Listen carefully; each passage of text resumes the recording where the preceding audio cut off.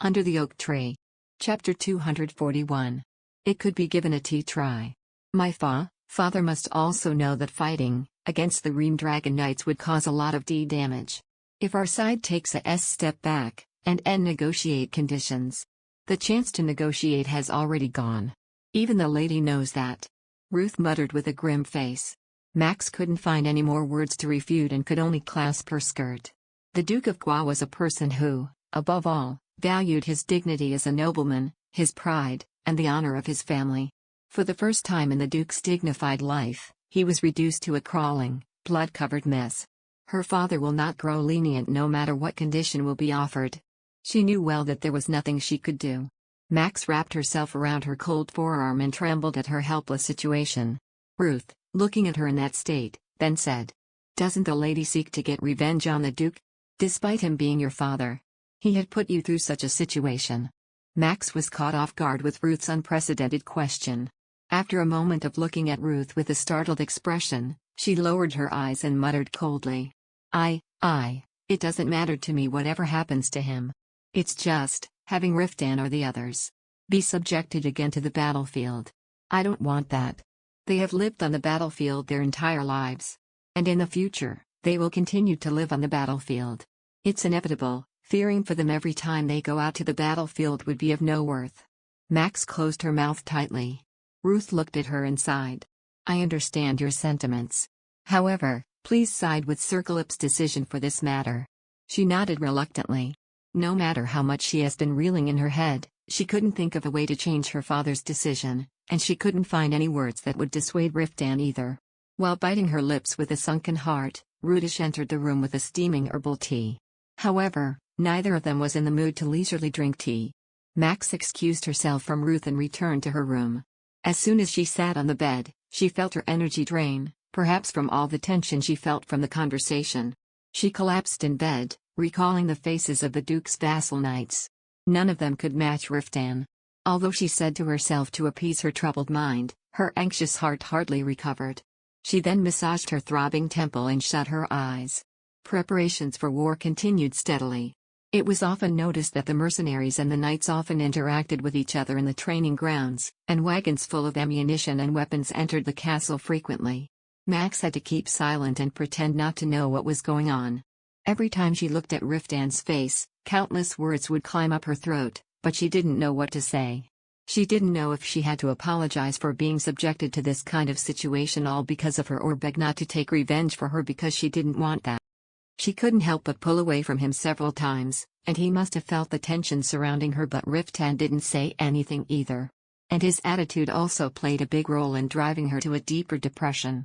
He was always more polite and cautious than necessary, and Max feared he had lost his enthusiasm for her. He cared for her more carefully than ever, but his treatment for her was closer to that of caring for a newborn baby than a wife. He hadn't even told her that he would be pursuing a war. Is he so concerned that if he communicated that fact, I could go into shock? Max thought as she looked out the window. The garden was full of workers busily preparing for the winter season. Among them were guards carrying in military supplies. She asked Rudish to fetch details about it and found out that in the next 3 days, the preparations for the war would be ready. Riftan will lead an army of over 400 on horseback and march towards Kwa. She turned away from the window, consciously trying to put the horrors of war out of her head. Rudish, who was sewing by the fire, looked at her grim face and shot her a worried look.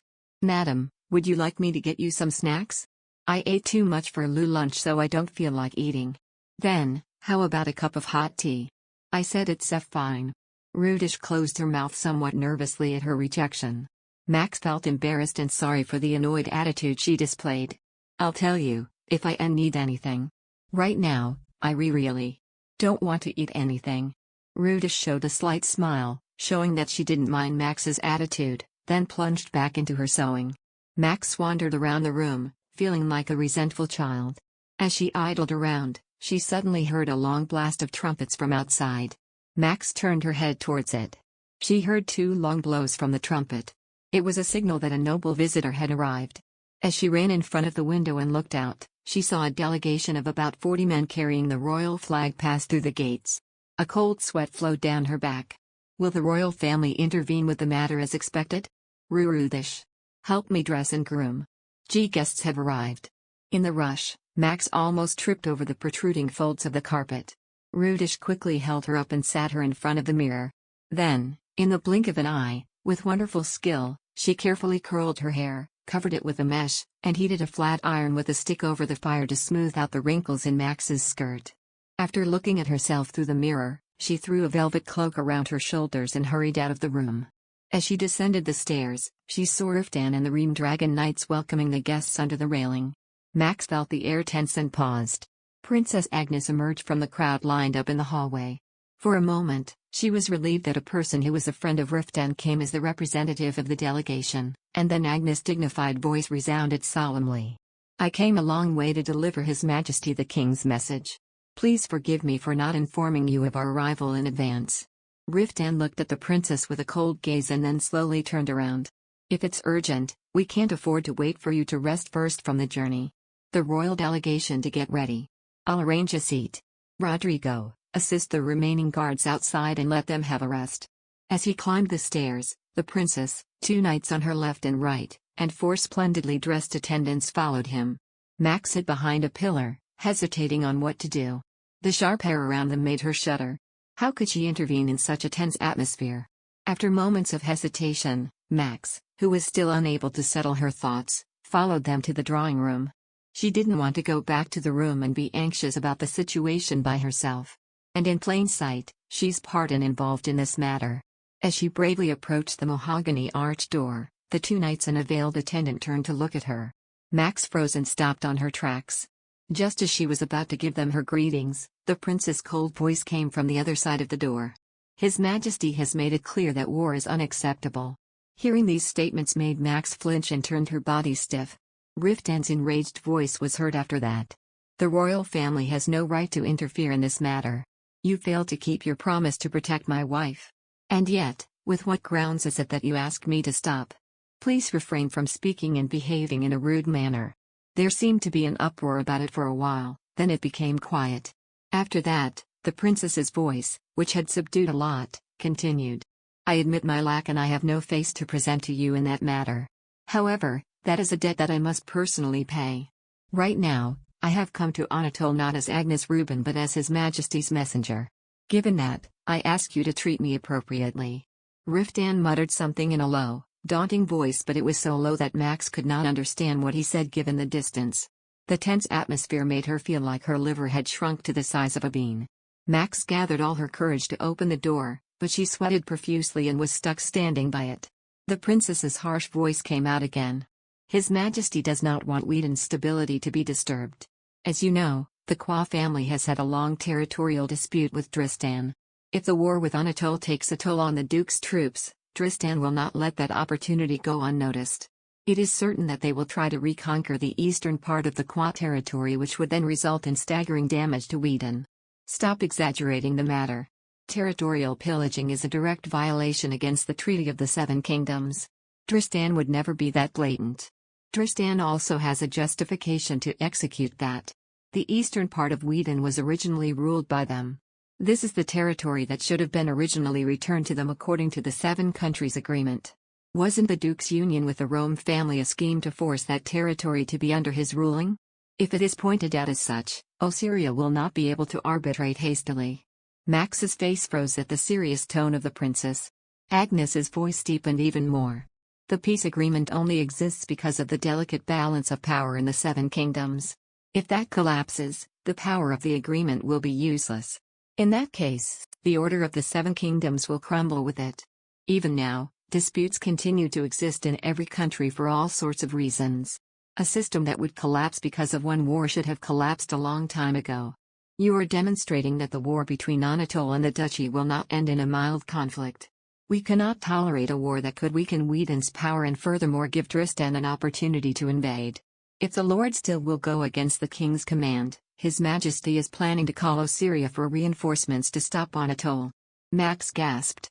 It was a harsher response than expected and a chill ran deep in her bones. The tension could be felt even from beyond the door. After moments of silence have passed, Princess Agnes continued to speak in a slightly softer tone. "The royal family is taking this issue very seriously. Please do not take such extreme measures. Are you now threatening me? I'm asking you for a favor. The reincarnation of Wigru is a title that can only be obtained when you have contributed greatly to the peace of the Western continent. Even so as not to spoil the name, please withdraw the declaration of war. A loud bang was heard, a sound of fists heavily hitting the table. Riftan's roaring voice echoed. It's a title I never wanted in the first place, anyway, it's fine. If Tristan invades, I'll take responsibility and stop them. No matter what His Majesty says, this time I can't obey him. Max could not stand idle any longer. She reached out to grab the doorknob, but before she opened the door, a thin hand like white jade appeared to overlap hers.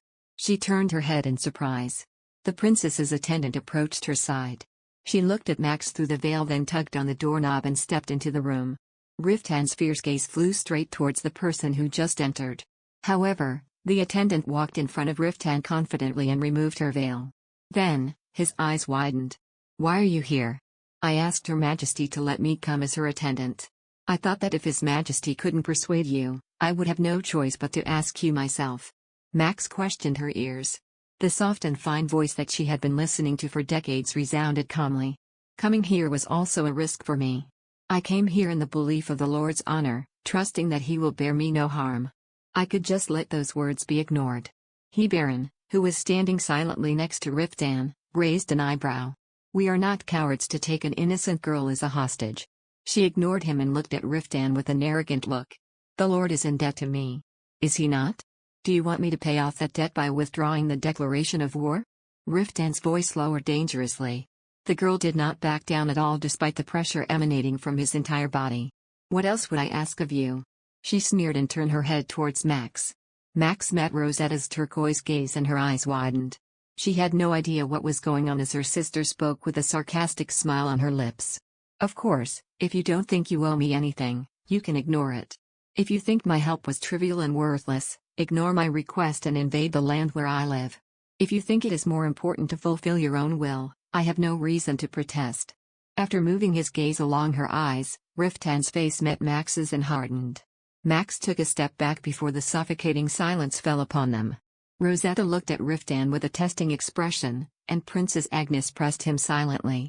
Riftan, who had clenched his teeth, soon muttered in a grudging voice, "I owe you an irreparable debt." He looked at Rosetta and spoke through gritted teeth. "Fine. The declaration of war is withdrawn." Under the oak tree. Chapter 242. Sighs of relief erupted from all sides for a while, but Riftan quickly added to his words. "However, if the Duke takes this matter to worse, it will be a different story. This is the only time that I will back down. If any advance comes from the Duke's side, I will not let it pass silently. My father does not want his subjects to cause more discord. I made that clear even to the Duke of Qua." The princess intervened between them. "Don't worry about that. The royal family will not tolerate disturbing the current order. The same is true for the Duke of Qua." The corner of Riftan's lips rose to a grim smirk. "He agreed?" Princess Agnes nodded firmly. "The Duke of Qua does not want to disrupt his relationship with the royal family. If Anatole takes a step back, even if a dispute arises with the Duke later, the royal family will actively intervene." Riftan was not at all reassured. Rather, he twisted his mouth and rose from his seat as if in distress. Then, overwhelmed by the back-and-forth conversation, he stepped forward in front of the immobile Max and grabbed her arm. "You have achieved what you wanted, so now there is nothing more to do. Please leave." Riftan. Max looked at him with a bewildered expression. Riftan's words were too rude for the king's envoys. Then, the bitter voice of the princess was heard. "I will leave as soon as the horses regain their stamina. Will you not allow us to stay until then?" He looked at the princess for a moment, then turned and walked out into the hall. Max couldn't say a proper goodbye as Riftan led her up the stairs. Then, she heard Rosetta's voice from behind them. "Wait." Riftan stopped in front of the stairs. Rosetta spoke as she walked slowly in front of him. "Before I leave, I want to talk to my sister for a while." Max's face hardened. She wondered what it was that she had to say. The presence of her younger sister approaching felt threatening, like she was going to be crushed. As if feeling the tension flowing through her body, Riftan immediately blocked Max from Rosetta. "What the hell do you want to talk about?" "I just want to settle some things between us sisters." Rosetta lifted her chin defiantly. "Are you worried that I might hurt her?" "Don't worry. I want to get out of this castle unhurt." Her face burned at the sound of Rosetta's sneer. She feared her little sister, so she couldn't feel more pathetic seeing herself hiding behind Riftan. Max tugged at his robe as if to pull him back and stepped forward. Me too. I want to talk to her. At her words, Riftan's lips stiffened in repulse. Max added hastily. Don't worry. Rosetta is. She tried to say something about her, but nothing occurred to her. Max looked at her younger sister's face. Besides the fact of Rosetta's beauty, there was not much she knew about her. Seeing as Max couldn't speak, Rosetta opened her mouth instead. Will you walk me around the garden for a moment, sister? It's too suffocating in here. She was displeased by how Rosetta looked around Calyp's castle with an uncomfortable expression, but she forced a smile and nodded. Riftan opened his lips as if to say something and reluctantly released her hand. Don't stay out too long. The wind is cold. He murmured in a low tone and looked at Rosetta with his cold eyes. She didn't blink even upon his fierce gaze, which seemed to be fixed in not wanting to let go of her. Max smiled at him, meaning she was fine, and went downstairs with Rosetta. As they stepped outside, the intense autumn sunlight pierced her eyes like a needle. She looked at Rosetta's pale hair shimmering in a muted silver color with a blurry gaze. Even in modest clothing, she was as beautiful as an angel. She was stunned without knowing it. Her sister glanced at the knights who were following them and muttered, I want to speak quietly between the two of us. Max felt a watchful gaze and turned her head to Sir Caron. Please leave us. For a moment. He looked at Rosetta with a cautious look, then nodded silently. We'll be waiting here. Please call us if any problem arises. When the knights retreated, they descended the stairs and crossed the golden garden. Despite the distance from the knights widening, Rosetta remained silent for a time. What in the world does she want to talk about? Max was very nervous. Rosetta barely opened her mouth when they reached the corner of the garden. Shortly after my sister left, the knights found father. It seems that he received healing magic just in time for him to survive. Max stiffened her entire body. Rosetta had a mean smile on her lips. But his speaking became a little slurred. There must be some misalignment caused in his crushed jaw. It may be permanent damage. Confusion invaded her mind as Rosetta looked pleased with it. Max took a step back and looked at her like she was seeing a stranger. What are you thinking? I can't understand you at all. Of course. You never tried to know anything about me. At her gruff tone, Max's shoulders stiffened. Rosetta wiped the smile from her mouth and spoke bluntly. Don't get me wrong, I don't blame my sister for not paying attention to me. I didn't ask to talk to you to merely get rid of those childish grievances. Then why? She paused for a moment, then continued calmly. I think father is in close contact with the nobles. He probably doesn't intend to pass this through quietly. Max felt the blood drain from her face. A dry breeze blew through their bodies. She hugged her cold forearms and let out a shaky voice. What in the world is he going to do? I do not know the details. Perhaps he was greatly shocked by what your husband did. For a time he even confined himself to his room, then he summoned his vassals and sent telegrams to various places. He is pretending to accept the royal warning, but I believe he's planning something. Probably, as soon as my marriage commences, he will execute his plan. Her lips twisted nervously but soon came back to a nonchalant expression as if she had nothing to do with it. I'm just warning you. Father might see an opportunity. Tell your husband to be prepared. How come?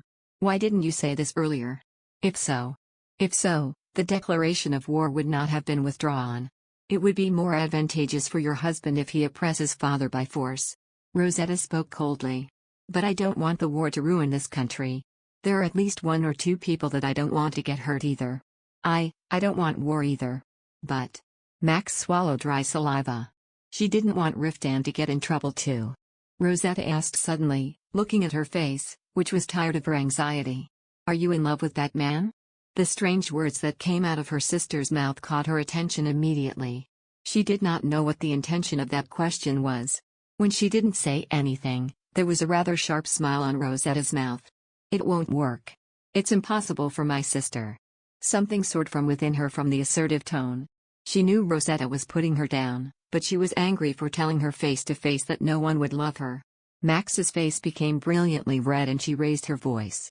Riftan saved Emmy. Ever since, he has been. It's not that man that is the problem. The problem is my sister. I mean, it would be impossible for you to love other people. Rosetta responded calmly and cruelly. Max's hands twitched like she was stabbed by a thorn, and then she shook her head like it was absurd. What do you think you know? About me? You don't know anything about me. You're saying I don't know you? The same goes for you too. I know you. At the assertive words, Max momentarily lost her voice. She couldn't even guess how Rosetta had this conviction. They were never close for a moment. However, Rosetta spoke monotonously, as if she was seeing through every detail of her. I'm probably the only one in the world who can understand my sister even at the slightest bit. Don't say nonsense. Her absurd arrogance made her nervous. Max distorted her face and fiercely retorted. How can you understand me? You received all the support. You are loved. How can you say that you understand me? You don't know anything. Loved? Rosetta's face was also coldly twisted. Seriously, do you think it is possible for that man to love someone else? Father is proud of you. Father considers me useful, he doesn't love me. Well, at least you. Max, who was riled and raised her voice, could not answer and closed her mouth firmly. Rosetta said a few words with ridiculous coldness. Yes, I wasn't beaten like my sister. Her face burned with contempt, but Rosetta wasn't sneering at her. Her sister, who was looking at the flower bed where the grass had died with a gloomy look, spat in a dry voice. The year I turned 10 years old, Father made me watch while he beat my sister. Max's eyes widened in shock and embarrassment. That can't be. Where were you? That never happened. In that room with a mirror. There was a small partition on one of the walls. Father opened it and he made me watch while my sister was being beaten. She gasped as if all the air had escaped her lungs. Max covered her mouth with shaking hands. The feeling of contempt was triggered by the fact that he showed his little sister how he beat her like an animal. She thought that Rosetta would also know what kind of treatment she was receiving, but she didn't think that she had seen everything, like how she was crawling across the floor in such a horrible way. Rosetta stared at her as she staggered in shock, her eyes dry. Father was trying to show me how he treated people who were not worth using. Whenever my sister was beaten, I was also called to be in the next room. And, as Father had intended, I was terrified to see my sister being whipped like an animal. I suffered from nightmares every night. If I wasn't perfect, I would be treated like you.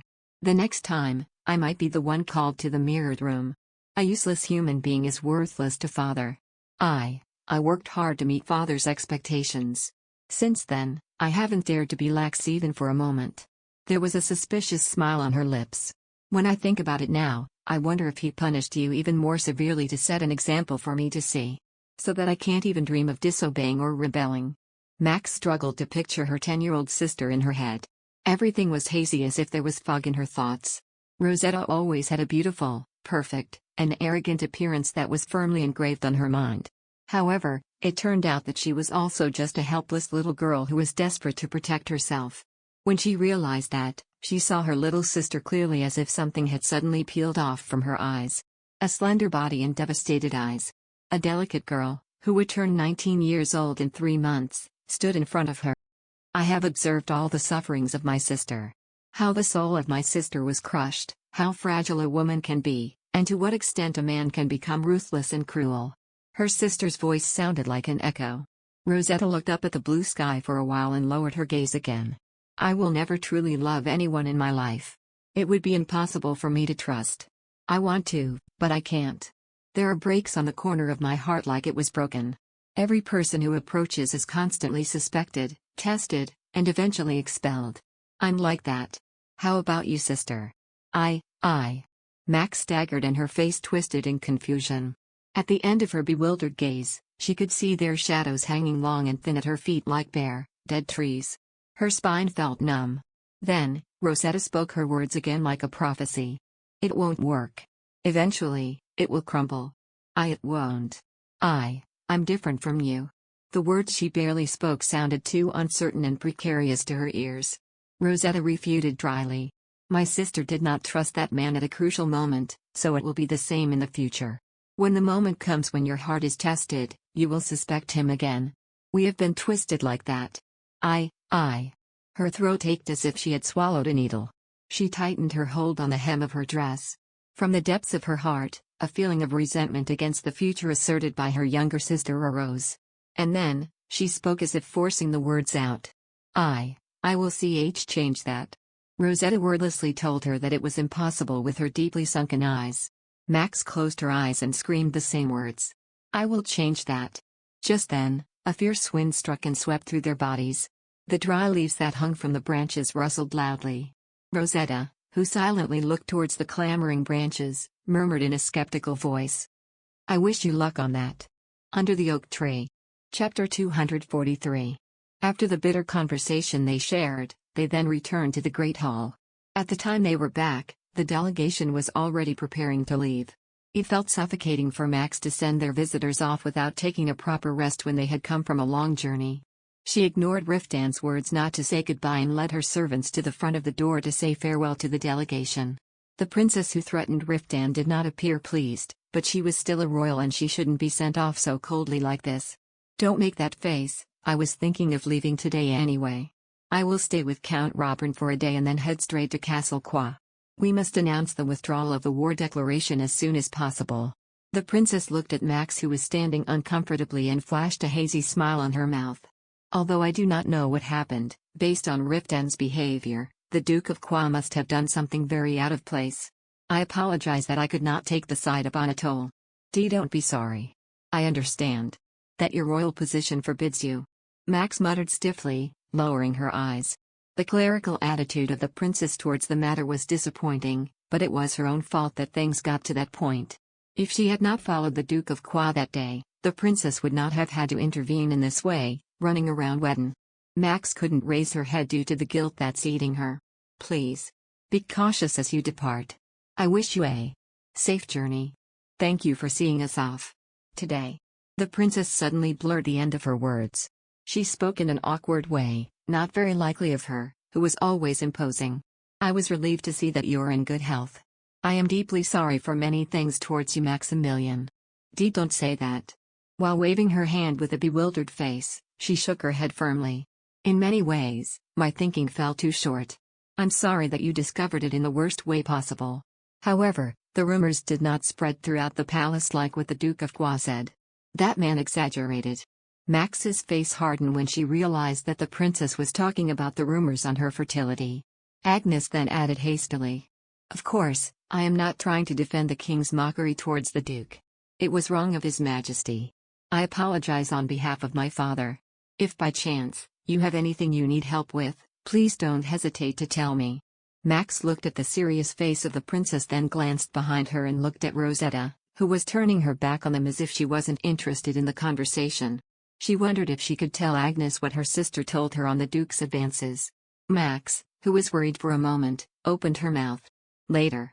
If the Duke of Qua exerts pressure on Anatole, please intervene and mediate as aggressively as you did today. That alone is more than enough. As if thinking that she would not openly side with Riftan, the princess, who seemed a bit surprised, soon nodded firmly. Don't worry about it.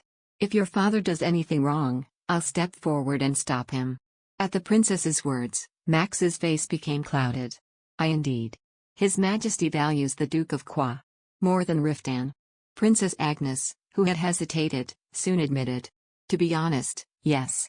King Reuben wants to keep Riftan close, but that's only because he wants to show off the knight called the Incarnation of Uyghur to other nations. At the present time, when war is forbidden by the Treaty of the Seven Kingdoms, Reamdragon's armed forces are not of great value to use, except on subduing monsters and mediating disputes. Max hardened her face at the excessively cold words. But before she could retort, Princess Agnes quickly continued. But that will change the game in a few years. Anatole has developed further compared to last spring. If it continues that path, it will become the largest trading city connected to the southern continent. If so, the Duke of Qua, as well as the royal family, will not be able to do anything with Anatole at will. But still, that's not happening yet. The princess smiled bitterly at Max's thorny reply. His Majesty will soon see him differently. I will tell him about Anatole's worth as soon as I return to the palace. Max sighed. It was useless to expect more from Princess Agnes. The princess will always be a member of the royal family. If Riftan tried to harm royal interests, she could turn to an enemy any time. She felt overwhelmed by a strange disappointment as she watched the delegation leave. She was relieved to say they weren't going to war, but she couldn't be happy when she thought about the future. She trudged back to the Great Hall. Rodrigo came down the stairs with the coat in both hands, and approached as soon as he saw her. "You shouldn't be walking too long, madam. Didn't you just regain your health? The master asked me to take his wife back to the room as soon as she returns." Max couldn't beat the butler's guidance, so she walked towards the stairs and looked around. Sir Riftan. Is he in the room? The Lord went to the training grounds with the knights. She looked out the window with an anxious gaze. Even if the declaration of war was withdrawn, there will be one or two things to resolve in the future. Max returned to the room and anxiously awaited his return. She thought about the words Rosetta had said as she wandered around the room. Perhaps what her sister said was what she was saying to herself. Did she fail and get frustrated even though she wanted to trust someone? Thinking about that made her anxious. Even her beautiful and bright younger sister has failed. Can I really change? Max walked over to the mirror and looked into her eyes like a skeptical cat. Standing before her was an anxious woman, who did not appear to be sure in her eyes. She lightly squeezed her cheeks, then lost energy and lay down on the bed. Time had passed so much that she seemed to have fallen into a nap. When she woke up, the surroundings were already dark. Max rubbed her eyes and looked to the side of the bed. She couldn't find any trace of Riftan visiting. She frowned. Since returning to Calyp's castle, has he ever left her alone for so long? Max bit her lip anxiously, then got out of bed and draped a shawl over her shoulder. When she opened the door and stepped out, she saw the servants lighting up the lamps on the walls. She advanced towards them and asked at once. "The ill lord hasn't returned yet. Is he still in the training grounds?" The servants bowed their heads politely and responded. "The lord is in the office. He said he was going to sleep in the bedroom next to it because he had a lot of work to do tonight. I just saw him after laying the firewood a little while ago." Max looked from side to side. Even in the midst of being busy preparing for war, he returned straight to his room at night. Was it so difficult to withdraw the declaration of war? She smiled at the servants who were looking at her and turned around, but she didn't want to go back to the room and spend the night alone. She hesitated, but eventually went up the dark stairs. As she climbed the 2 flights of stairs, she saw light coming from the end of the hall. After a moment of hovering in front of the door, Max carefully opened it, entered, and saw Riftan sitting on the bed while sipping his drink and then spoke, looking at her with penetrating eyes. "What are you doing, not sleeping yet? Because why you haven't returned to the room yet?" Max felt slightly uncomfortable upon his sharp gaze and whispered her reply. Riftan sipped his wine, not saying a word. She closed the door quietly behind her and stood in front of him. "Are you very busy? I had to send messengers to various places and explain the situation to the mercenaries I hired." He answered bluntly as he refilled his glass. "For the time being, we cannot be lenient, so I decided to keep the military system as it is. Mercenaries will also be coming in and out of the castle for a while. They have rough speech, so you must avoid going to the Great Hall as much as possible, although you might run into them once in a while. It's not that good for you to exchange any words with them, so as much as possible, don't talk with them. Make sure you're not walking around alone like now." "I'll be careful." Max responded obediently and approached the spot close to his knees. Then there was a noticeable tension in Riftan's body. He held his glass so tight that Max was afraid it would break as he spoke to her. "Sleep by yourself today. I have work left to do." Max looked around the bed. She couldn't find a piece of parchment. She clumsily touched the hem of her dress and then asked lightly, as if making a joke. "Isn't drinking alone all that's left for you to do?" "I want to be alone." He put the glass on the table with a loud bang. Max flinched and was taken aback. Wine spilled over, creating an unsightly stain on the carpet. Riftan looked at her, rubbed his forehead, and regretted his harsh words. "I don't want you to see me angry. Let me be alone for today." Max stiffened and then slowly leaned in front of him. Riftan opened his mouth as if he was going to scream at her, then fell silent again. Max asked carefully as she looked at his cold, hard face. What's wrong?" I don't know why. Why Riftan is so angry. Riftan's shoulders shook and he gritted his teeth. His eyes went black. Max froze at his fierce expression. Riftan, who was panting sharply as if something had caught in his throat, spat out breathlessly. "I want to make him suffer as much as he hurt you. No, 100 times more painful than that. I can't forget the sight of him beating you up. That room. You're crying in that wretched room." When Max saw blood seep from his tightly clenched fist, she wrapped her hands around his hand in fear. Riftan sharpened his teeth quickly and screamed fiercely. "I won't be satisfied until I rip that trash into pieces. However, I cannot do anything because of the circumstances around me. Hard as I try to climb, I am still powerless. I cannot protect you properly and I cannot even fight for you. Riftan. Don't do this. She shook her head, struggling to open his fist.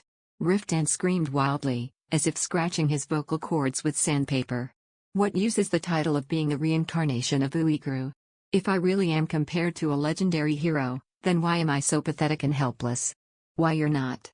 Max wrapped both hands around his face and managed to make eye contact with him. Riftan. You saved me. I arrived too late. It was too late. Riftan, roaring like a trapped beast, suddenly stopped breathing. She lowered her head and placed her lips lightly on his. The hot breath tickled her lips gently.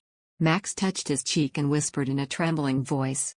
When I was younger, I used to pray every day that the greatest knight in the whole world would appear and save me from that castle. I hoped every day for someone to show up. Wishing that person would take me away where my father couldn't beat me up. As she tried to smile, a clear pain emerged above Riftan's eyes. She stroked his messy hair and pressed her lips to his forehead as well. Riftan. You saved me, you fulfilled that. You are my hero. He distorted his face as if he was being tortured. Max hugged his rigid body like a tight rope about to break, reassuring him. His big, hard body leaned over her like a helpless child. Her heart ached. If she had been a little stronger, he would not have suffered so much. She wanted to change for this man. She really wanted to change. She wanted to be tougher and stronger than anyone else. She bent her head and kissed his warm neck. As their chests pressed together, she felt his heart beating as if it was about to explode. Under the oak tree. Chapter 244. Riftan muttered roughly, like a drowned person. I'm far from being a hero. I'm not like that. His voice stopped when she touched his chest under the fabric of his clothes. Riftan looked at her with heavy, confused eyes. Max kissed his cheek and dug her fingers into his black hair, which glowed with a dark blue light. As she pulled on the hair near the back of his neck with her fingers, a slight shudder ran through his iron body. Maxie. Stop. She pretended not to hear, while kissing under the lobe of his ear. A groan emanated from Riftan's throat. He grabbed her shoulder with trembling hands and pulled her away. This is enough. She flushed with fear and looked at him anxiously. Do you not want me anymore? There was something like frustration that flashed on Riftan's face. He muttered some swear words, roughly sweeping his face with one hand. Do you think that is possible? I wanted you even when you were so thin and fragile. Then, with a sigh of relief, she ran her hand over his forearm. At that moment, Riftan grabbed her arm as if he had touched a hot iron. Pain flashed in his eyes. But I don't want to do that. Don't you know? Even when I see you so hurt, I'm horrible as an animal in heat. He rubbed his forehead against her hand, breathing shakily. I don't want to bother you anymore. I want to protect you. I want to treat you properly even once. It doesn't bother me. When she got between his knees, he groaned and brought her over to the bed. The things you do to me when we do that doesn't bother me. Riftan. I like everything you do to me. I want to reciprocate that. To you. His neck trembled greatly. Riftan reached out and tried to embrace her, but he shook and clenched his fist again. Surprisingly, it was fear that floated across his face. A man who didn't blink even with fearsome monsters in front of his nose was afraid of a woman who couldn't even cut him in half. He turned his head and backed away from her, clenching his teeth until his mouth turned white. No. I can't. I don't have the confidence to be gentle. I'm sure I might do it like a person who has lost his sense. Riftan's words broke when she unbuckled his belt and thrust her hand into the fabric. He inhaled wildly, grasping the blanket as if to gather self-control. While hesitating, she pressed her lips to his slightly parted lips gently and pushed her tongue in. The taste of sweet wine was felt on the tip of her tongue. As if testing it directly, she licked his lips gently and Riftan rushed to kiss her greedily. He grabbed the back of her head and entangled her tongue with her aggressively. Then, she wrapped her arms around his thick, throbbing neck. Riftan tilted his head for better access, thrusting his tongue deeper into her mouth and wrapped his hand on Max's breast over the bodice. That only seemed to boil the blood inside her body. She moaned, mimicking him, touching him the same way. Then Riftan's face turned red enough to be clearly recognizable in the dark. As if ripping it off, he removed her bodice and placed his lips in front of the tip of her breast. She shuddered and hugged his head. She felt the inside of her body melt down like a candle. He pulled the crumpled dress around her waist to the tip of her leg, rubbed her sweat-dampened back with the rough palms of his hands covered in calluses. Then, placed wet kisses on her white belly. Suddenly she was lying on the bed with her whole body glowing pink. The swaying shadows from the fire ran through their bodies. Max tugged on Riftan's robe and pulled in over his head. He hugged her sternly. His member, swollen with arousal, squeezed in between her legs. Riftan slowly grinded his body over hers, pouring kisses across her chest and neck. Excited by the heat, Max pressed her nails against his shoulders. At that moment, Riftan raised his body suddenly and pulled out like he snapped back to his consciousness. She looked at him puzzled. His face was fiercely stiff with discontent, and his entire body trembled slightly. However, Riftan took his self-control, held back, and pulled the blanket up to her neck. A stiff smile appeared on his mouth. Today. Let's just leave it this way. It hasn't been long since your body recovered. Max stared at him blankly as he sat and lifted his pants. She felt ashamed and humiliated. Then she started to get confused and angry. She was fed up with being treated like a sick person. She caught him grabbing the robe he had picked up from the ground. She tried to pull him back on the bed, but he didn't even budge as he was twice heavier than her. She climbed onto the man's knees whose face was blank and pushed her swollen lips over his moist, juicy lips. Then Riftan groaned, took a deep breath, and collapsed in a ridiculously simple manner. Max looked at him with a strange sense of victory. I am not a child that you must protect and care for. I am your wife. He gave her a bewildered expression, then gradually narrowed his eyes on her. Her heart, which had been so elated, shrank in an instant. Riftan muttered in a low voice, dangerously wrinkling his sharp, masculine face. Then, what are you going to do now? About what? Max, who thought he would take over, looked around uncomfortably. Riftan gazed at her face, moved down to her bare breasts and abdomen, then squeezed his eyes shut, and his brow furrowed. A little confidence returned after his reaction, so she ran her hand over his chest, which was throbbing so violently she feared it would explode, and said in a low voice, "You said this is natural. To be between husband and wife." Then she kissed the tip of his chin and ran her hands over his collarbones, then down to his muscled abdomen. A sound of pain flowed out from his mouth. "You're killing me."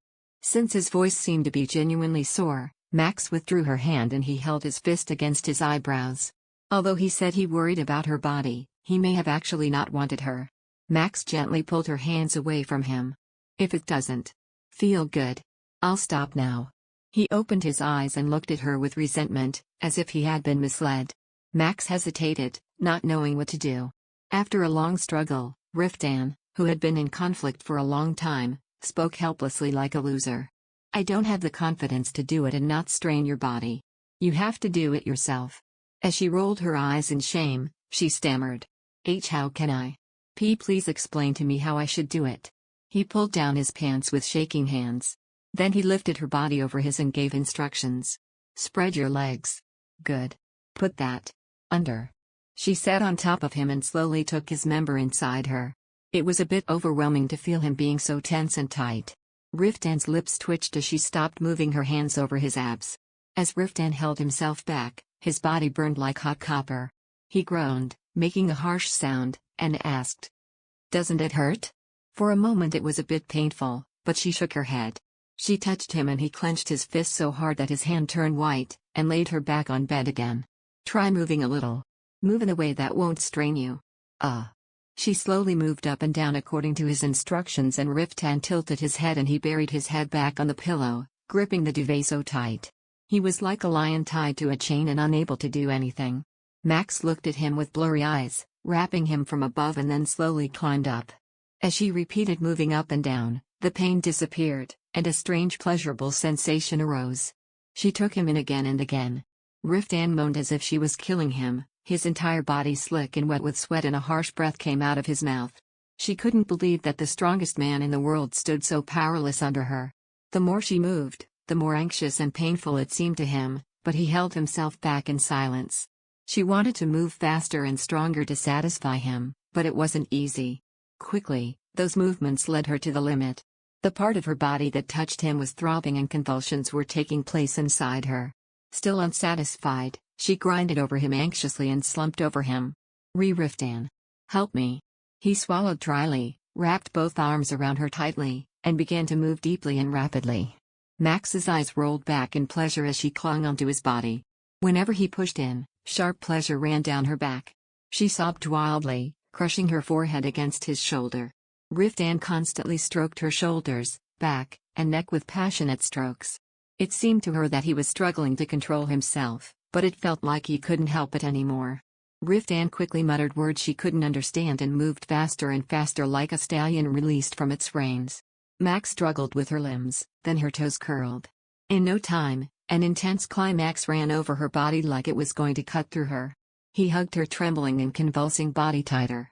It would be so good if they could stick together like that and become one, Max thought as she closed her misty eyes.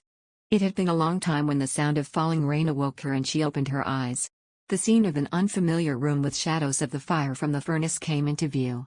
After a moment of confusion, blinking her eyes in bewilderment, Max felt a hand stroking her head and looked up.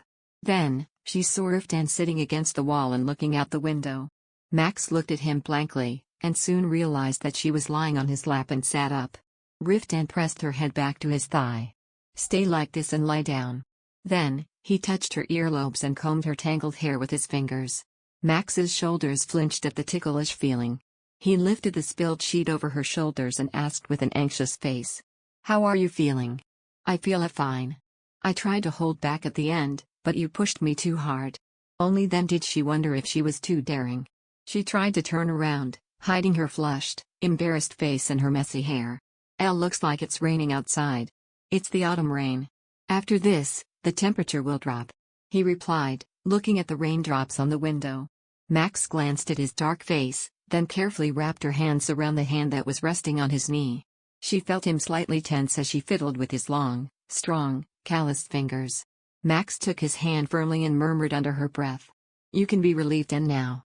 To be honest, I am pleased that I don't have to see Riftan going to war." "Don't you hate that man?" Her face grew dark. When she thought of her father, the first thing that came to mind was fear. After being engulfed by deep-seated fear, a feeling of helplessness and shame followed. Perhaps, beneath those emotions there was hatred and resentment.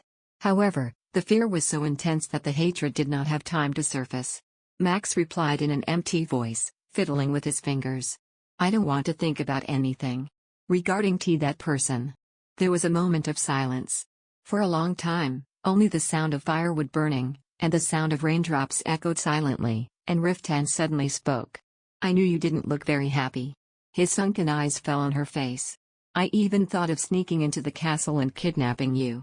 His lips twisted in vain. "After that thought, the dazzling environment around you came to my eyes.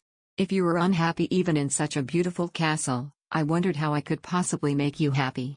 She looked up at him with trembling eyes. A distorted smile settled on Riftan's lips. "I should have got rid of those useless thoughts, abducted you, and ran away. I really think that would have been nice." When she gently agreed, his smile faded. Riftan looked at her with a vague look, then looked out the window again. "If I had, you would have been sad. Back then, you hated the sight of me." "I didn't hate you. I was just scared. I told you that before. In my eyes, it seemed like you hated me." In my eyes too." Max glared at him and closed her mouth firmly. As he waited for her to continue her words, he wrapped her hair around his fingers. She hesitated and sighed. "In my eyes, Riftan seemed to hate me." Under the oak tree. Chapter 245. Riftan's fingers turned stiff. Max, who was laying on his lap, turned her head to look intently at his face. He then bluntly spoke as he stared at the raindrops that hammered heavily against the window. "It's only because I felt nervous. Qua Castle is a place where I don't really feel at ease." Max blinked in puzzlement. Even back when he was newly knighted, his actions were more dignified and intimidating compared to any nobleman. Although his speech and behavior were not very sophisticated, the arrogance in his attitude was present in the way he interacted, like he did not care about what other people would perceive him as. Max's bottom lip protruded. "You're all lying. Someone that nervous wouldn't act that arrogant." "Did I appear arrogant?" he asked, his eyebrows pulling together. "Every time someone talks to you, you look down at them with this expression." Max looked at her chin up and imitated how Riftan looked at people, trying her best to look as conceited as she could manage. "Whenever someone spoke to you, You looked down at them with this kind of expression on your face. You mean, I made such a cute face? He laughed at Max's ridiculous effort to imitate him, then lowered his head and placed his lips on top of her protruding bottom lip. Max grimaced as Riftan's bangs poked her eyes when he pecked her lips. And whenever our eyes met, you used to stare at me with a fierce expression. It scared me. You must have interpreted it that way because of my rugged impression. I was merely looking at you. He responded gravely and squeezed her face between his hands, making Max's cheeks bulge frontwards like a squashed pufferfish. Her face flushed red, and because of her protests he eventually removed his hands away from her face. It felt like a thorn pricked her heart at the ignorance and nonchalance he gave towards his treatment towards her back then. She looked at him with disbelief in her eyes. I don't think so. You looked as if you were angry about something. Sometimes. I felt like it was because you despised me. Suddenly, the smile on Riftan's face was wiped off. Max anxiously looked up, searching for an answer in his black eyes that seemed to have clouded to conceal his emotions. Riftan then muttered his words with a bitter smile on his lips. I thought you hated me. Whenever I got close to you, you were visibly nervous. And whenever I tried to speak with you, you would run away with a frightened look on your face. I felt like a horrendous monster every time you did that. He lifted a handful of her hair that fell on her shoulders and brought it to his lips. Later on, it aggravated me. And so, I decided that I would hate you too. I wanted to get you out of my head and stop. I wanted to make myself feel at ease. For a moment, Max was speechless. She wondered when she started to mean something to him. She recalled the first time she saw him. She clearly remembered the image of him entering the castle together with the knights sent to settle the dispute with Tristan. Among those hundreds of knights, it was him that stood out most and appeared most prominent. The maids used to argue over who would attend to him while he was at the castle, and even the ladies who were invited to the dinner banquets couldn't take their eyes off him. But Max couldn't understand why women would fuss over someone who appeared so cold-hearted that they couldn't even approach him. As he said, she did appear stiff and frightened around him, but never in her imagination did it cross that she would catch someone's attention. Riftan was terribly good at hiding his feelings. Max hesitated for a moment, then reached out to place her palm against his copper-colored cheek. And so? Did you hate me? I did. Max withdrew her hand at his blunt response, but Riftan grabbed it as she was about to move it away, then pressed it firmly against his face. I really hated you for capturing me and never letting me go. Then Riftan's dark eyes sank and Max sat up and climbed to his lap. I really never hated you. You were scary, but in my head, I always thought you were dashing. That's why whenever you're in front of me, I get nervous and turn stiff. Riftan looked down at her intently, as if to test whether her words were true, then placed a blanket around her exposed white back and embraced her tightly against him. Max felt beyond ecstatic as she basked in his warm, thick arms, letting out a sigh and placing her head against his shoulder. She wondered if that was how it felt to be a bird lounging in the comfortable, cozy nest. Even the heartbreaks and sadness, all her worries and pain seemed to melt in that calm atmosphere. Max watched the flickering shadows of the fire from the furnace and asked, "Aren't you disappointed with me?" She felt his arm that wrapped around her back stiffen. Max then hurriedly stuttered to add justice to her question. I miscarried the child. I'm not like that lady you thought that I was. You are exactly what I dreamed of. He abruptly intercepted her words. No, you're beyond comparison from what I imagined you would be. You are impossibly brave, you are lovely to the point of taking my breath away. And the child? Riftan swallowed as if there was something stuck in his throat. To tell you honestly, I don't think I want one anymore. I don't even know how much blood you lost back then. I don't ever want you to go through such a risk again. She felt him trembling faintly and Max blinked hazily. She hated herself for being relieved by his words. Of course, he needed a successor. That was the most dutiful role of a wife to her husband. Even her mother lost her life after several attempts that led to countless miscarriages just to fulfill that duty. Riftan's words felt unfamiliar. She was used to her father's obsessive attitude of having an heir. Max stared intently at him as if trying to figure out if he really just said those words. And then, Riftan lowered his face to kiss Max's damp eyelids. Having you is enough for me. Those words echoed in her heart. She buried herself deeper into his wide chest and their shadows casted by the light appeared like a strange shape of an animal. She thought to herself that it would feel so great to be just stuck to each other like this and never be able to part. It would have been nice if it was only the two of them in the world. Max then closed her eyes, growing drowsy from Riftan's hands that caressed her hair. The sound of the rain then gradually subsided, a soft silence enveloping them. The tension that surrounded Calyp's castle immediately dissipated after the announcement of the withdrawal of the war declaration. Although the security in the fortress seemed to strengthen, the visits from the mercenaries and the wagons loaded with weapons visibly reduced. Max saw this as an opportunity and told Riftan that the Duke of Kwa was summoning his vassals and seemed to be plotting something. Surprisingly, Riftan was blunt about this. "It's just as I expected. It seems like they are putting pressure on the merchants that are coming to Anatole." Max's face hardened. Anatole was a small land surrounded by mountains. Most of its food supply was coming from trade as it was not a land suitable for farming. If the merchants were prohibited to pass through the trading routes that lead to Anatole, it would be difficult for them to come in. She then asked anxiously, "Will that be all right? If the merchants are cut off, surviving the winter will be harder." "It wouldn't be a big problem since a lot of the merchants that arrive from the southern continent come through the port," Riftan replied while polishing his sword. "Lots of spices and silks will be brought into Anatole every year from now on. If they cut off the trading path from the north, it will be their loss." His calm explanation made her feel a little relieved, but she knew how stubborn her father was, so the anxiety didn't go away.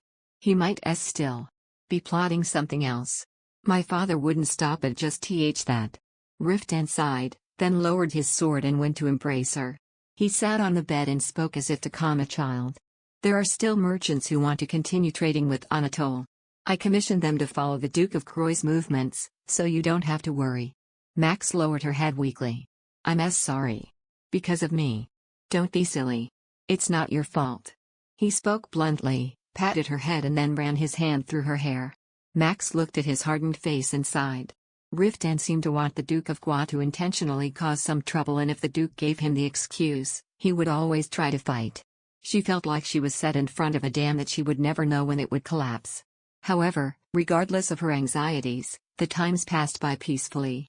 Castle Calypso was hectic in their preparations for winter, and the temperature dropped day by day as the season of rest approached.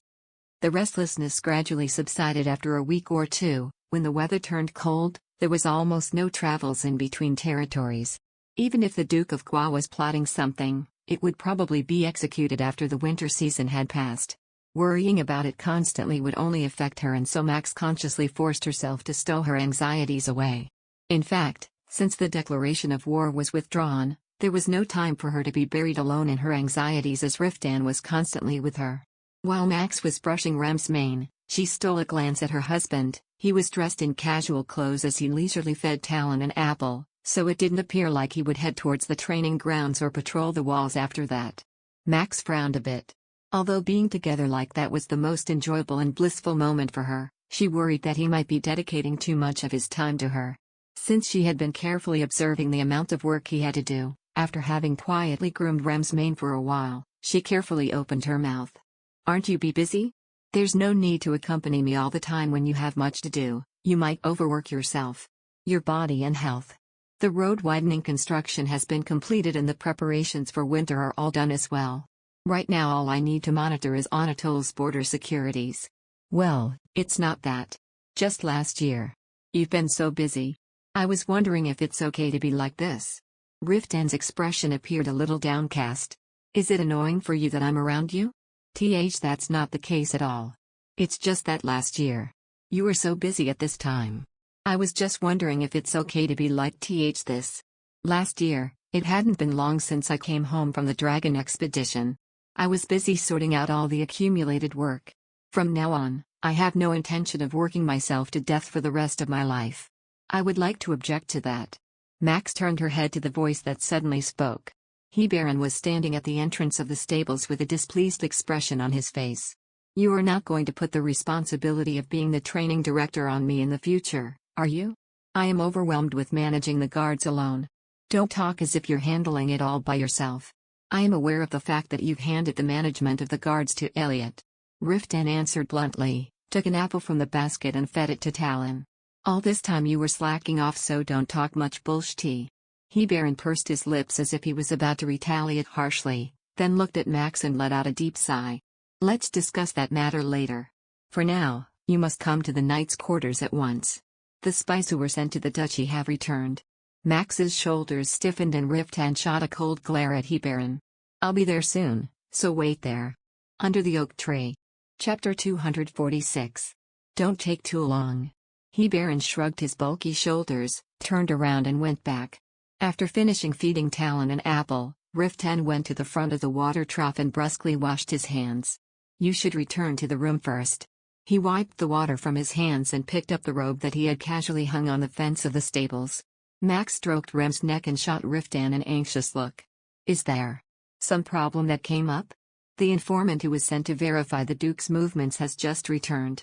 Riftan looked at her darkened face, sighed a little, and draped a cloak over her shoulder. It's not a big deal, so don't worry, just rest in the room. Don't wander off anywhere else. Then, he ruffled Max's bangs and kissed her forehead. She tried to smile for him. After confirming that she had entered the castle, Riftan headed straight for the training grounds. Max returned to the room and looked out the window incessantly. Under the gray hazy sky, the bare trees shook their bare branches like blackened bones. The silver sun occasionally cast pale rays of light behind the hazy clouds, but it wasn't enough to bring life to the desolate garden where the chilly breeze blew. She wondered if her overt anxiety made her feel like the cold landscape was hinting at future ordeals. Max sighed, dragged a chair in front of the fireplace, and sat down. Roy, who was following her, climbed nimbly over her knees and purred alluringly.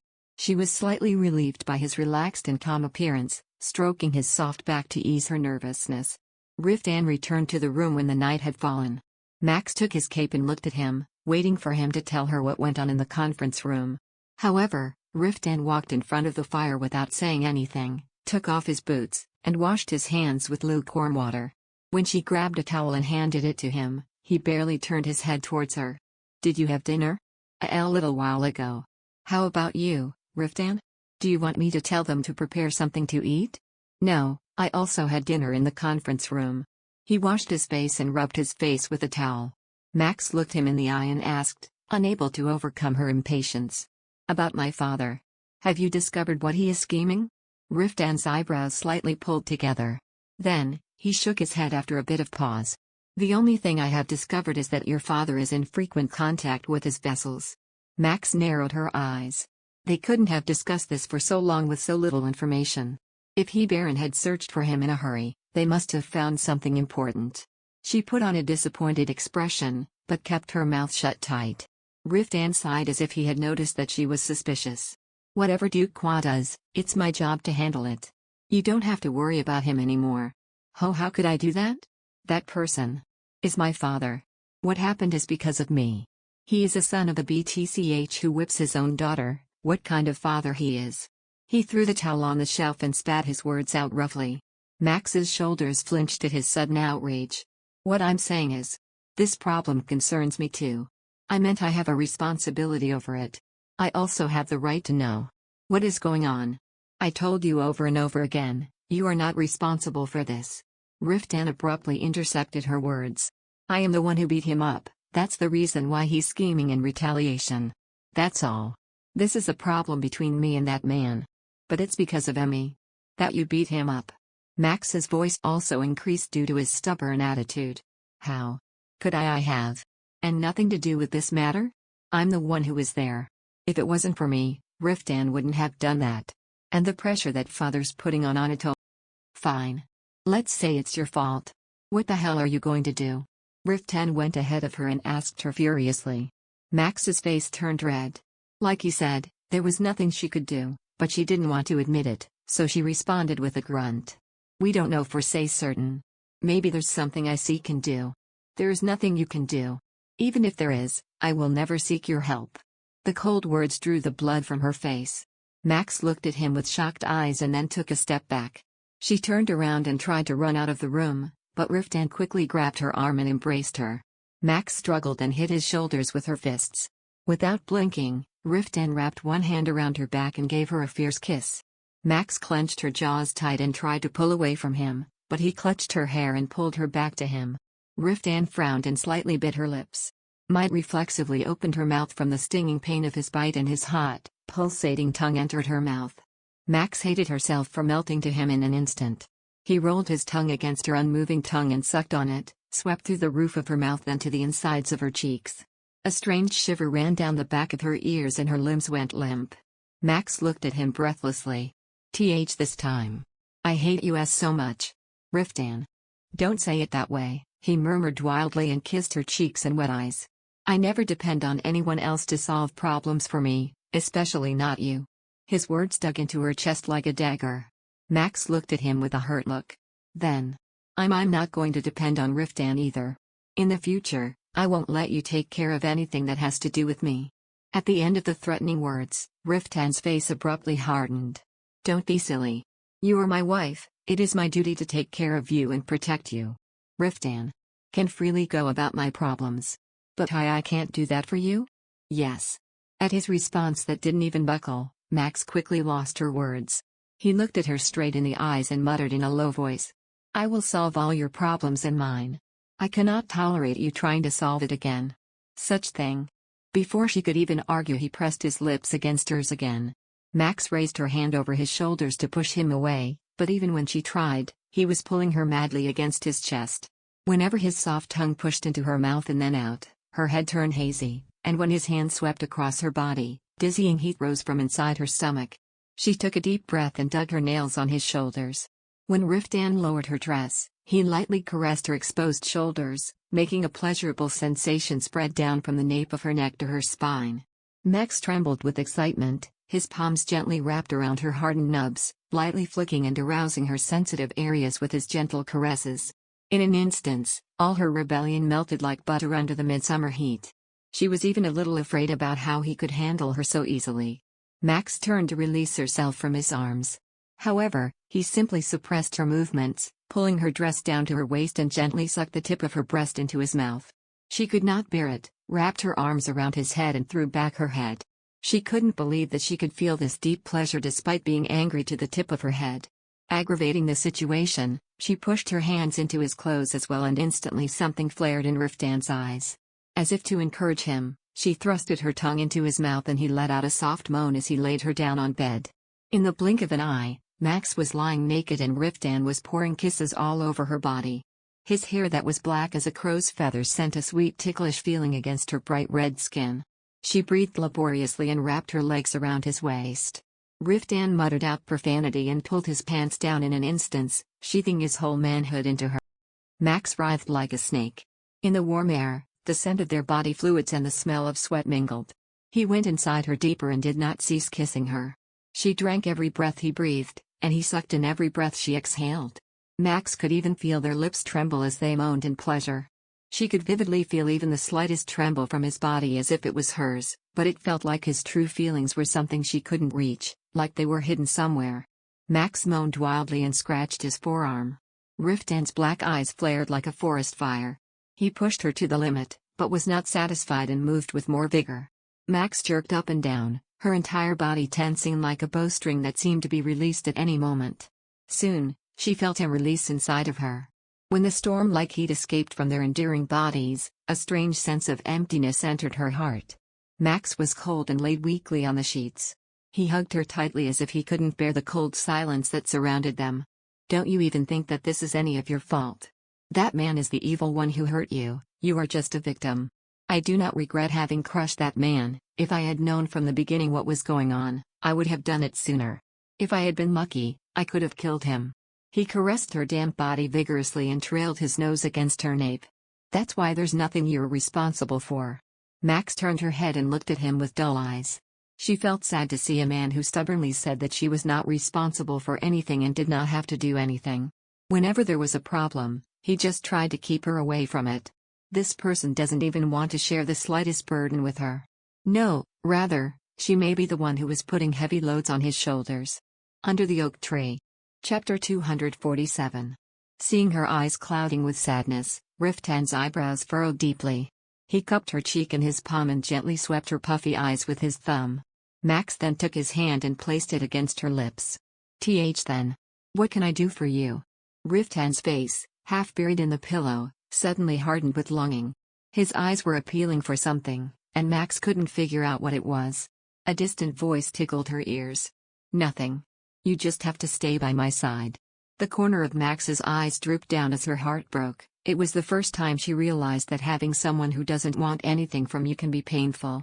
Perhaps displeased with her sorrowful expression, Riftan frowned and pulled her towards his body. The second time they made love started slow and soft, enough to melt all her anxieties in her heart. His mouth caressed her rosy breasts for a long time. He moved inside her vigorously until her eyes became hazy from her petals opening once again and she melted into pleasure.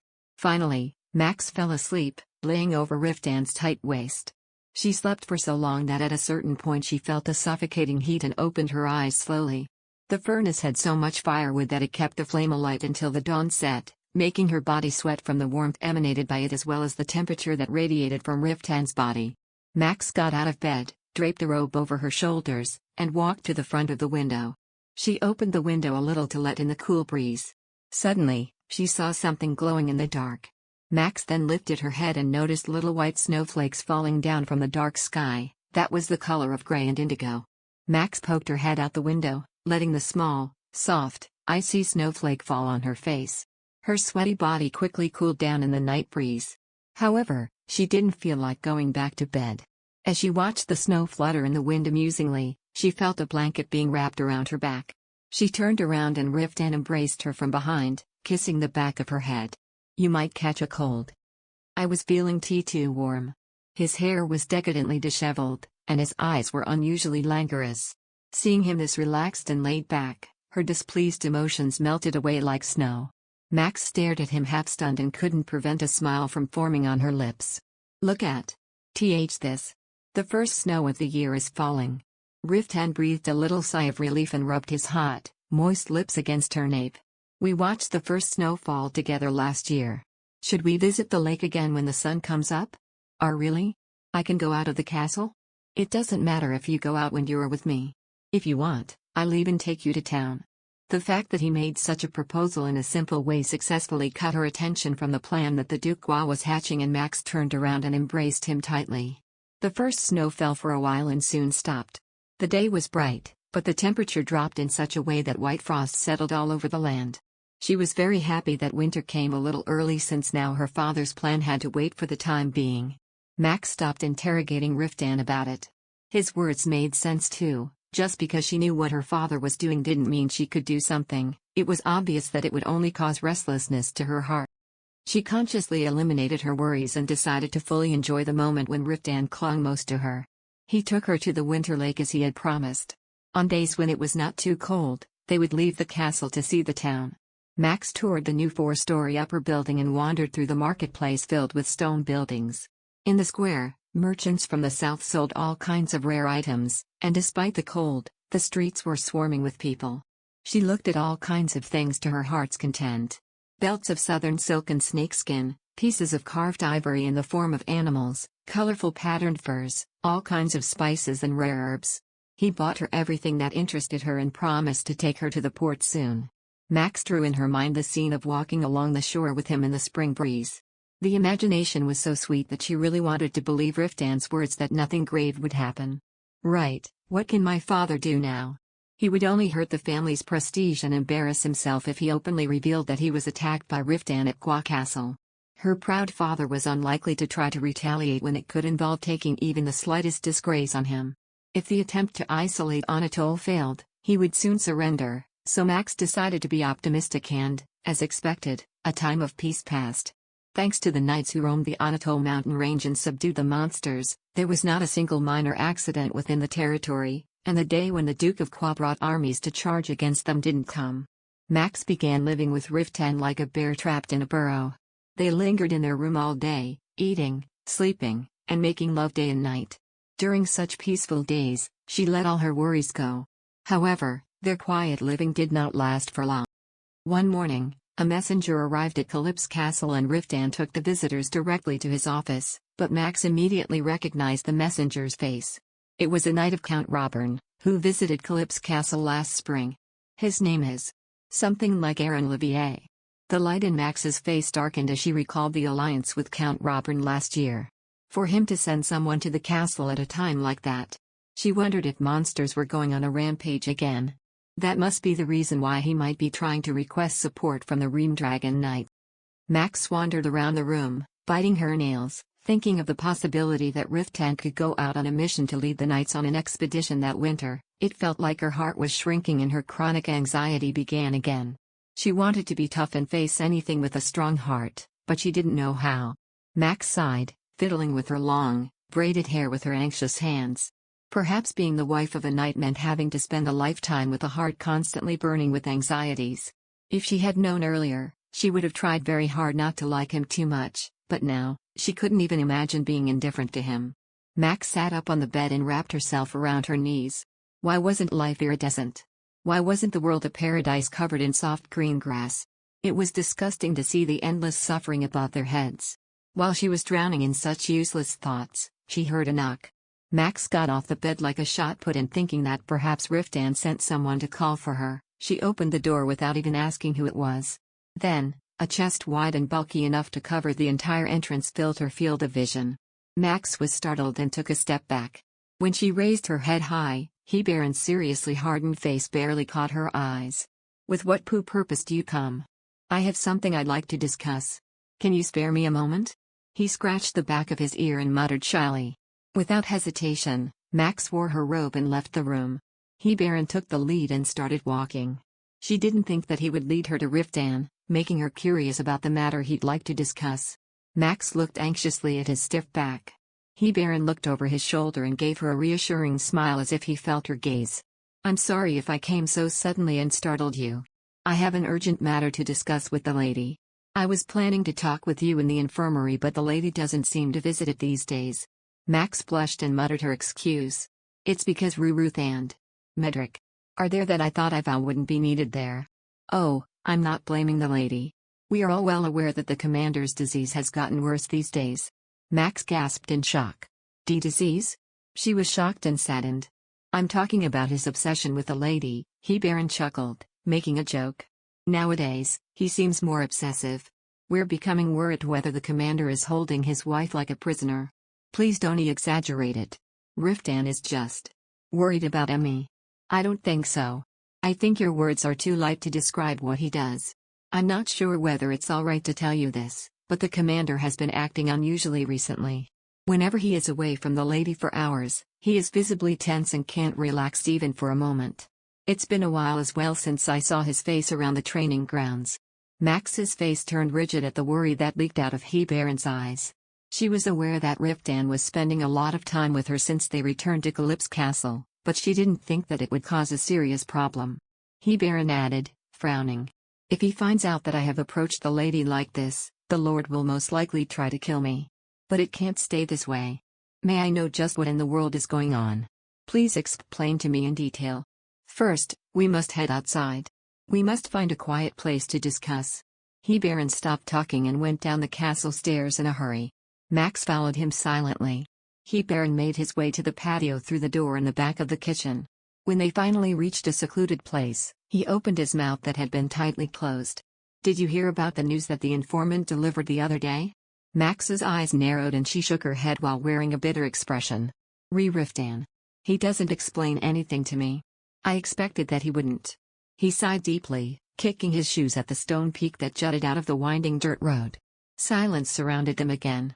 For some reason, Heberon, who was such a frivolous knight, had an unusual anxious expression on his face as he spoke. "The Duke of Guai is preparing for a trial. It seemed like he bribed the eastern nobles and the royal servants in the palace to side with him. We are retaliating right away, but if it continues like this, a formal trial will be held in the palace." She felt as if ice water was poured over her head. Max looked at him with a desperate expression. It wasn't until the aristocracy was in ruins that he would be called to the palace court. From the beginning of their reign, the laws enacted by the royal family were practically ineffective. In the current situation, where the authority of the king and the authority of the lord were in subtle conflict, the lord's request for a trial of the royal family was virtually degrading his authority. Max couldn't believe it, so she asked again. "You're saying that my father filed a complaint against Riftan?" "That's right. Now it seems like he has no intention of hiding any disgrace." Heberon clicked his tongue and sighed. "Hopefully, it will end with just compensation, but it is not likely to be resolved so easily because it seems like he made up his mind. The Duke will demand for the commander to be stripped of his title. If all the nobles put pressure on the situation, Even King Reuben will have no choice, he won't be able to ignore the issue. Then, what can I do? Max's mind was lost for a moment as she desperately clung onto Hebaron's robe. He looked down at her with grim eyes and carefully spoke. You have to justify the commander's actions. Milady. Can you testify to what happened to the Duke? Max's face turned red. Just thinking about standing amidst a room where the king and nobles were gathered to confess every wretched detail of how the Duke treated her made cold sweats to form on her back. However, to save Riftan from trouble, even if they told her to strip naked in the middle of the square, she would. Max bit her lip and nodded. Of course. Of course. I will. Relief passed over Hebaron's face. I know that it must be extremely difficult for the lady. The commander said that the day this reached his wife's ears, he would threaten the life of the person who talked about it. He swept his face roughly and let out a long breath. However, no matter how hard I tried to persuade him, he didn't listen, so I've been looking for an opportunity, but it seemed like he had stayed with you all day and was monitoring you. Max frowned as if it were absurd. Without making me aware of this situation. What in the world is he planning to do to solve this? Even the Lord does not intend to be stubborn without countermeasures. As soon as he got that information, he started conniving with the southern nobles, but aren't the results seemingly obvious? He scratched his head in disgust and Max bit her lip. As he said, the influence of the Duke of Gua was strong. It was impossible for Riftan to defeat her father's political power. That is why a messenger from the Count has come today. The royal family is trying to somehow resolve this issue before a formal trial takes place. To make it more advantageous for the commander, they said they plan to hold talks to resolve disputes in the territory of Count Robert, who is allied with Anatole. Under the Oak Tree. Chapter 248. Does that mean that a formal trial may not be held? If the talks successfully conclude, then that can happen. Hebaron looked into the air and stroked his chin as if weighing the possibility of this and that. It is said that King Reuben himself will come down to this southern region to intervene, so the Duke of Gua will also feel the pressure. However, given that the arrogant Duke has come to this point, he must now be firmly decided. It is best not to expect too much. My father wants to marry my younger sister into the royal family. If His Majesty actively supports Riftan, my father won't have the upper hand either. Max spoke earnestly, like she was hoping to believe as such. Hebaron sighed and scratched the back of his head. To be honest, I don't know how far King Reuben will side with us. He will try to avoid stripping the commander off his title, but I don't think he will cover the issue up so openly to the point of going against the nobles. As you know, King Reuben values Weden's unity above everything. Hearing his words, Max was terrified. If I testify, we can stand a chance, right? She expected him to smile and tell her not to worry, but Hebaron hesitated and responded with a grim look. The results cannot be guaranteed. After all, a trial without clear evidence is a fight between justifications. It will depend on which argument is more powerful. Max gripped the hem of her dress tightly, then bit her dry lips. The talks. When will it be held? In principle, it is said that palace trials do not take place during the winter season. It is also said that a trial should only be held when the majority of all the nobles who occupy various positions are present in Dragium Castle. King Reuben will try to put an end to this problem before that happens. He looked up at the sky as if trying to count the days for when the talks would happen and spoke slowly. I think the date for the talks will be set within the next few weeks. The commander will also be leading some of the knights to Count Robert's territory before the Duke Gua and King Reuben reaches it. Can I come when that happens? When he paused, he let out a long, deep breath. If you could convince the commander. Max touched her temple. Even though this was happening, he was stubborn enough of a person to keep his mouth shut about it. She was better off talking to a wall. The thought of arguing with him already made her feel depressed and exhausted. Max hugged her cold forearm and spoke in a deeply sunken tone. You understand. I'll talk to him about it. I apologize for burdening the lady. Hebaron had a guilty look on his face and Max shook her head. Not at all. Thank you for letting me know. It's better than not being aware. It would have been more painful for me not to know anything. Max ended her conversation with Hebaron and immediately returned straight to the room to wait for Riftan. Her head felt like it was going to explode as she thought of how she would start their conversation. She contemplated on whether she should approach him and be angry that he didn't tell her a word about what was happening or beg for him to let her intervene. As she wandered in front of the fireplace, she felt a terrible headache and flopped down on the bed. She was staring at the canopy blankly, but her eyes suddenly turned hot. She couldn't even understand why she was crying. From the beginning she knew that her father did not even have very little affection for her. She was not disappointed by that matter. However, it was heartbreaking that Riftan had to pay that price as well. Max closed her eyes tightly. It was unacceptable that he would be reprimanded in front of arrogant nobles and forced to defend himself. She couldn't bear to see Riftan put himself in a disgraceful position because of her. When the tears ceased, her determination became firm. The insults and embarrassment she would receive would all be fine to her. If necessary, she would even disclose all the mistreatments her father had done to her in all the years. It didn't matter to her whether she became the topic of gossip or not. However, it was heartbreaking to think that even Riftan would be dragged and become the target of ridicule and pity by the nobles. Would he be ridiculed for marrying a woman like me? Max held her face at the possibility and was overwhelmed with guilt and worry. If possible, the Duke of Guo should cancel the indictment before a formal trial took place. If he found out that she was going to testify, her father, who valued his image so much, could change his mind. While she was in the middle of that thought, there was a rattle of the door opening. Max jumped to her feet and stood. When Riftan saw her uneasy appearance, she widened her eyes and put a smile around her mouth. "Were you taking a nap?" He closed the door and walked towards the bed, combing her messy hair with his hands. "Did I do you too hard last night?" Max stared at him, smiling pretentiously with blurry eyes as if there were no problems. She wondered if he could explain to her about what brought the messenger today, and her expectations fell. He would not say anything to her. Max bit her lip and struggled to open her mouth to speak. "Earlier, I saw guests arrive. And a messenger from Count Robern." His smile faded slightly. "The guests will stay for a few days and then they will leave. I ordered the servants to attend to them, so don't worry about it." "What purpose did he come for? Won't you tell me?" Max looked at him hopefully. Riftan spoke in a sullen tone and avoided her gaze. "They are planning to promote various projects with Anatole as a base. Count Robern also sent someone because he wanted to take a step here." Max's face hardened. "The story I heard it's a little different." A deep tension appeared in Riftan's eyes and he jumped up from the bed. "From whom did you hear that useless story?" "It was not a useless story.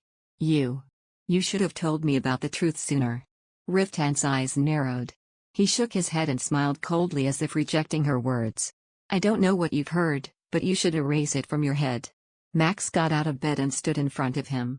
She wanted to appear confident, but the difference in their physique was so noticeable that she felt smaller and weaker. She glared at him and gathered all the courage she had in her weak heart.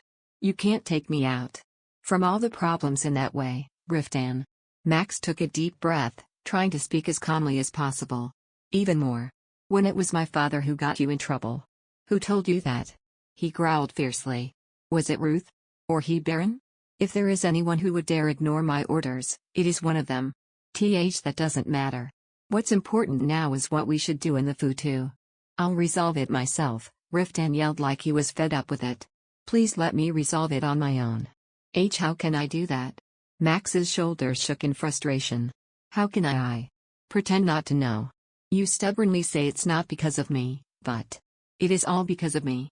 If you are stripped of your title, that's my responsibility. Are you going to make me suffer from that guilt all my life? Are you?" Riftan grabbed her by the wrist as she pounded his chest with her fists in resentment. "Whatever you say won't matter. If you thought I would put you to stand in that trial, then you don't even know me the slightest bit. I can resolve this even if you don't come." Her dry tears began welling up again. Max glared fiercely at him with her reddened eyes. "Stop being so stubborn. My father will also present witnesses. You need someone to defend you too." "That will never be you," he said harshly through his teeth. "If things get to the worst, I'll stick with Uslin or Elliot. You don't have to be involved Their statements won't hold as much ground as mine. I am the Duke's daughter.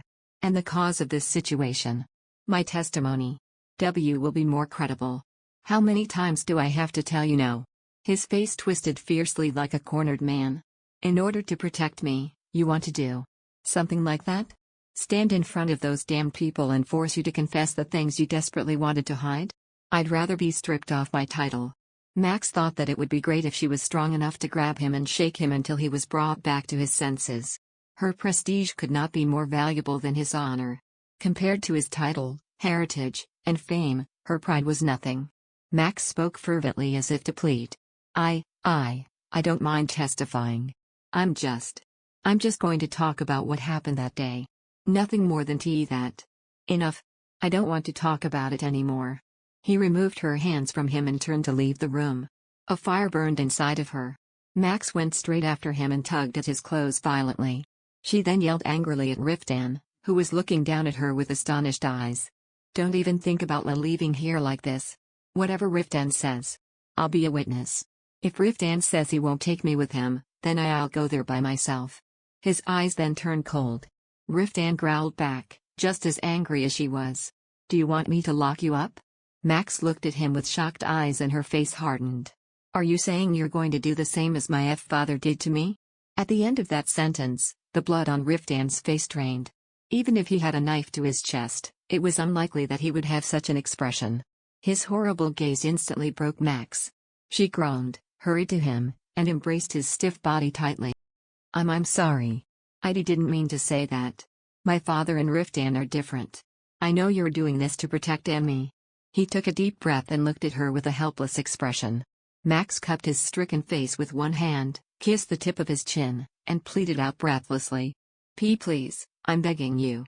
Please understand. As much as you want to protect me, look after me. I want to do anything for you too. When you are in trouble. And I can't do anything even with my two hands. It's the most painful thing for me. Please. Don't force me to feel that way. He murmured through a tight throat, took her hand, and pushed her away from him. I have to think about it. Riftan. Max tried to reach out to him, but her hand lowered weakly. She didn't want to push him anymore. There was still time until the meeting, so she could take the time to persuade him. She stared with grim eyes at his back as he walked out the door like he was fleeing. It seemed like her comparison of Riftan to the Duke of Qua had changed his demeanor. He no longer raised his voice at her or acted overbearing around her. And Max used that weakness to persuade him relentlessly.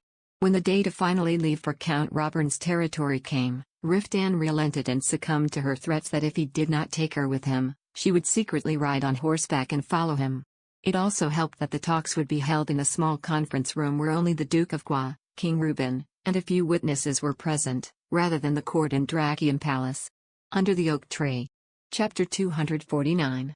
I have realized now that it's better for me to be beside you and watch over you so that you won't be able to do anything reckless. On the day of departure, Riftan murmured darkly as he watched her climb into the carriage, and Max flushed at the statement. He appeared half terrified at the thought of what she would do if he left her behind. His eyes were boiling with frustration and his face was cold, like an iron mask. Having spent a few days without a good night's sleep worrying about the thought, he seemed to be more nervous than ever. I've never seen anything good from leaving you behind. It would be beneficial to my sanity if I put you where my eyes can reach you. Instead of retorting, Max sat silently in her seat and nodded obediently. He narrowed her eyes at her as if she was scornful, then bent over to cover her body with a coat made of fur. Despite being furious to the tip of his head, he carefully tended to her comfort by placing the charcoal cast iron heater on the floor of the carriage and made sure the windows did not leak. It will take a day and a half to get to Roburn Castle. We will be moving non-stop until we cross the Anatolian territories, so tell me if you're uncomfortable. All right. Riftan hesitated as if he could not shake his doubts away, but eventually sighed and closed the carriage's door. Max pulled up the carriage curtains and looked out the window. About 20 knights were sitting on top of their horses, standing in a row on the left and right sides of the carriage. Baron could not figure out why he had been chosen to remain in the castle to maintain Anatol's defense and, instead, Aslan and Elliot were made to lead the journey. Riftan gave them instructions and sat on top of his horse, and before long, the carriage began to roll slowly. Max huddled as much as she could so as not to freeze in the cold air, and silently gazed at the scenery passing through the window. The coldest period had passed, but the season was still winter. The ground was icy and slippery, and on the left and right sides of the road, the sleet that fell last night sparkled like diamonds. She looked worriedly at the knights driving horses in the cold east wind, lowered the curtains, and leaned her back against the seat.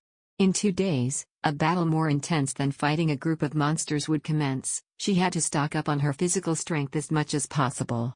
She gently closed her eyes and recalled the indifferent faces of King Reuben and the cruel and stubborn face of her father. Dealing with them would be 10 times more difficult than dealing with an army of trolls.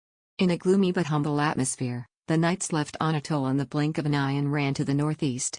The entire world was silent, like it had fallen into a deep sleep, so she had no worry about encountering goblins or werewolves even once in their journey.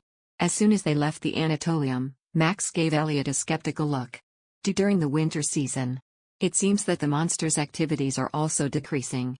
The knights were gathered in the middle of a field to prepare lunch in a full swing. Elliot, who was building a bonfire, looked at her with a slight smile. That's because we have scoured the whole Anatolium over the past season, sweeping out all the monster habitats in the area. Ruth, who was tearing up jerky into a large pot, added an explanation. In the first place, the movement of the monsters was caused by the excessive increase in the number of trolls. The ecosystem of the monsters is closely connected, so when one of them expands their territory, the other monsters seem to move in search of a new habitat. Since the Allied forces nearly wiped out the trolls that were spreading at a terrifying rate in the north, the monsters that have gone south must have returned to their original habitat. Now, the concern for monsters will diminish. It will diminish way more than before. After lunch, they were on their way again without delay. As Ruth said, they didn't encounter even a single goblin their whole trip to the Count's castle. It was perhaps the most peaceful ride she has ever experienced. At dusk, they reached a small town and there they rented 2 huts, spent the night, and left as soon as dawn came. Thanks to their speed on the road, they were able to reach Castle Robin before noon the next day. Max got out of the carriage and looked around the fortress with a gloomy atmosphere. A blue-gray wall surrounded it and an iron-shaped tower rose from the left and right of the gate like a sentinel. Exhausted from the strange pressure she felt, Max walked over to Riftan's side and he pulled her close with one arm as if protecting her, walking silently. When the guard led them through a gate located inside the castle grounds, they came out into a garden with beautiful cypress trees and a long staircase that led to the castle. The servants rushed as they descended the stairs. "Welcome. The Count is anticipating your arrival." "And the others?" "The Lord is the first to arrive. The others are likely to arrive tomorrow." At the words of the man who appears to be the butler, Max relaxed her shoulders. She was relieved that she didn't have to confront her father right away. One of the knights who were following behind them muttered in a low voice, "We'll have a chance to catch our breaths for at least a day." Max totally agreed with that. They followed the servants into a spacious hall covered with smooth marble. There, a man with a profound impression, along with dozens of servants, greeted them. Max noticed immediately that he was Count Robin just by seeing his luxurious clothes, the commonly peculiar pale face of the nobles, and the bored look in his eyes. Those things were enough for her to quickly recognize the owner of the castle. He took a deep sigh, skipping the welcome greeting. "You did something annoying, Calypso." Max frowned. No matter how high his position was, Riftan was also a lord who ruled a territory. Wasn't it too rude not to have basic courtesy? However, Riftan responded bitterly, as if the man's attitude was familiar to him. "I will make sure the Count does not suffer any harm. The fact that I am in league with you has already left me in the eyes of the Duke of Qua. The top merchants unilaterally ended deals with me, making unreasonable excuses. It is already obvious why." The Count complained. "Why did you do something like prodding a beehive? You already knew how stubborn he is. He deserved what happened. What I meant was, what was the point of doing such a thing? You have been patient and held back, and now you did something like that. I can't understand you."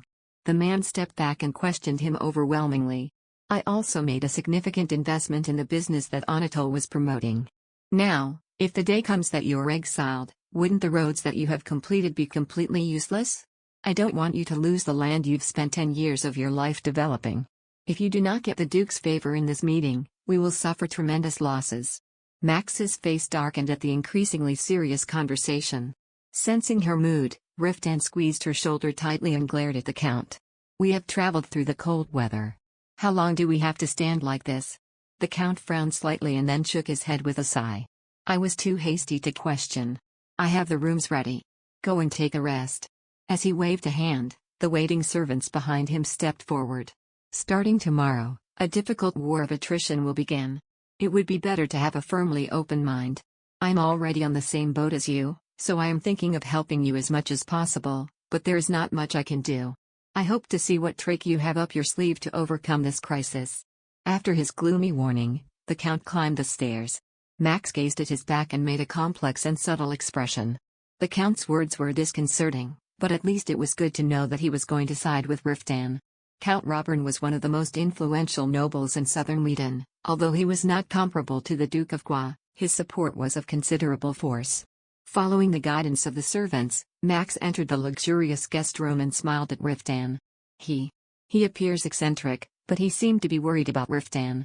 It's his own self-interest that he is concerned with, not me. Riftan took off his armor and hung it on the trunk and snorted at the end of his sentence. The Count made a significant investment in the road constructions. He is anxious that his planned trading business will be ruined. Despite the notoriety of the Anatolium, it is simply due to the reputation of the Ream-Dragon Knights that countless traders have decided to enter the port of Nvi. That meant there would be nobles from the south who would soon side with Riftan.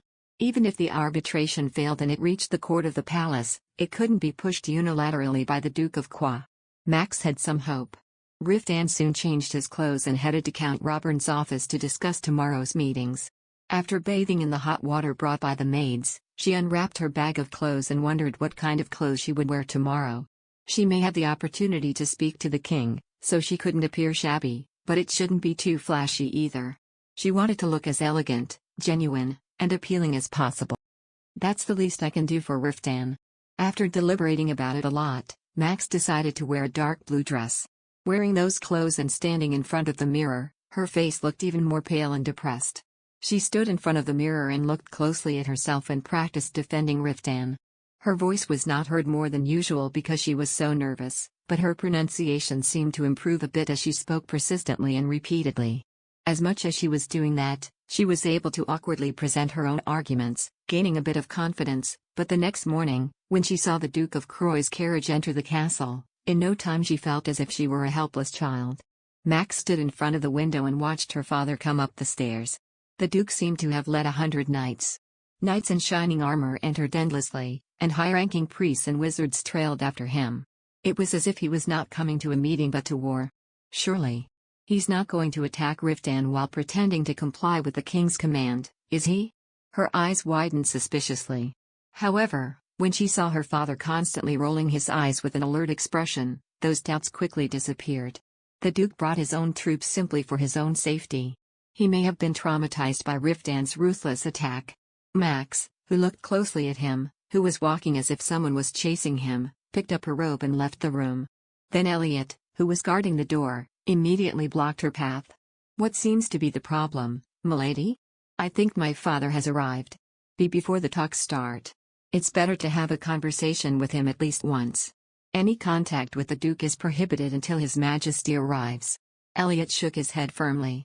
"If you face each other before the talks begin, your emotions will escalate, and things will only get worse. We have to wait for the king to arrive." It made sense. In the presence of King Reuben, not even the Duke of Gua would be able to speak excessively. Riftan would also put aside the kind attitude. In fact, it was the part that she was worried about the most. Wouldn't Riftan, who might be driven mad by the Duke Croy's biting and cruel taunts, hasten, determined to make a deadly decision? Even in her imagination, it made her shudder. Max wandered impatiently around the room, staring out the window constantly. At noon, the knights with royal flags and 3 carriages finally entered Robern Castle.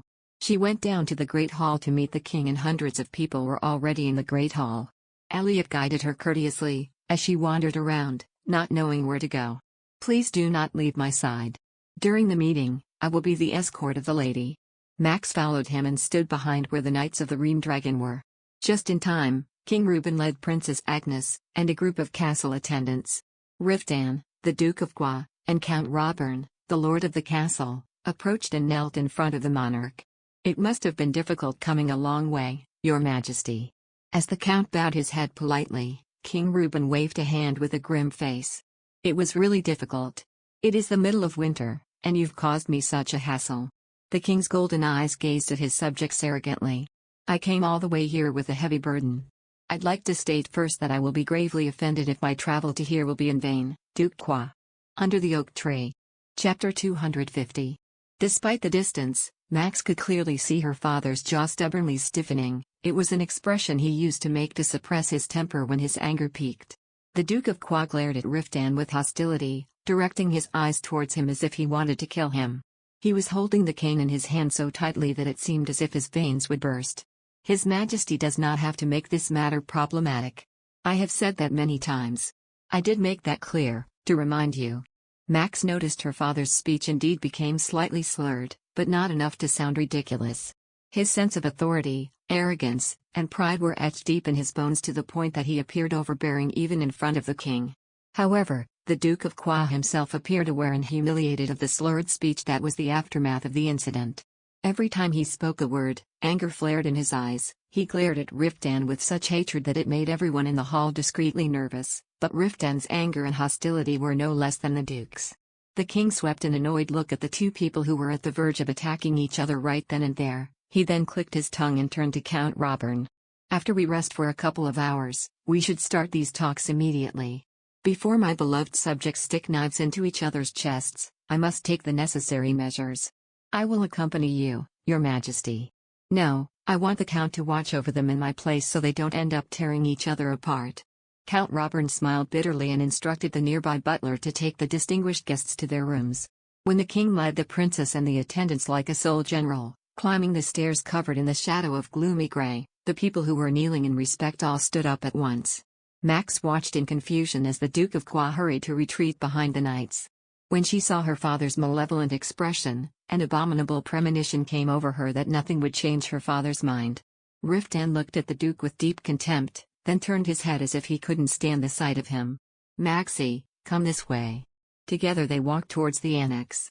When her husband's large, trustworthy body completely blocked her father's hateful gaze, Max managed to release the breath she had been holding. Riftan led her to an empty room and began to convince her again.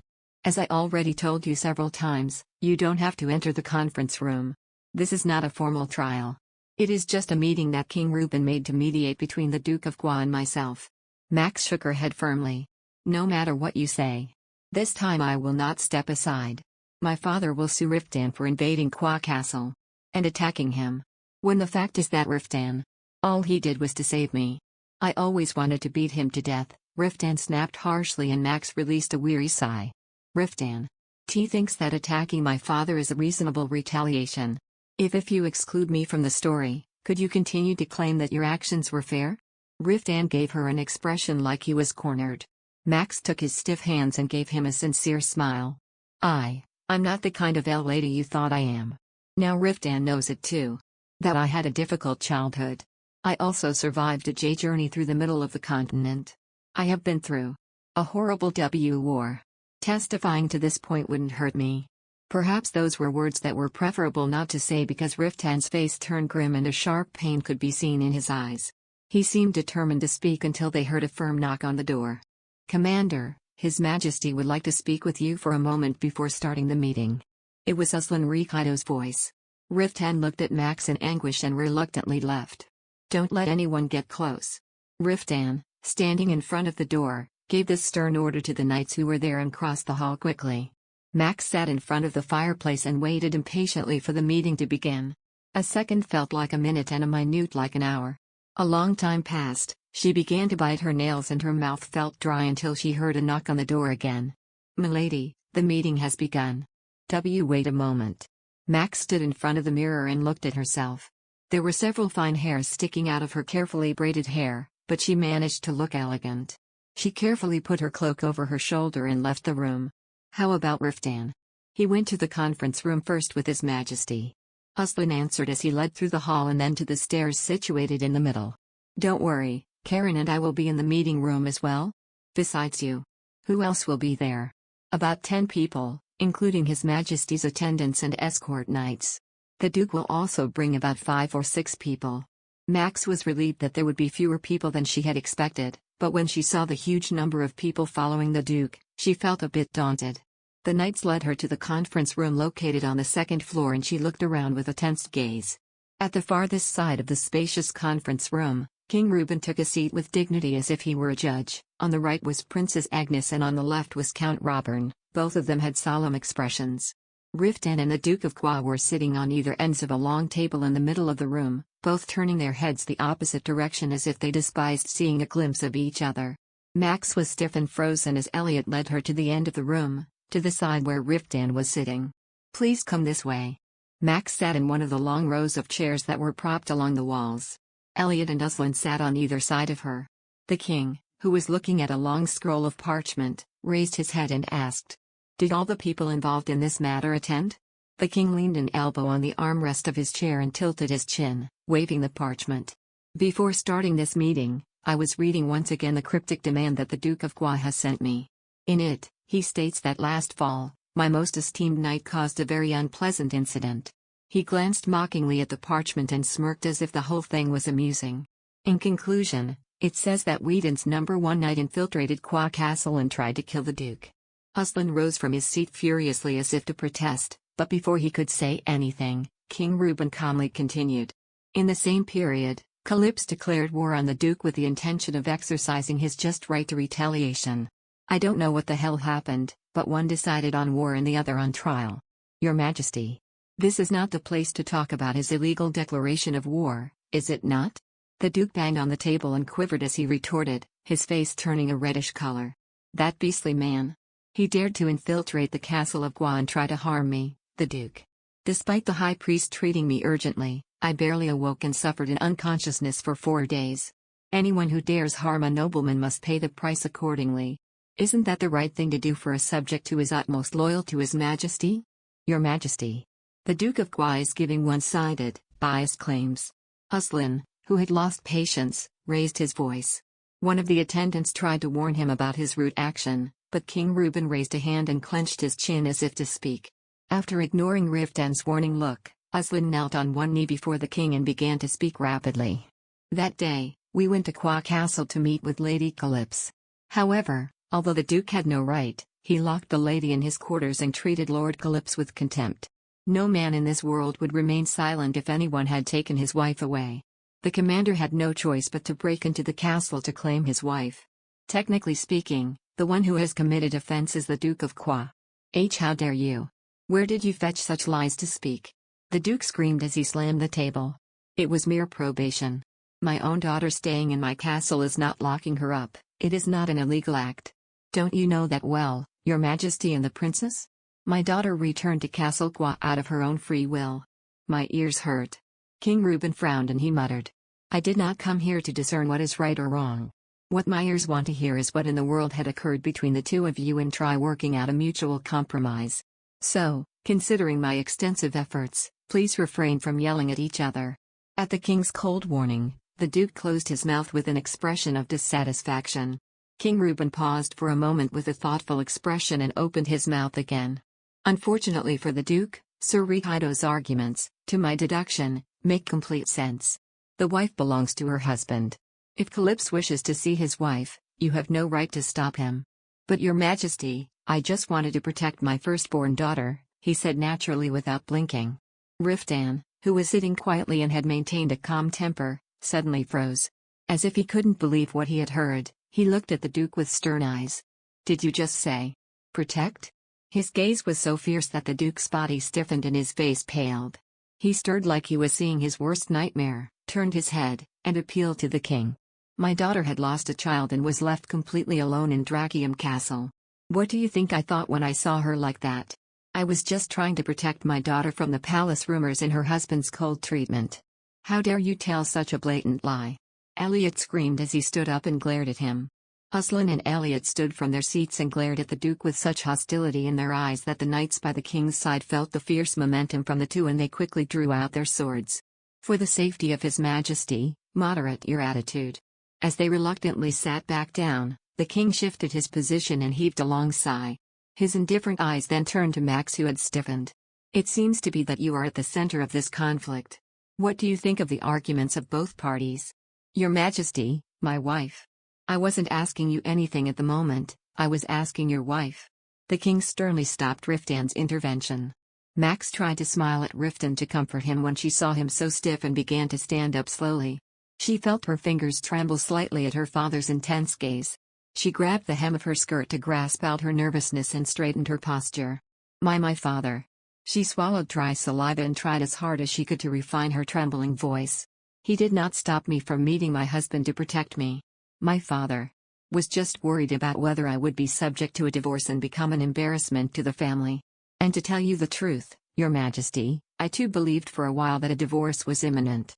I had no confidence to see my husband. I feared that I would be criticized, and I foolishly followed my father. But upon reaching the duchy, her voice cracked slightly. She took a little pause and looked at Riftan's face. When she saw his pale, weary face, her chest ached. She just wanted to get him out of this place and embrace him tightly against her chest. Max licked her dry lips and desperately spoke the words out of her lips. I wanted to meet my husband to talk to him. But my father wouldn't let me, so I tried to go against his will. She hesitated for a moment, then exhaled laboriously. My father locked me up and inflicted severe corporal punishment upon me. My husband, witnessing me being punished, was furious to see it. How dare you? The Duke was so tense that a vein protruded from rage. He opened his mouth wide, as if he were about to vomit profanity, then clenched his teeth as if swallowing a ball of fire. He had an expression of disbelief. He looked as if his slave rebelled against him, the master. Max lowered her eyes to avoid that look full of anger. After a moment of silence, the king opened his mouth to speak again. I think I understand now how things happened. The king sighed and burrowed his back into the leather-covered chair. Duke, if what they just said is true, you two cannot escape responsibility. Maximilian Calypse belongs to Riftan Calypse. From the moment their marriage started, you lost all your rights over your daughter. Naturally, you have no right to confine or inflict any corporal punishment on her. That girl, unfortunately, now takes the side of her husband and exaggerates banal things. Preventing her from seeing Calypse or the little corporal punishment was an act for the future of my daughter and the honor of my family. The Duke rebutted desperately. When I saw my daughter alone in the palace, I really thought that Calypse would abandon her. Is it such a big mistake trying to do my best to prevent my daughter from being insulted like that and suffer? Max was completely overwhelmed by her father's impudence. He had such a calm, insolent expression and it manipulated even her to believe his words. The Duke lifted his chin proudly. In the process, I will not deny that my behavior was excessive. If I have to take responsibility, I am willing to give compensation. But I don't care what His Majesty says, I have no intention of forgiving that person's actions. He turned and looked directly into Riftan's fiery eyes. Apparently, the hatred that welled up in his gut gave him the courage to look at Riftan and he continued. No matter where you see it, Riftan Calypse's behavior was exaggerated. If it offended him that I didn't let him see my daughter and that I placed her on probation to correct her vulgar habits, then he should have protested on the spot. But what did he do? He tried to kill me right there and there. And as if that has not been enough, he even threatened my land with a war. He could hardly be defined as a sane human being. His Majesty must immediately withdraw his title of being the commander of the Ream Dragon Knights, revoke the knighthood, and take control of his territory. Hearing the Duke's roar, Max held her forehead with her hand and staggered. Elliot quickly held her up, but his face was just as pale as hers. As if already prepared for this outcome, Riftan sat silently with an expressionless face. Under the oak tree. Chapter 251. At that sight, Max felt the inside of her stomach twist. Riftan always appeared terrifyingly calm when his anger reached the tip of his head. While Max felt anxious on whether Riftan would lose his temper and attack the Duke of Gua, Princess Agnes, who had been silent, opened her mouth as if she could not bear it. What you're demanding is excessive. Sir Calypse is undeniably an honorable knight. He is the warrior who risked his life by participating in the subjugation of the dragon on behalf of the Duke. If you put him on trial, all the people in Wheaton would place the blame on the Duke. The Duke's face flushed red from the princess's cold, indifferent cry. He looked at her with bloody eyes and refuted. The perpetrator infiltrated my castle and attacked me, who was unarmed. When that fact is made known to all, I doubt that it will be a subject of one-sided criticism. The Duke's fierce gaze flew back to Riftan and he threw out his words with much indignation. It does not matter if I become criticized. Through the trial, I am sure the perpetrator will pay for his sins committed. My decision won't change no matter what happens. It's pointless listening to these endless words. Riftan, watching the Duke's pathetic face, unfolded his arms and slowly leaned to the table. He appeared exactly like a wild beast on the prowl just before rushing to attack its prey. Feeling threatened, Duke Gua visibly flinched and backed away. Riftan, who glared at him scornfully, muttered in a low, sinister voice. I have always thought that it's excellent to have talent for coming up with a plausible cause. How about you just tell the truth? You're scared of me to death. The audacity of yours. What nonsense are you spouting? You were terrified by my declaration of war. He twisted the corner of his mouth and stated coldly. It seems as if you think that you'll be safe once my title of being a lord is stripped away from me. I want to tell you that you couldn't be more wrong. When I am no longer bound by any vow or oath, only then you will come to know for yourself what kind of fucking insane I am." A chilling silence instantly fell in the hall.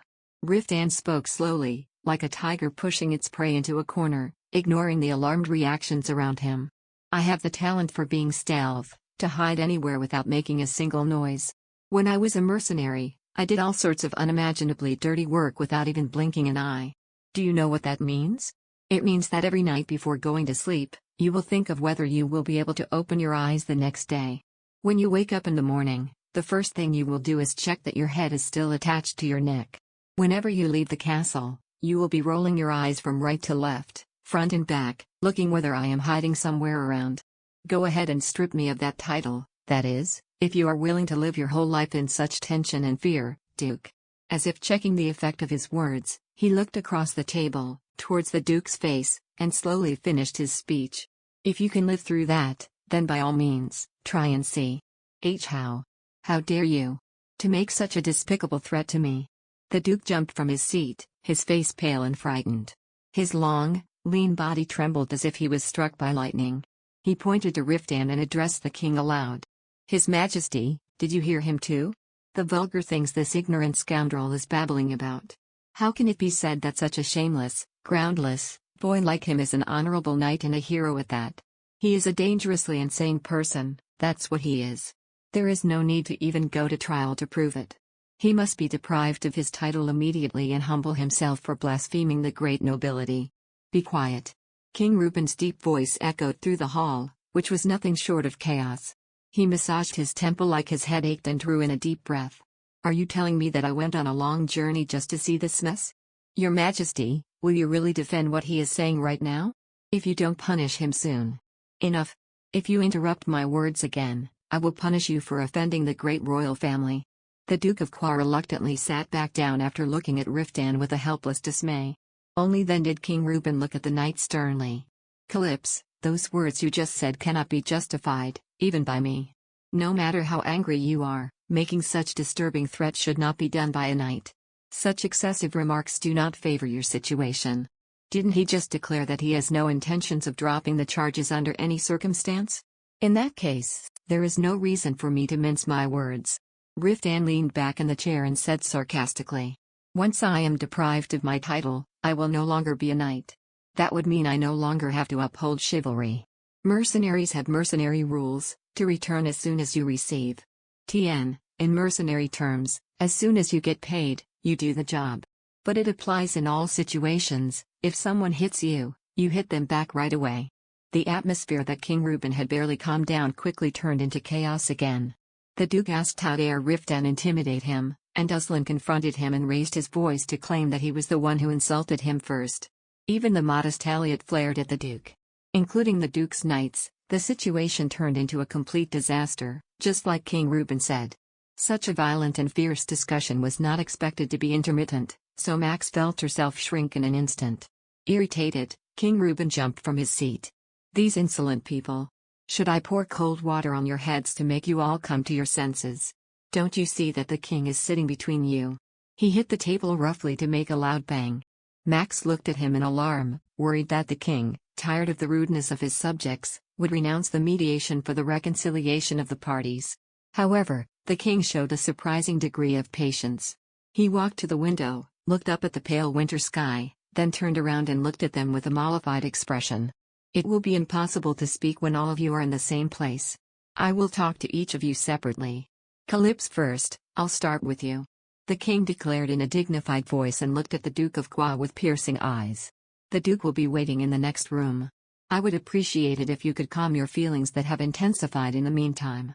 By order of the king, they all stood up, leaving only Riftan. First, the Duke led 4 knights and a priest outside the door, followed by Max and Aslan walking towards the entrance. She couldn't tear her gaze from behind Riftan, until just before the door closed. The situation was much worse than expected. Her father's determination to put Riftan on trial was tougher than she'd imagined, and her husband didn't seem willing to give in at all either. Moreover, the king seemed to have no intention of actively defending him. Max bit her lip anxiously. If King Reuben did not intervene, a trial would be held at Drakium Castle in a few months. Max anxiously thought whether Riftan would have the chance to win the trial. She wandered in anguish down the corridor, then impulsively pursued the Duke. The bewildered knights hastily stopped her. "Milady, please stop. It is better not to talk to such a person. Just for a moment. Just a while. I have something to discuss with him." They blocked her way, but she slipped past the knights and ran towards her father. Her stride stopped in front of the Duke, who was surrounded by knights. His icy gaze penetrated her. It seemed that even a fluff crawling on the ground would receive a look warmer than her. Her father roared violently at her, indifferent and stern. "Insolent! With what audacity do you have to stand in front of me?" Max took a deep breath to shake off her fear. Her father could no longer hurt her now. She was a calypse, not qua. She repeated that in her mind and opened her mouth calmly. "Please. Drop the charges." He was so amused that he laughed like he didn't have the energy to get angry. Max spoke quickly, persistently trying to incite such charges. "Will not bring my father any substantial benefit. On the contrary. He has a lot to lose. The friendly relationship with the royal family, being the mockery of the nobles. And it is not only that. If my father succeeds in bringing my husband to court, I'll defend him. Everything you did to me. I'll expose all the atrocious treatments. I'll accuse my father." She clearly saw her father's eyes burning with anger beyond limits. Max held firm her shaking legs. She couldn't believe she was standing against her father face to face. A cold sweat ran down her back for fear that his cane would fly towards her any moment, but she steeled herself and she looked at him straight into his bloody eyes. Later, as a suffocating silence followed, her father opened his mouth. "Try and see for yourself." Max's shoulders shrunk at his unexpectedly calm response. As if the Duke was mocking her, his mouth twisted. "No matter what you say, who will listen to you? Atrocious treatments? Ha? With what evidence are you going to prove that with? You will only end up being treated like a filthy bitch who framed her own father to conspire with her husband." Max looked at the knights surrounding her father with trembling eyes. As she watched their ruthless faces, a feeling of despair seeped into her bones. After all, it was difficult for people who worked for her father to side with her. She even wondered if her own nanny would stand witness. Her father clicked his tongue cynically. "For the sake of argument, let's say that people will believe you. Do you really think it will affect the results of the trial? All I did was do my best to raise my daughter properly. Only God knows how hard it has been for me to correct her terrible flaws." Max was stunned by his cheeky words. She couldn't believe what she had heard. "What you're saying is you did all that for my own good?" The Duke raised his head confidently, as if he did not have a single shame. "If I really did intend to abuse you, then why would I subject you to healing magic every time? I was careful not to leave a single scratch on your body. There is only one reason to do that. It is because the purpose of me turning to corporal punishment was to rectify you." She opened her mouth to refute, but she was so shocked that she couldn't think of anything to say. She could only push out a grievous laugh. How could he argue that it was all for her own well-being, after distorting her life with so much suffering? The Duke, who watched her with contempt while pressing his lips together, spoke as if driving a wedge. "I struggled to make you normal. It will never be a crime for parents to whip their children to correct them. And you intend to do that even when I'm already married to Sir Riftan? Even father has no right to lay a hand on me unless my husband allows it." As she screamed like she couldn't bear the rising rage, a deep wrinkle appeared on the Duke's forehead. He shook his head like it was absurd. "What the hell are you talking about?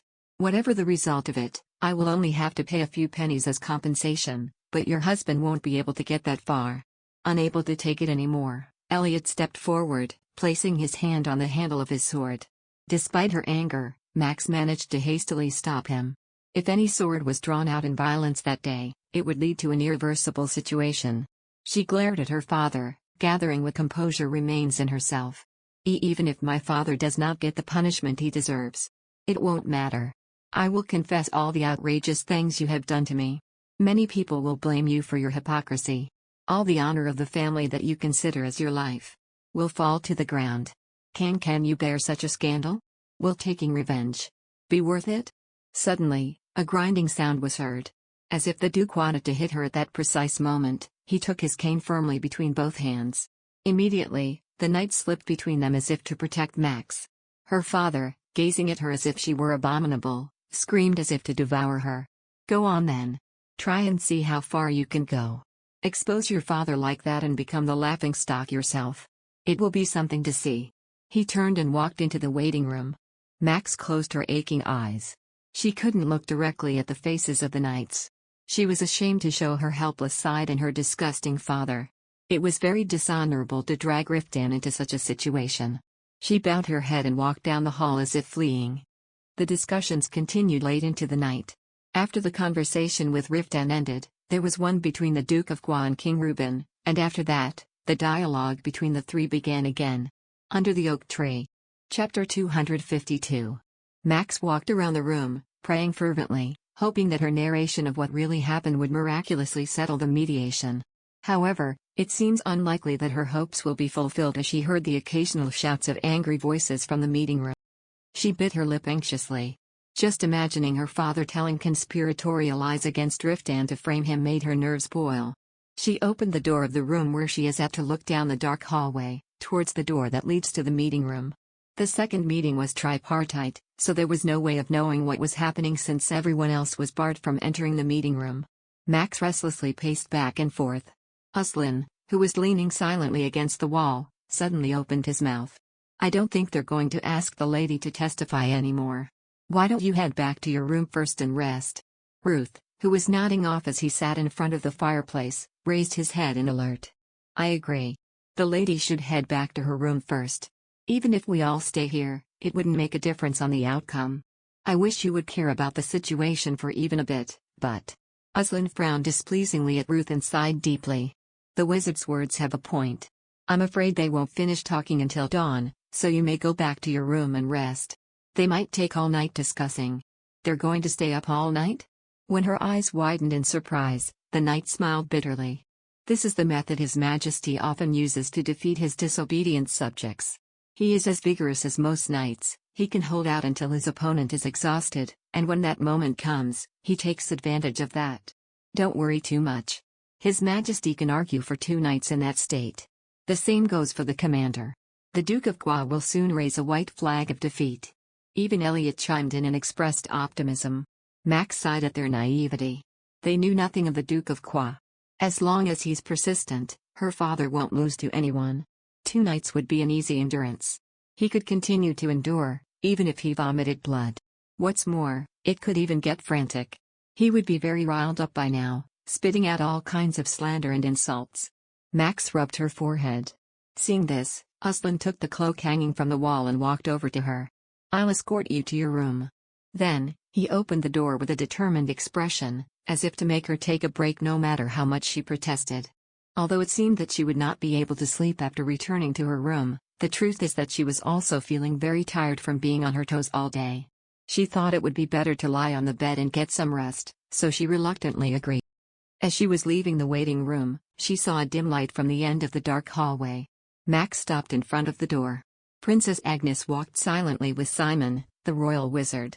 After seeing their faces, Ruth crept into a corner of the room as if he was avoiding a plague. Uslan looked at him like he was a pitiful man and then walked over to the princess.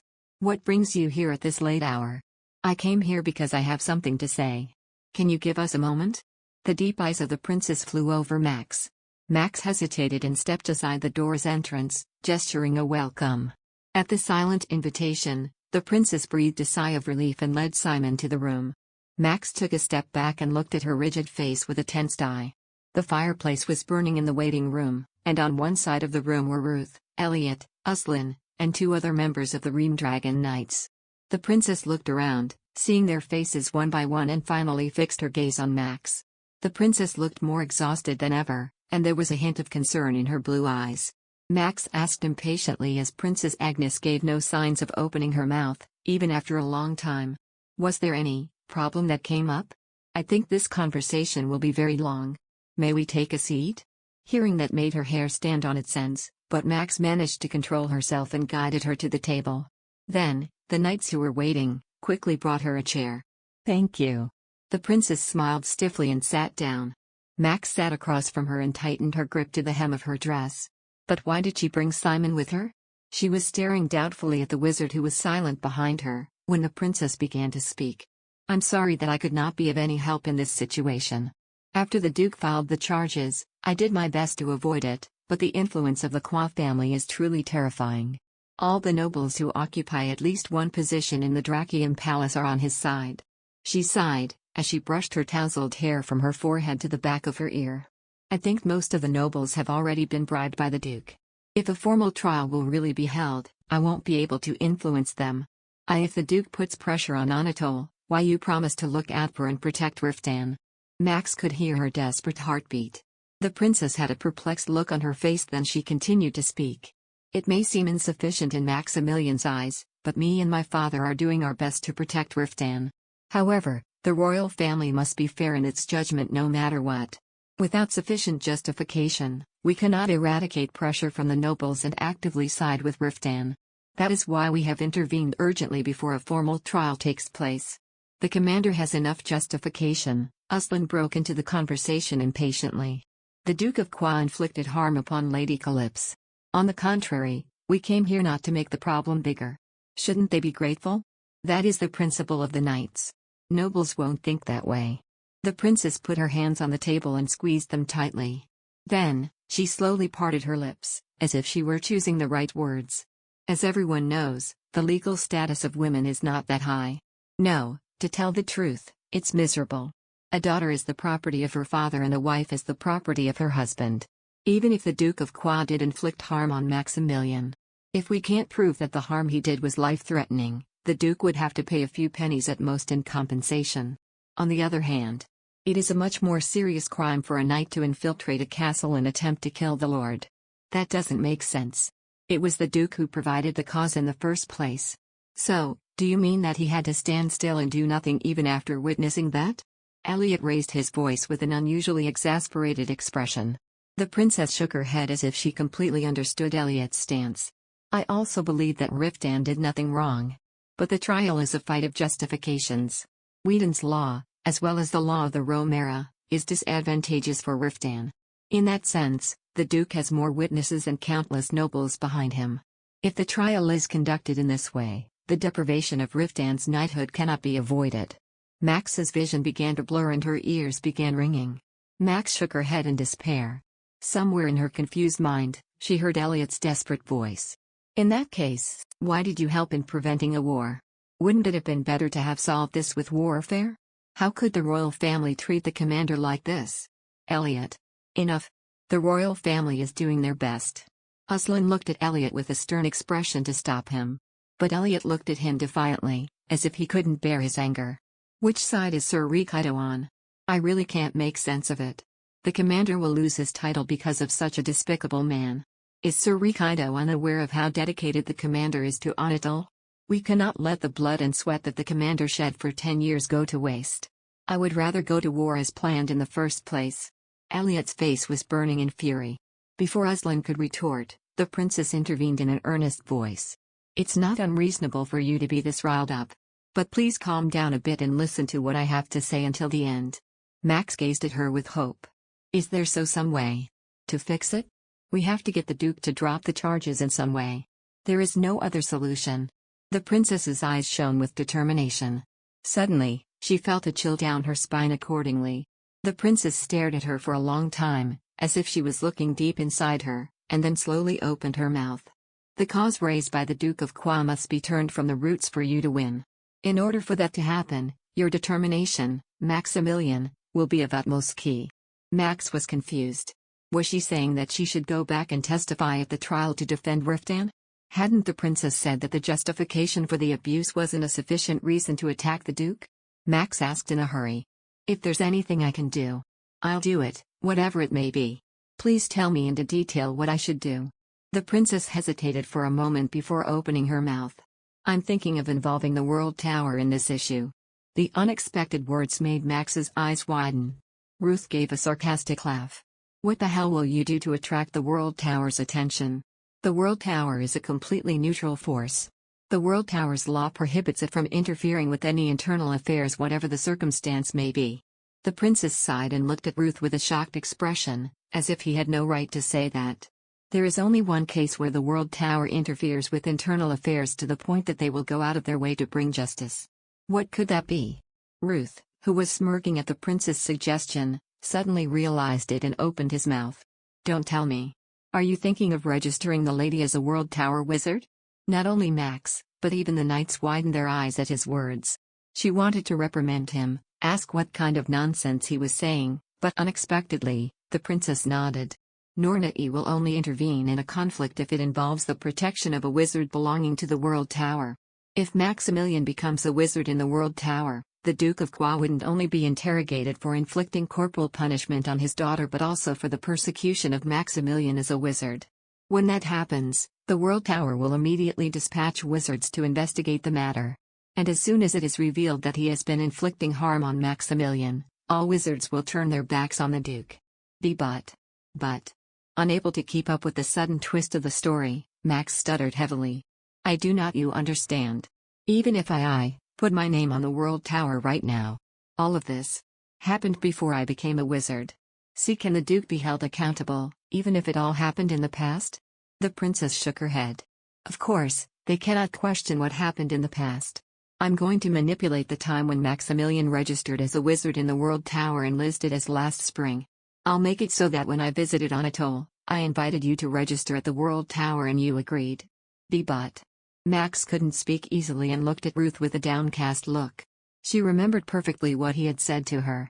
To become a World Tower wizard, I was told that I had to train in Nornai for 4 years.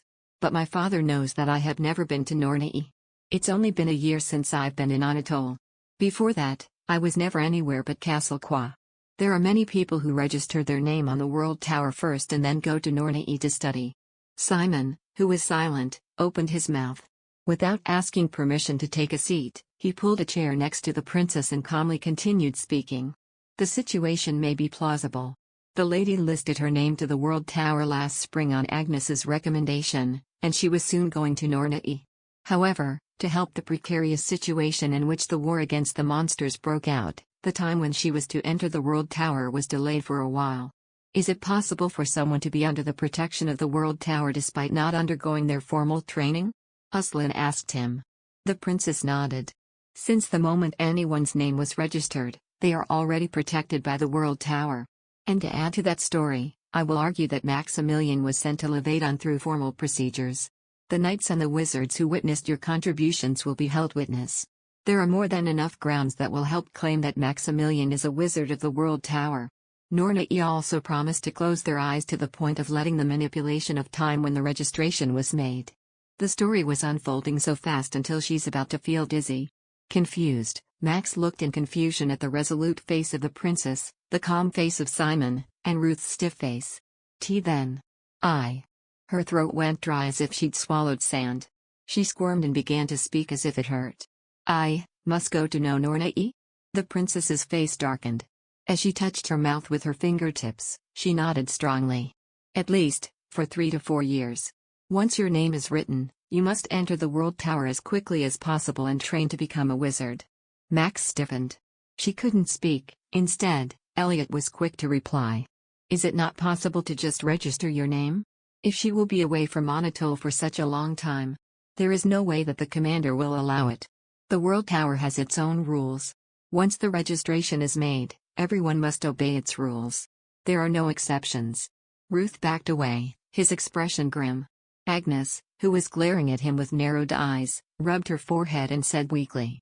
Besides, there is no other way to battle the Duke of Qua.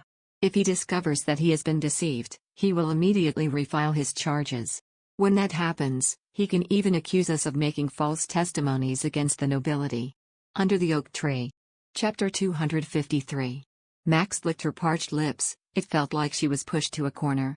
The thought of leaving Riftan's side made her stomach twist. As she hesitated and couldn't give an answer easily, Ruth, who was deep in thought, began to speak. I understand the intention of the princess. But it is a very sudden suggestion. If the lady becomes a World Tower wizard, the lady will have to live in Nornai for the next 3 or 4 years.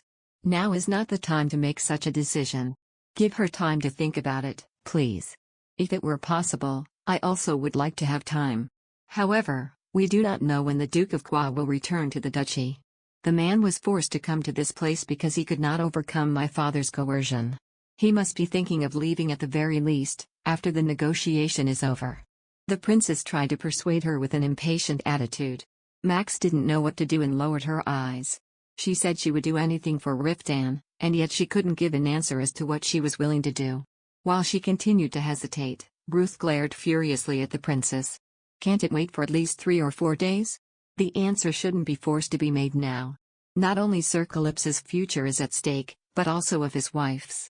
The princess, whose eyebrows were furrowed in displeasure, nodded in disgust with a long sigh. I understand. Think about this solution while the talks are going on. The princess rose from her seat along with Simon. Max couldn't say a word until the princess left the room. She felt like she was balancing on one wooden leg. Aslan, looking at her pale face in fear, suddenly opened his mouth. You may refuse that option. Max was surprised and her eyes widened, but he continued seriously. The commander will probably protest against it. To tell you the truth, he's already preparing to leave Wheaton. You mean he's thinking of going into exile? She asked in perplexion. Aslan nodded slowly. From the beginning, the commander had no intention of going into trial. If these mediation talks fail, he plans to take the lady and go to Levaton immediately. But then, Anatole, and the Rereem Dragon Knights. Many of the members plan on following the commander. In fact, everyone wants to follow him in exile, but there are those who have to remain in Wheaton due to some circumstances. Perhaps the knights may be divided. Max sighed and looked anxiously at the faces of Ruth, Elliot, and the knights who were silently guarding the door. They had a calm face, as if it was a fact that everyone already knew. It was clear that Riftan had spoken to them beforehand. She could not bear the shock of it and sank into the chair. Aslan added hastily. I'm not trying to put a burden on the lady. It is not yet known how the mediation talks will conclude. We just assumed the worst that could happen and discussed it just in case. If this mediation fails, Riftan, Anatole and the Reem Dragon Knights, he will lose everything. When she murmured vaguely, the man closed his mouth as if he didn't know what to say. A heavy atmosphere surrounded them. At that moment, Ruth spoke seriously, grasping her shoulders with both hands. Milady, it would be useless to think about this right now. Better go and get some rest first. It is not something to decide just on impulse. Entering the World Tower means living as a wizard all your life. Whether or not you are prepared to do so, you should think carefully and with a clear mind before making any decisions. Max looked at him in the face with hazy vision, then nodded. Aslan quickly supported her and led her out of the waiting room. She followed him and walked down the dark corridor, struggling to clear her complex mind. The stories she had heard from the bard lingered in her head. Ancient wizards who built an island in the middle of the sea to escape the heretic hunters, in the center of which stood a huge tower. When the story of the legend came to her head, an unfamiliar fear flooded her. When she got back to her room, she couldn't sleep a second and tossed and turned all night. Riftan didn't return to the room until the sun had risen from the horizon. Max turned her back, pretending to be asleep, and squeezed her eyes shut. She heard sounds like he was taking off his clothes, then his heavy body slumped into the spot next to her. She let out a shaky breath. Riftan's thick forearms embraced her waist tightly. The warmth of his body she felt radiating against her back made her eyes water. She blinked in the dark. Just because he married her, he was dragged into a situation where he could lose everything. Wasn't he resentful of her, even though it was her father who was making him go through such torment? If he had divorced and married the princess when he returned from the expedition, he would never have ended up in this situation. I'm such a fool. What even am I worth? Her heart felt like it was rupturing and she closed her eyes tightly. If I go to the World Tower, I will not be able to sleep in his arms for the following years. It has been so difficult being away from him for just a few months. Will I be able to bear it for 4 years? Don't you worry about anything. Everything will be fine. Suddenly, Riftan's deep voice echoed in her ear. As if realizing she hadn't fallen asleep, he turned her body around, hugged her tightly to his chest, and pressed his cheeks against the top of her head. Max sank deeper into his arms. She wanted to run away with him and stay in his arms like that. Can't I just do as he planned? Leave his title, Anatole, the knights, and everything else. Just the two of us far away from all this. She swallowed a desperate cry that was painfully scratching her throat. She wouldn't forgive herself if she gave in to such temptation. She couldn't always cling to him like a child who was afraid of being separated from her parents. It was her own fault and weakness that brought them to that situation. This was the result of her not placing his trust in him, constantly being suspicious and insecure, to the point that they got that deep in the problem. If she did nothing now and closed her eyes pretending not to know anything, she would end up forever despising and blaming herself. The next morning, Max went to the annex where the princess was staying, escorted by knights, just before Riftan would go to the meeting room. Ruth insisted that she should think about it a bit more, but she was afraid that if she didn't act at that moment, her resolve would crumble. Max closed her eyes tightly and knocked on the princess's door. Agnes looked a bit surprised when she saw her standing in the doorway. "Have you already made up your mind?" The princess led her into the room and asked carefully. Max nodded as she sat down in a velvet-covered chair. The princess's suggestion. "I will accept it. I will become a wizard of the World Tower." Contrary to what she expected, Agnes's pale face had a slightly complicated expression. "I know it's ridiculous to say this after pushing you so hard yesterday, but are you really sure? Once you enter the World Tower, you will not be able to leave the island until you have finished your training. Communication with the outside world is also subject to significant restrictions." Max nodded slowly. The princess narrowed her eyes, as if trying to assess her determination, and looked at her with a helpless smile. "I know Maximilian has no choice. It may sound hypocritical, but I made this suggestion because I thought it would also be beneficial to you." "You suggested it because it is beneficial to me?" She looked at her with a puzzled face. She would have to be separated from her husband for 4 years. How was that going to be beneficial to her? The princess smiled bitterly when Max glared at her with angry eyes. "Maximilian is talented. The good judgment and quick decision-making you demonstrated during a crisis. That quality is rare even among well-trained wizards. If you study properly, you will surely become a great wizard in just a few years. I thought it was a waste to pass up that opportunity just because you were married. You don't have to say that. I have already decided to leave. I'm not flattering you, I'm serious." The princess frowned as if she was annoyed. "Entering the World Tower is a most honorable event for a wizard. I wouldn't have made an offer like this if I hadn't thought Maximilian deserved it." As she raised her chin arrogantly, she looked into Max's shocked eyes and added softly, "I know how deeply passionate the relationship between the two of you is. It will be heartbreaking that you will be separate from your husband, but doing this is your chance to stand on your own 2 feet. I don't want you to go there for Riftan's sake alone." Max's eyes stiffened at the impetuous words. The princess sighed in response to her awkward reaction. "You must be realizing it now too. How women are treated. I would not have been an exception. If I hadn't become a wizard, by now I would have married a prince in order to strengthen Wheaton's unity." Cynical energy rose above Agnes's jewel blue eyes. "However, if you become a World Tower wizard, you won't have to do anything against your will.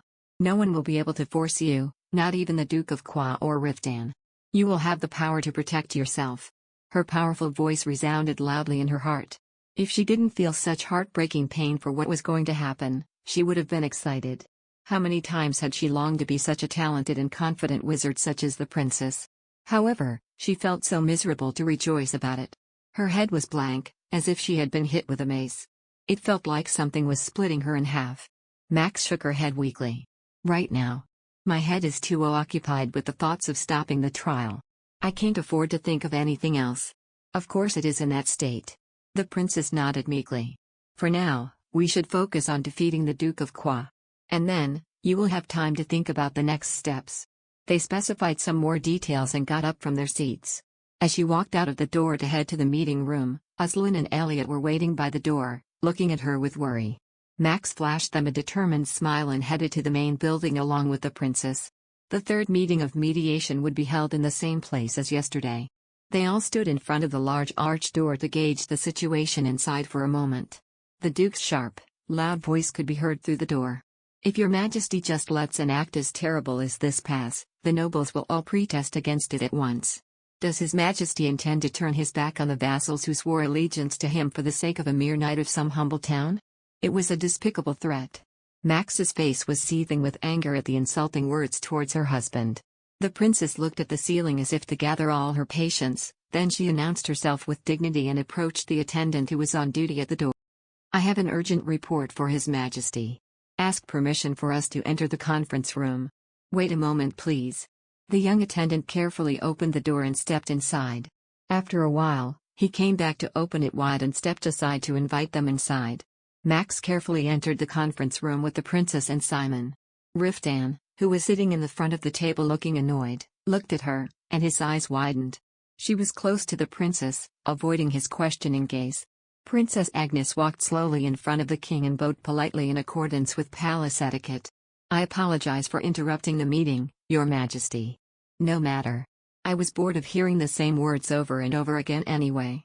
King Reuben's sullen words distorted the Duke of Croy's face.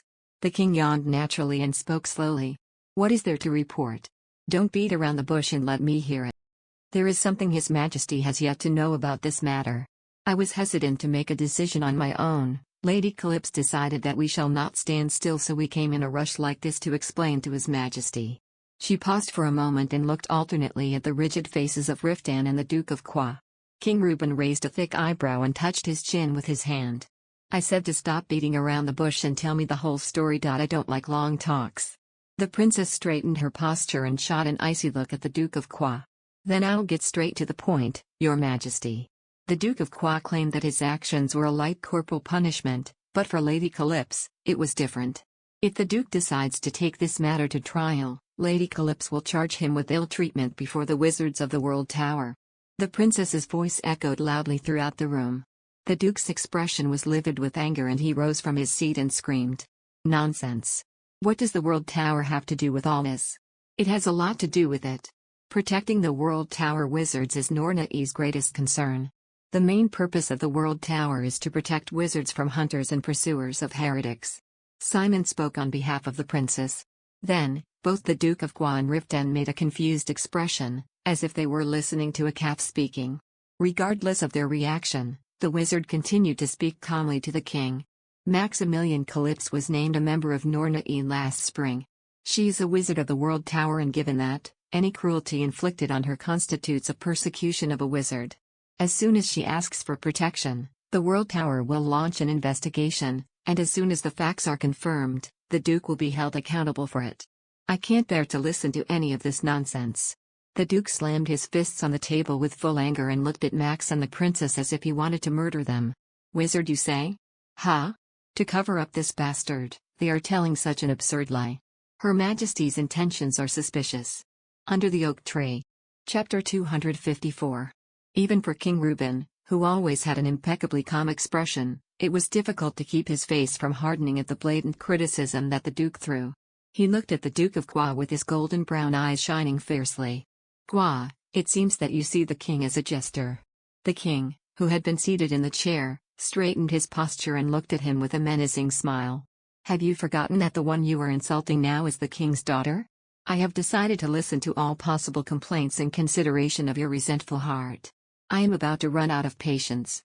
I was vexed, and I crossed the line by making an inappropriate comment. The Duke immediately softened his attitude, but his eyes still burned with hostility. However, I can't believe the princess's words. Isn't it a fact that everyone knows that the two of them have a close friendship? Right now, I can't help but doubt that the princess is lying to help cover up for this man. The Duke of Kwa spoke mockingly and looked at Max with contempt. I don't want to say this about my daughter, but this girl's intelligence is terrible. Only 6 seasons have passed since she left Kwa Castle. It is impossible that she is already a World Tower wizard. It would be more credible to say that a donkey has turned into a stallion. Before finishing his words, Riftan jumped from his seat fiercely, showing an angrily distorted face. As if he would be hit at that moment, the Duke stepped back out of inertia. 2 royal knights stopped him quickly, but Riftan kept casting a murderous glance at the Duke of Kwa. As if trying to break the tension, the princess spoke aloud. If you cannot believe my words, I will call on the knights who participated in the expedition to Levadon as witnesses. Maximilian not only played a role as a healer in the Allied rear, but also played a decisive role in the final battle. This is a truth known to the soldiers of Levadon, Osiria, and Balto. There are countless people who are willing to testify that she is an outstanding wizard. Her father looked at her incredulously, as if he couldn't believe those words. Max hunched her shoulders, a habit she developed out of fear, but quickly straightened her back. There was no reason for her to be afraid. Secretly, she wiped her cold, sweaty palms on the hem of her skirt and looked directly at her father. He was a skilled man at crushing others with just the look in his eyes, and he looked at her with contempt, belittling her with his eyes, and his face immediately grew red with his temper. She had difficulty overcoming his frosty glare, but suddenly Max realized that her father's height was shorter than she remembered. At the sudden realization, she blinked blankly. She had thought that the Duke of Kwa was much, much bigger than her. Whenever I was standing in front of those eyes full of scorn, I felt as small as an ant. However, Her father's height was at best a little taller than Princess Agnes, his firm and tall body seemed slimmer than she remembered. Compared to a troll or a werewolf, he looked like a scarecrow. Suddenly, the fear she felt inside her crumbled like sand and she felt a feeling of bewilderment and despondency wash over her. Why was she so afraid of that man? At least after their recent meeting, there was no reason to tremble so much in front of this person. She had the means to defend herself. Didn't I block an attack by a Ream Dragon Knight? That was much more threatening than his cane. In the midst of her state of liberation, she looked at her father. The horrible monster inside her mind that instilled fear in her shrunk insignificantly. Max slowly opened her mouth to speak. It doesn't matter whether my father believes it or not. I am a wizard. If my father puts my husband to trial, I will use all possible means to retaliate against it. She felt Riftan's intense gaze prick her cheeks. His eyes were shining dangerously, but he did not say a single word to question what she was on about. Although he looked quite annoyed, he seemed to be determined to keep quiet for that moment. While secretly sighing in relief, she heard the shrill voice of the Duke of Qua. This ungrateful thing. Go ahead, let's see how far you can go. You are spouting all these to cover up for the incident. Are you serious with what you have said? King Reuben, who was watching the situation with an interested face, sighed deeply. Duke of Qua, if the World Tower intervenes, it usually won't end with only you or me being burdened greatly. Are you aware that you are about to be accused of persecuting a wizard? I didn't even know that this child was a World Tower wizard. And so how could they say that I persecuted her? It does not matter if you knew that fact or not. What is important is that you inflicted damage on her. Princess Agnes coldly refuted. Simon, standing silently next to her, nodded and agreed. That's how it is. The sequence of the situation is not so important. The World Tower will only investigate whether there has been abusive behavior or not. The Duke of Croy's face was now red and almost purple. Seeing their situation, King Reuben's face filled with triumph. What he said is true, Duke. You know how troublesome the World Tower can be, right? If they turn their backs on you, most wizards will leave the duchy. In the future, the World Tower will no longer want to dispatch wizards for the Duke. Are you saying that you are going to push through with the trial even if you will face all those penalties? The Duke opened his mouth wide, as if he were about to refute, then closed it again. Even if he was filled with anger from head to toe, it seemed that his judgment as a lord who had jurisdiction over a huge territory for many years made him hesitate to answer. He rolled his eyes in disgust, as if calculating the losses that would result from an unexpected variable. King Reuben, who was watching him silently, as if driving a wedge into his enemy, spoke again. If you continue to insist on a trial, you will lose not only the prestige of your family, but also a significant number of high-ranking wizards. It would be a heavy burden to contain Tristan's men. And that's not all. If the World Tower exerts pressure on you, even I won't be able to ignore those charges. The complexion of the Duke of Qua was severely hardened. That means. What it means is that it will be more difficult for you to have the upper hand in a trial. His Majesty has the duty to preserve the prestige of the nobles. Do you mean that it doesn't matter if his subjects harbor animosity against the royal family? I'm starting to get tired of your threats. King Reuben's eyes narrowed chillingly. My simple wish is to maintain Whedon's unity and protect the order of the Seven Kingdoms. You shouldn't try to fulfill your ambitions by using such weaknesses. You make me doubt your loyalty to me. I was threatened with death by a knight who was knighted by His Majesty himself. If the king is not deemed responsible for this, then who the hell am I supposed to complain to? Isn't that why I've been putting up with your whining until now? King Reuben's annoyed reply made the Duke of Croy's mouth turn pale with contempt. When the king saw this, he spoke in a low voice as if to reassure him. What happened to you, Duke, is unfortunate. Calypso was clearly out of control. But upon hearing the full story of the incident, wasn't it you who provided the cause in the first place? If the trial continues, many of the nobles will criticize Calypso, but you too will face heavy criticism. And if the World Tower intervenes, it will be a more burdensome issue. What's so great about making this bigger? If you don't get the verdict that you want, you will be severely ridiculed. The Duke's shoulders shook with fury as if he didn't know what to do. He was unable to accept that his will was about to be thwarted. His bloodshot eyes fluttered eerily, alternating between Riftan and Max. She was nervous that he would react by yelling insults at her. However, it seemed that the aristocratic coldness etched into his bones barely controlled his explosive anger. The Duke of Qua gritted his teeth and shook his anger in despair. Then, King Reuben presented them a compromise. However, Since Calypso also did something serious, it would be unfair to just let it slide. Now, how about we do this? If you let this issue pass in silence, I will reduce in half the dowry you had promised to marry Rosetta into the royal family. The Duke of Gua was so overwhelmed with containing his anger that even the unconventional proposal seemed not to be heard. The king added threateningly while the duke kept his mouth shut and continued to say nothing. But if you're going to go against my will, there's nothing I can do. I have no choice but to invalidate the engagement. It is impossible for me to have a disloyal subject as a relative. Coming this far, even as the Duke of Gua, he couldn't back down. The duke gripped his cane so tightly with both hands that it was strange that it did not break. He spoke as if he was vomiting blood. All right. To bed to His Majesty's will.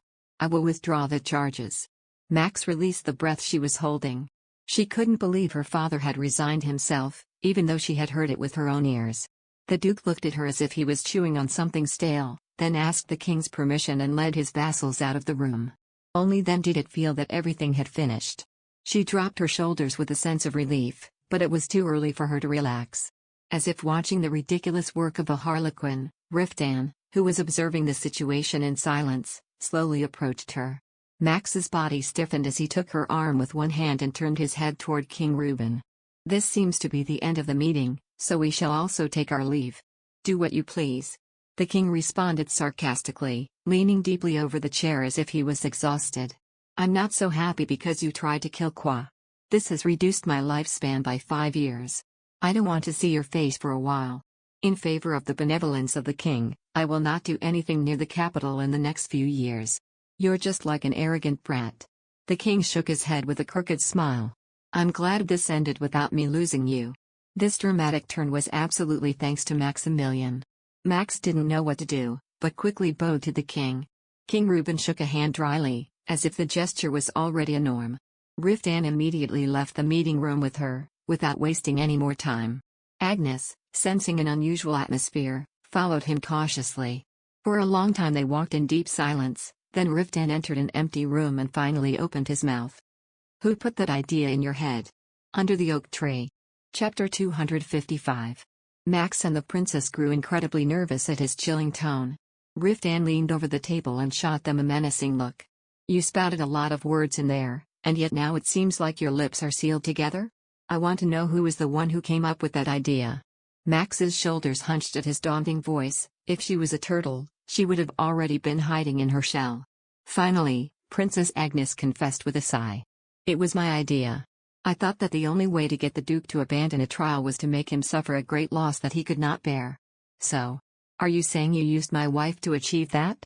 When it was made clear who the target of his attack was, he straightened his posture and approached the princess with nimble speed. Who asked you to do that? Did I ask for your help? If the trial had been held, you would have lost your title and assets. There was no other way. And what does that have to do with you? With what right did you dare to offer that solution to my wife? Riftan. Max was startled at his blatant rudeness and tugged at the hem of Riftan's toby. He turned his head towards her and looked at her with exasperated eyes, his thick neck visibly convulsed as if he was shedding 1,000 curses. Then, as if he had regained that self-control, he took a step back, rubbing his face roughly. After a moment, Riftan asked in a calmer tone. What do you plan to do now? The Duke also has contact with several high-ranking wizards who can investigate it in the World Tower. The Duke of Gua will probably try to verify the facts through them. I have spoken to some of the high command mages in the tower, but if they dig a little deeper into the matter, they will quickly discover that Maximilian has not yet been officially appointed.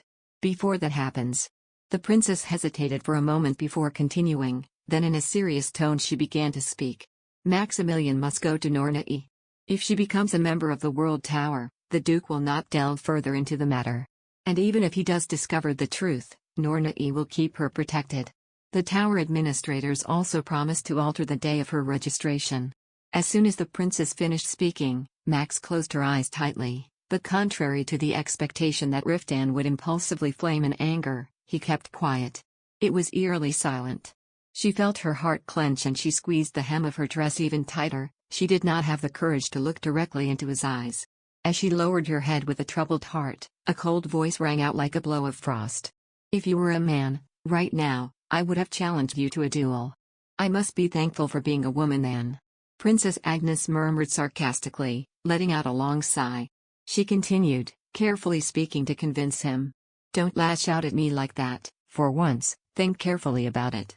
When she becomes a Nornai wizard, she will be able to defend your title and territory. Also, being a high-ranking wizard would not bring harm to Maximilian. With her skills, she will be able to graduate from Nornai in 3 years. If you just hold out for those 3 years, everything will be resolved. He seemed to be able to kill the princess with just his gaze. Riftan, watching Agnes dangerously with his dark eyes, slowly turned his head towards Max. You also agreed to this plan? Max swallowed dry saliva and nodded slowly.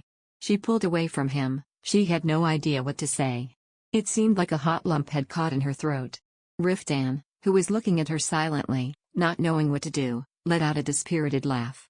Without knowing it, I thought it was a good plan, that's why I kept quiet like an idiot. Sorry for not having told you beforehand. However, I couldn't let you lose everything just like that. Max's words became vague at the sound of his harsh breath. Riftan grabbed his forehead and began to speak as if he was chewing every word. That's why. You decided to leave me? Just for 3 or 4 years. I will work hard.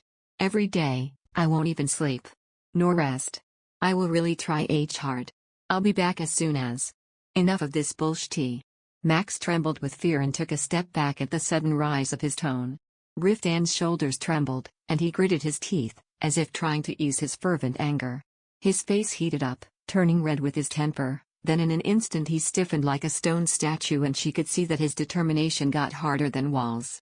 Riftan turned his gaze towards the princess and with a low voice, spat out his words. Wake up from those dreams. There is no way I will allow this. The princess opened her mouth wide as if trying to persuade him, then took a step back, realizing that it was useless to say anything at that moment. I will visit Anatole again sooner or later. Until then, think carefully. You will come to realize that there is no other way right now. Don't come, Riftan said ruthlessly as he grabbed Max and walked towards the door. As long as I am the Lord of Anatole, I will not allow any visit from you. Don't ever show your face in front of me. Riftan. Those words. He walked out the door pretending he didn't hear Max's embarrassed plea. She looked back as she was dragged away and saw Agnes shake her head. The princess also seemed to have a more perplexed reaction than expected. Max tried to blame him for being so mean, but when she saw his hardened face, she closed her mouth firmly. Riftan gave orders to the knights waiting outside. Prepare to leave. We are leaving this castle right now. You mean, right now? Elliot took turns looking at Max's and Riftan's faces and nodded without raising objections. Understood. I will prepare the carriage immediately. As Elliot ran down the hall, Riftan led Max again with longer strides.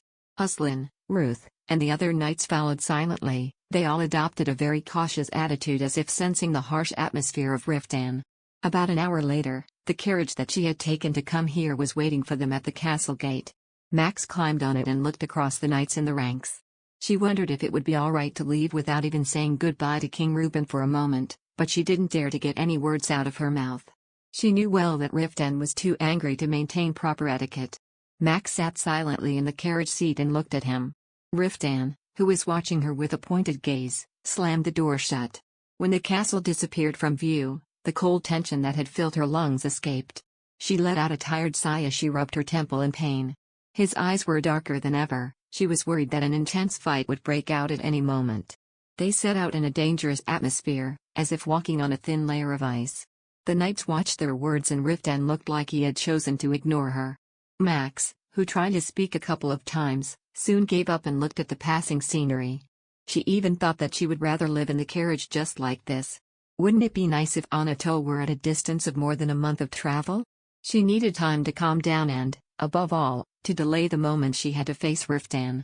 Whenever they stopped the carriage for a short rest, Max would gaze intently at her husband's blank face. Even from a distance, she clearly felt that he was furious. She had seen him get angry many times, but it was the first time that he seemed so dangerously furious.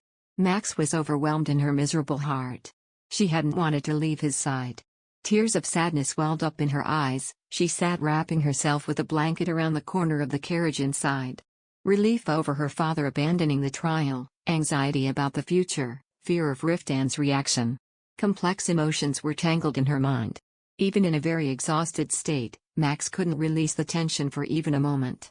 She sat in the rocking carriage, stiffening her body like a stone. As a result of traveling for a day and a half like this, she was completely bruised when she reached Anatole. "Are you all right?" Uslan helped her out of the carriage as he asked worriedly. Max unconsciously nodded. Riftan, who was handing over Talon's reins to the stable keeper, walked over and took her arm from Uslan's hand. "You go unload the luggage, then rest. The knights who stayed in the castle will ask about the outcome of the meeting. What shall we tell them?" "Tell them nothing has changed." Riftan spoke in a sharp tone, then headed towards the great hall. The servants flocked at the entrance to greet the lord, but Riftan didn't even pay attention to them. Max took a deep breath, barely keeping up with his rapid pace. Finally, upon entering the warm and cozy bedroom, Riftan released her hand, walked in front of the bed, and began to remove his robe and heavy armor one by one. She felt throughout her body that she was being silently tortured. The sound of firewood burning, the wind shaking the windows, and the sound of armor rustling were short-lived. In the end, Max, who couldn't overcome her impatience, opened her mouth first. "I know you're angry. However, to make my father step back. There was no other way. I couldn't let you be placed on trial." Riftan's hands, which were removing his scabbard-sheathed sword by his waist and placing it on its holder, stiffened. His intense gaze went to her. There was no other way? When Riftan approached, Max nervously took a step back. He caught up with her quickly and leaned menacingly toward her. "Don't be ridiculous. It was something you had to let me handle. You just had to let me take care of this. Leaving Whedon. Was that your solution?" Max bit her lip and looked at him. "Leaving Anatole, the Ream-Dragon Knights. Everything, did you really think that was a solution?" Riftan's cheek muscles tensed and stiffened. He let out a low curse and grabbed her by the shoulder. "It was already decided. I had already told the knights. I would have left all the assets I acquired while I was a lord here to serve as an operating fund, but I could keep the personal property that I acquired while working as a mercenary. There would have been nothing for you to worry about. Levadon, Osiria, Baldo, Tristan. There are many royalties who want to hire me. I just had to accept their offer of a land and start over." Max looked at him in utter disbelief. "How? Can you say such irresponsible words? Why, you are the lord of this place. And the commander of the Ream-Dragon Knights. The people of Calyp's castle. As well as the citizens here, they all revere you. Even the knights are risking their lives following you. Are you saying that you'll throw them all aside?" Riftan's eyes trembled slightly, then clenched his fists tightly and quickly rebutted. "Baron or Uslan would rule Anatole without me. There are many excellent knights, so the Knights of Ream-Dragon will continue as is without any problem. They don't want you to leave, Riftan. And we all know you also don't want to. Don't even try to deny that." Max turned and stepped back as if to shake his hands off her. Seeing his cornered expression, it felt like her heart was breaking. I know how much Riftan cherishes this land. For so long. You've been working to rebuild Anatole. Now that you are finally seeing the fruit of your work, you're going to leave everything behind? Are you saying, just because of me, you're going to give up everything you've achieved in the last 10 years? She spread her arms in exasperation. Calyp's castle, which she carefully renovated, and the solid walls that surround it, a city that is about to achieve a dazzling revival. How could he decide to turn his back on all of it? Max let out a desperate cry. "Have you lost your mind? It's like you've gone insane." "Yes." He took a step forward and grabbed her in a fit, forcing her to see him. "As long as you're by my side, anything else will be fine. Over and over again, I will build walls and collect riches. If you tell me to do that 1,000 times, I would." She clenched her teeth to resist the cry that was about to break out from her throat. She could not understand his blind obsession. Why the hell was this man so tightly tied to her? Max watched his desperate face with trembling eyes. She didn't want to be separated from him either. She really didn't want to leave even for a while, but in a corner of her heart she knew it was wrong. It was impossible to ignore everything and turn away from the world. He had many more things to cherish aside from her. Max spoke with difficulty, as if she was trying to get a bone out that was stuck in her throat. I want to go to Nornai." He looked at her with a confused gaze, as if he couldn't believe what she just said. In one last desperate effort, Max gathered her remaining strength and continued speaking. "If I become a wizard, everything will be solved. You will not have to lose Anatole. There will be no need for you to leave the Ream-Dragon Knights. please. Wait 3 years. Whatever it takes, I will definitely return. Huh? Max stopped speaking at the empty laugh that came out of his lips. Riftan muttered bluntly, looking down at the ground in despair. Are you telling me to wait all over again? It could be clearly seen that his fingers covering his face were trembling slightly. Max looked at him with a broken heart. However, when he looked up again, his wounded face easily disappeared. He opened his mouth with an expressionless face, as if he were wearing a mask. 3 years may not mean so much to you, but I have already endured 3 years so I could be with you. Only God knows how miserable and lonely those days were. An incomprehensible smile lingered around Riftan's lips. You don't know how it feels.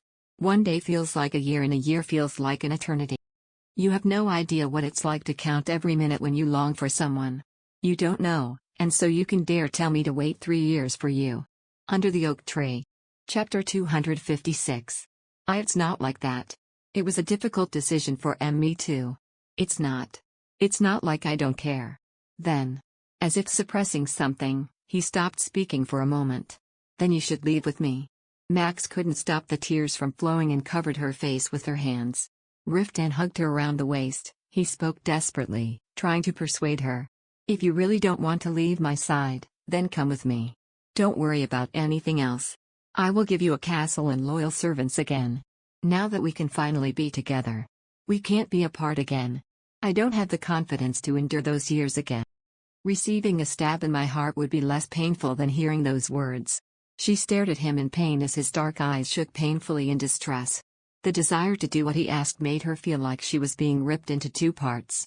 Her heart said yes fiercely, and her sense of reason firmly denied his offer in her head. It was so clear which option was the right thing to do. Max's face crumpled as she wept and struggled to open her trembling lips. I can't do that.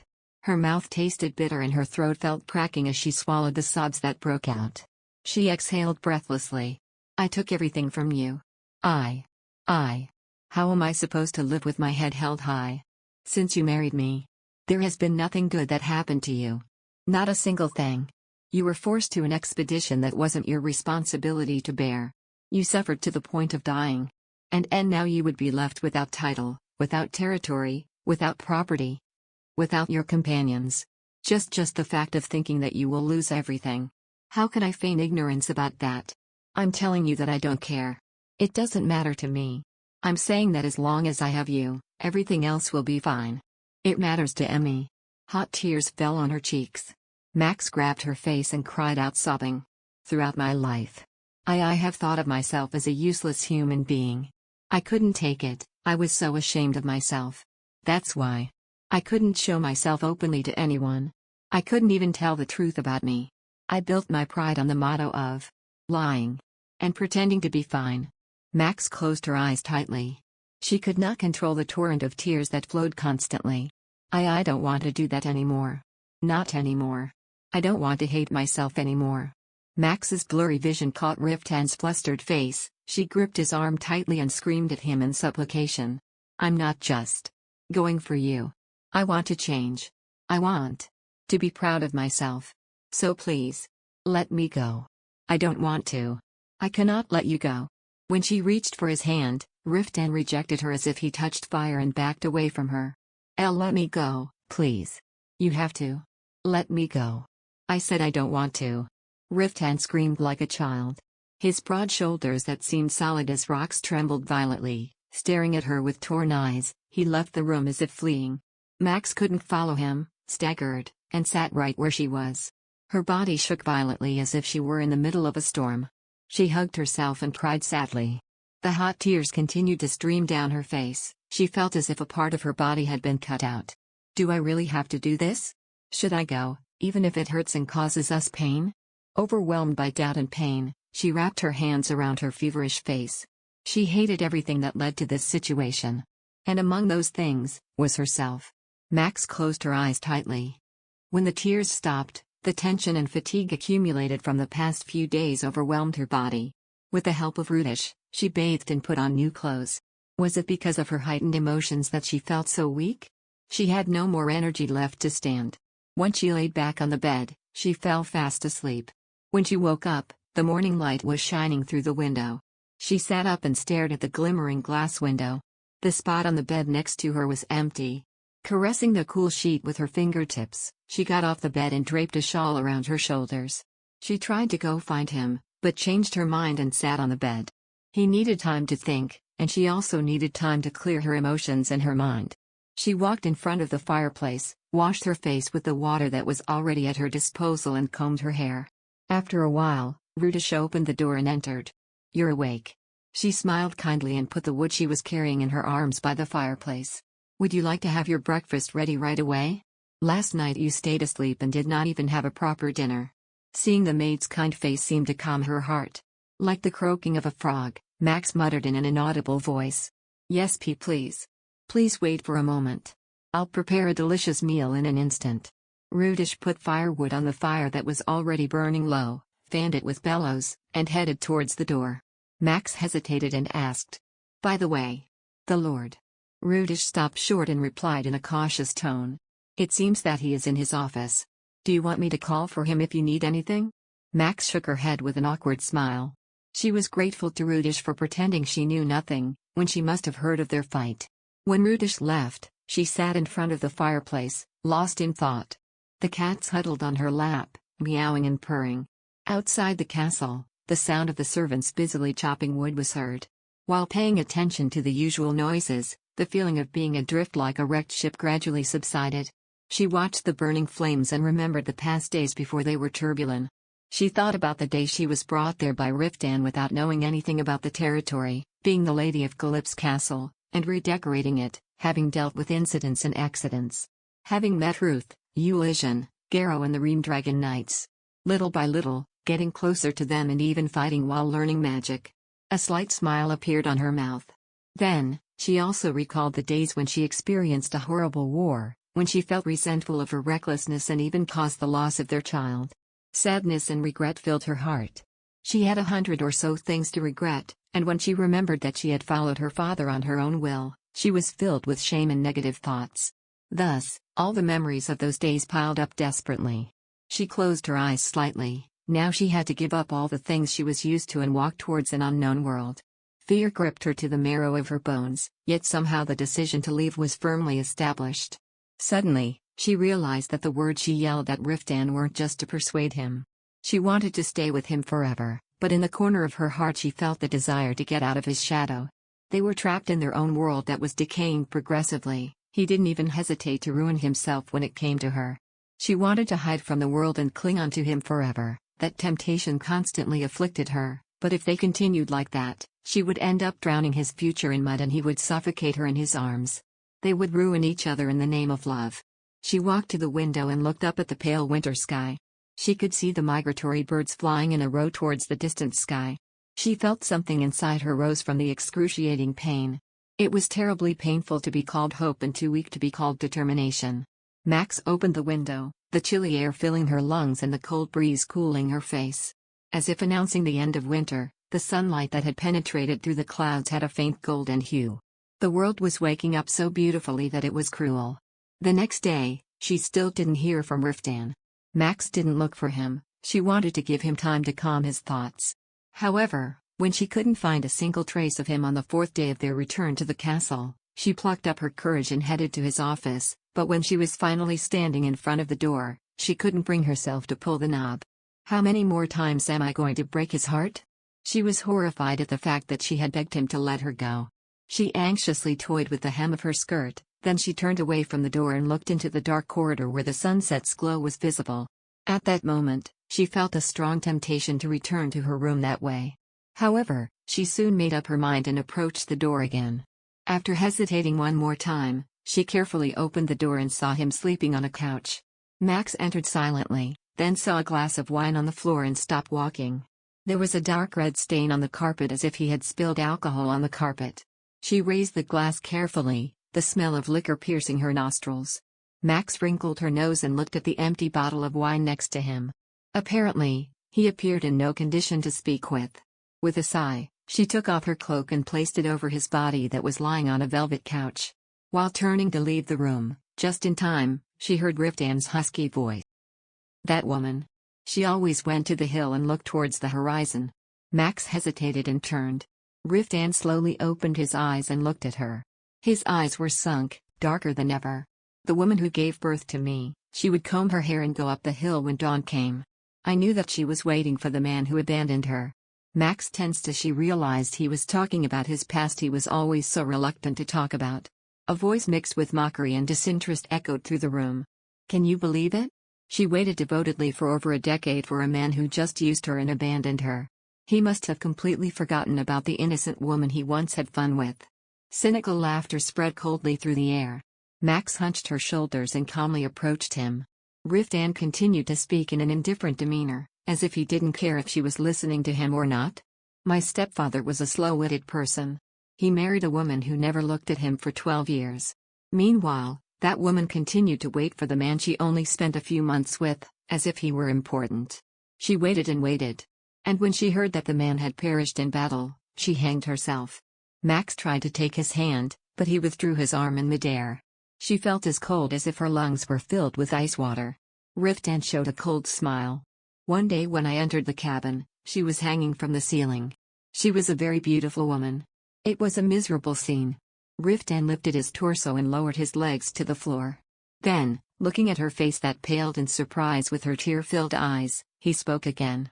I swore to myself that I wouldn't be like that, even if I die. It wouldn't make myself so miserable. Max knelt down and hurriedly squeezed his hands. When she realized the thoughts he was obsessing over, her heart sank in fear. Under the oak tree. Chapter 257. She shook her head desperately and opened her lips to speak. Riftan is different from that person. You won't ever be miserable. I'll be back right away. When I return, I won't ever leave again. Never. Never. I'm already at the limit. Max stiffened, staring at his numb face. His black eyes, like coals, swayed in pain. Since I started wanting you, I always felt like I was standing over burning charcoal. Do you know what that is? Not being able to stop my feet from moving even for a moment. I can't sit or stand. Keep running. I have to keep running. I can't stop over a never-ending fire. I can't rest even for a moment and I have to keep running. His voice had a faint whisper, as if it revealed the weariness on his back. Only then did Max notice that his face had become haggard in a few days. He ran his rough cheeks down with one hand. I want to be free from that. Riftan. Her lips were twitching, not knowing what to say. A reddish light filtering through the window cast a gloomy shadow on his face. And he opened his mouth again. If you go, I won't wait for you anymore. I'll stop thinking about you. This time. I'll stop. I'm going to quit making myself miserable.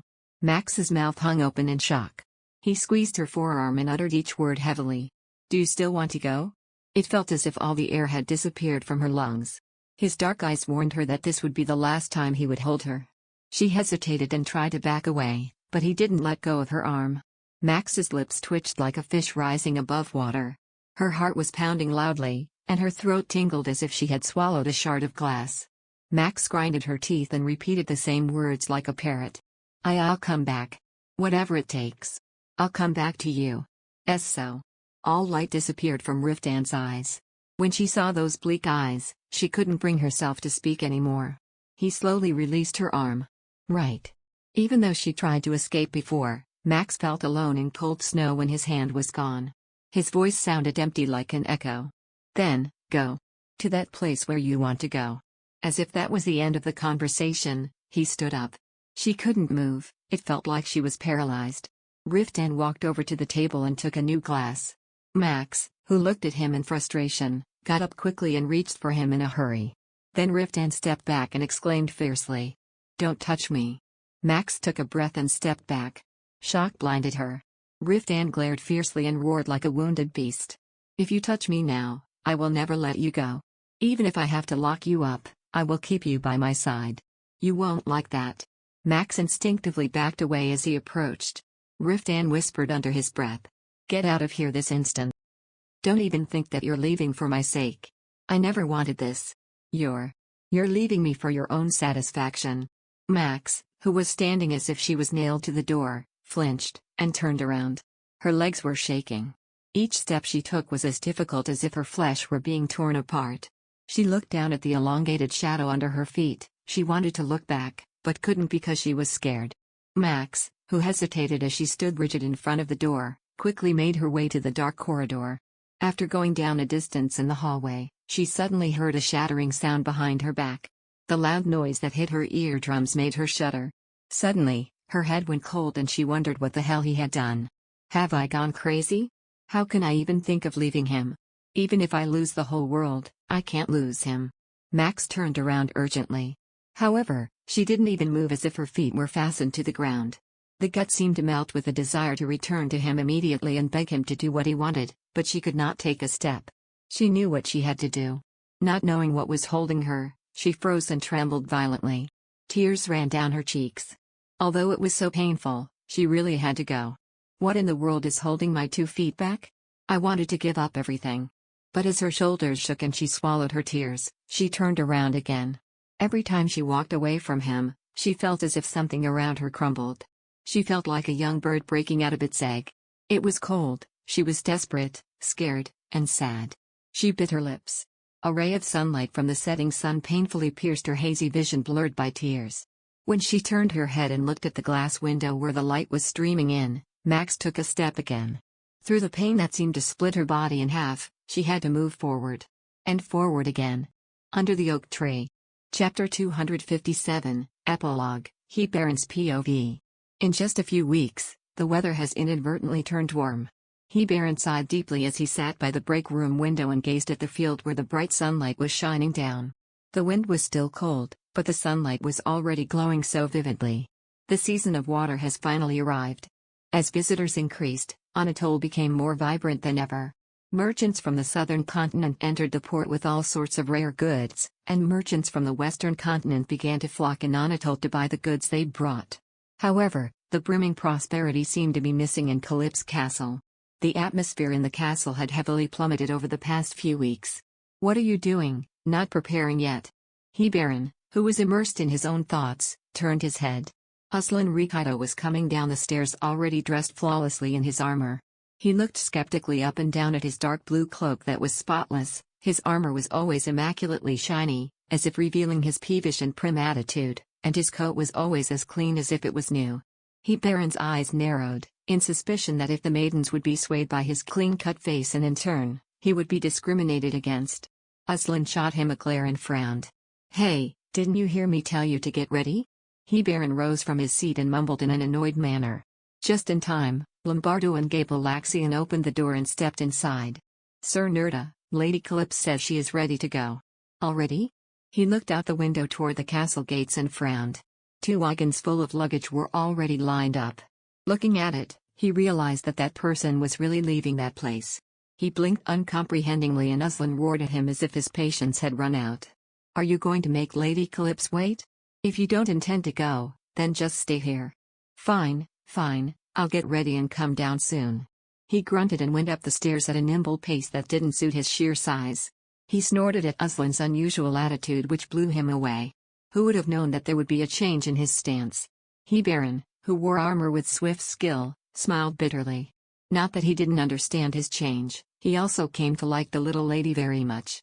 What was more, hadn't Aslan personally first-handedly witnessed the horrendously unfortunate incident while accompanying her to Castle Qua? It must have been heart-wrenching. Not only him, Elliot was also quite shocked, and at the time of the declaration of war against the Duke of Qua, he was more fiercely in favor of war than anyone else. He hadn't heard a detailed explanation of what happened, but based on their reaction, it must have been pretty harsh. Suddenly, he couldn't stand the inner anger he was holding and slammed his cloak to the ground. Qua, when he thought of that dog-like bastard, 1,000 ignitions arose from within. He aggressively swept his hair back. His heart sank when the expressionless face of their commander came to his mind. He sat back in the chair and heaved a long sigh. When he heard that Lady Calypse had decided to go to the World Tower, he thought the commander would never allow it. However, breaking everyone's expectations, the Lord allowed her to leave. Not only that, he began to faithfully fulfill the duties of the Knight Commander and his duties as a lord, which he had neglected for a while. At first glance, everything seemed to have found its place. However, Hebaron couldn't help being anxious at Riftan's abnormally calm appearance. The commander had always had an unpredictable reaction when it came to Maximilian Calypse. Damn, it's useless to worry about that now. He wore a blue cloak with a white dragon over his armor, clicking his tongue anxiously. After arming himself, as he came out, Aslan gave him a nasty look. How long are you going to delay us? Are you planning to leave after sunrise? Stop nagging me. Are you my wife? Aslan made an expression as if he wanted to scold He-Baron some more, but then quickly turned around as if he didn't want to bother dealing with him. He-Baron asked, chasing after him.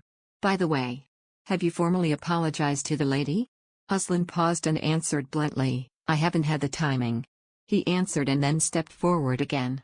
He-Baron sarcastically spoke, crossing his arms behind his head. You're just making excuses. You're just like a skittish teenager. Aslan kept his mouth shut as if he was speechless, a rare occasion that was. He-Baron let out a laugh as he watched him walk fast with a resentful face. It was very interesting to see Aslan looking at the little woman's eyes with such discomfort. Stop stalling and do it before she leaves today. If you overlook the opportunity, it will forever remain as a bothering feeling in your chest. Aslan glared at him like he didn't care, then turned his head. He-Baron leisurely followed him while Aslan marched in an uptight manner. After passing the entrance, he saw the servants gathered in the great hall. In it, he could easily find a woman with dark mahogany red hair. Maximilian Calypse was taking something from the old wizard who became a member of Castle Calypse last year. It looked like it was a bag of herbs. This is a good medicine for colds. This herb helps to replenish magical power. The medicines in this bottle help relieve dizziness. And this. She was listening intently to the description of the old wizard, pouring out phrases and phrases without any mortification, but He-Baron observed that from time to time she would avert her eyes to find someone. A deep sigh broke out. Apologies for keeping you waiting. Aslan walked over to her and bowed courteously. Then, Maximilian Calypse turned her head and smiled brightly. Don't worry about it. I was still bidding farewell to everyone. He-Baron had a confused expression. As he watched her hide her pain, he felt like he was doing something terrible. She looked behind them and asked hesitantly. By the way, Riftan, the commander, had an urgent matter and went out the castle gates. But he still asked us to bring the lady safely to the port. The smile that remained on her mouth crumbled dejectedly. Seeing the dark shadows cast over her large gray eyes, He-Baron inwardly cursed the commander. She then spoke cheerfully, which sounded so unnatural, as if trying to hide her disappointment. Then. We shall head to the port. The princess is waiting for us there. Wait a second. She was about to get into the carriage, but a loud voice came from a distance. He-Baron raised his head. Ulyshen and Garrow, in training uniforms, came rushing from the training grounds. As the servants quickly moved aside, Ulyshen ran straight towards Maximilian. We'd like to bid our farewell. He took a deep breath and then threw a handful of wildflowers at her. We searched all over the mountains. The weather is still cold, so I could only find these little flowers. It is a trivial gift, but will you accept it? Maximilian, blinking distantly, carefully accepted the flowers. Only then did Ulyshen form a smile on his face. The young man, who had grown a lot during the past months, spoke with a serene and chivalrous expression. You must return safely. Thank you. Ulyshen must also take care of his health. The lady too, please take care of your health. Garrow wished her well too. After smiling in farewell to everyone, she got on the carriage. 20 knights in charge of the escort, including He-Baron and Aslan, also mounted their horses in unison. He-Baron approached the carriage and Aslan took the lead. After checking the rows with a sharp eye, he signaled for them to start the journey. Then, the bridge to the moat was lowered. They crossed the bridge slowly, surrounding the carriage from side to side. As they immediately descended the hill and reached the village, people were crowding to the left and right of the road to see the knights. He-Baron, who led his horse silently between them, looked at the carriage window. Through the parted curtains, he saw thin shoulders that were dejectedly drooping. Her long hair in a single braid seemed a bit heavy over the nape of her slim neck. Guilt weighed heavily in his chest, making a corner of his heart feel uncomfortable. It was none other than himself who informed her of the commander's situation and asked her to testify. He rubbed his aching temple, remembering Riftan's burning fury. It seemed to him that it would be better to express his rage like he usually did. It looked like it was more precarious that he was keeping all his emotions bottled inside. He did not know what she said to persuade the commander, but it was clear that he did not accept it without any consequence. Every time he entered the great hall, he repeatedly heard the servants worry about the lord and the lady. Don't tell me that he isn't even planning to see the lady off. He felt regret that he had not forcibly persuaded him, but in front of him, who had grown cold as if he had lost all his emotions, who dared to put the name of Maximilian Calypso in his mouth. After being told that the lady had decided to go to the World Tower, the knights acted extremely cautious in front of Riftan. Now, no one knew how much she meant to him. The voices singing. He Baron, who was lost in his thoughts, turned to the soft voice that was suddenly heard. Maximilian Calypso stared out the window blankly. Now they were passing through the plaza towards the outskirts of the city, and on the right side of the wide road was a gentle hill where sheep were grazing. As she said, Viel's melody sounded faintly over the hill. It looks like they're practicing for the spring festival. Suddenly, Ruth reached the carriage's side and spoke. As there are more visitors coming from various places than ever, they seem to be putting more attention to detail for the festival preparations. Lots of singing could be heard every day all over town. I see. There was a bitter smile around her mouth. The woman, looking up at the hill where the blue light of dawn had started to shine with her dim eyes, turned her head again. They walked through the gates in heavy silence. After a while, the wide road that had been their focus of troublesome work last year, was revealed before their eyes. After having traveled for an hour and a half, the scenic view of the sea appeared just below the gentle hill. Giant ships from the south were lined up on the wide dock, and several huge, multi-floor buildings towered alongside the harbor. They then took the carriage directly there. Then Princess Agnes ran among the workers who were busily preparing along the dock carrying cargo. You're finally here. I thought it was taking you long because she changed her mind, and I was becoming very restless. Aslan jumped off his horse and bowed his head politely. Sorry to keep you waiting. It took us longer than expected to be ready. No worries. We were also loading our luggage, said the princess, pointing to the ship with the flag of the Wedden royal family parked between ships lined up at sea. In front of them, the royal knights and wizards who gathered to escort the princess were waiting. The preparations for departure have just finished. You can get on the ship. He Baron jumped off his horse and helped Maximilian out of the carriage. She looked at the huge ship with her light gray eyes. Princess Agnes came up to her side and spoke softly. Only those with permission to enter Nornai can come. So, from here on, the royal knights will escort Maximilian. Of course, I will go with you. I will stay on the island for about a month. I decided to help Maximilian adjust to her new life in the World Tower. A sign of relief passed over Max's face. It was then that he Baron realized how uncomfortable it was going to be for her to go to a strange place. If you will do that, I greatly appreciate it. Don't worry too much. The World Tower is the safest and most exciting place for a wizard than anywhere else in the world. You'll get used to it quickly. The princess spoke cheerfully and nodded at the workers. As they loaded the luggage they had from the wagon, she said goodbye to the knights. Thank you. For everything. Everyone, take care and be healthy. I wish the lady good health too. Have a safe journey. He Baron said shyly and scratched his cheek, and the other knights greeted her one by one. Aslan, who was watching silently, finally opened his mouth. I apologize. For everything. At the sudden apology, Max appeared confused. Aslan slowly lowered his head. I wanted to apologize for being rude all this time. It's all right. I didn't take it to heart. She was startled and waved her hand. Aslan spoke with a bitter smile. Please come back as soon as possible. Our commander needs his wife. Suddenly, the smile disappeared from her face and he thought she might burst into tears, but unexpectedly a calm voice came from her. Please take good care of Riftan. Don't let him do anything too reckless. Please watch over him. Don't worry about Sir Calypso. I'll be by his side, scolding him diligently. Ruth, who wore a rope to the tip of his nose, suddenly intervened in the conversation. He appeared uncomfortable in the presence of the royal wizards, but he still walked over to her and tossed something. It is the most expensive monostone I have. Please keep it. It might be of use. Thank you. In the meantime, I owe you a lot for everything. Thank you for acknowledging it. The stricken wizard hesitated for a moment, scratching the back of his head awkwardly. He sighed deeply and spoke as if coughing the words out. Please, take good care and come back. Don't worry. I'll take care. And come back. She straightened her posture and suddenly, it came to his mind the first time he saw her. Shoulders that hunched anxiously, pale and terrified face, and vivid fragile eyes that seemed to be about to break at any moment. He wondered if she really was the same fragile woman who was standing in front of him now. She smiled and looked up, climbing up the boat. The intense sunlight shone brightly against her red hair. When he thought of the girl who gave him healing magic, and that he would no longer be able to see her wandering for a while, a corner of his heart felt empty. He stretched his head over the railing and waved at the woman, waving one hand. Before long, the ship began to move slowly away from the dock.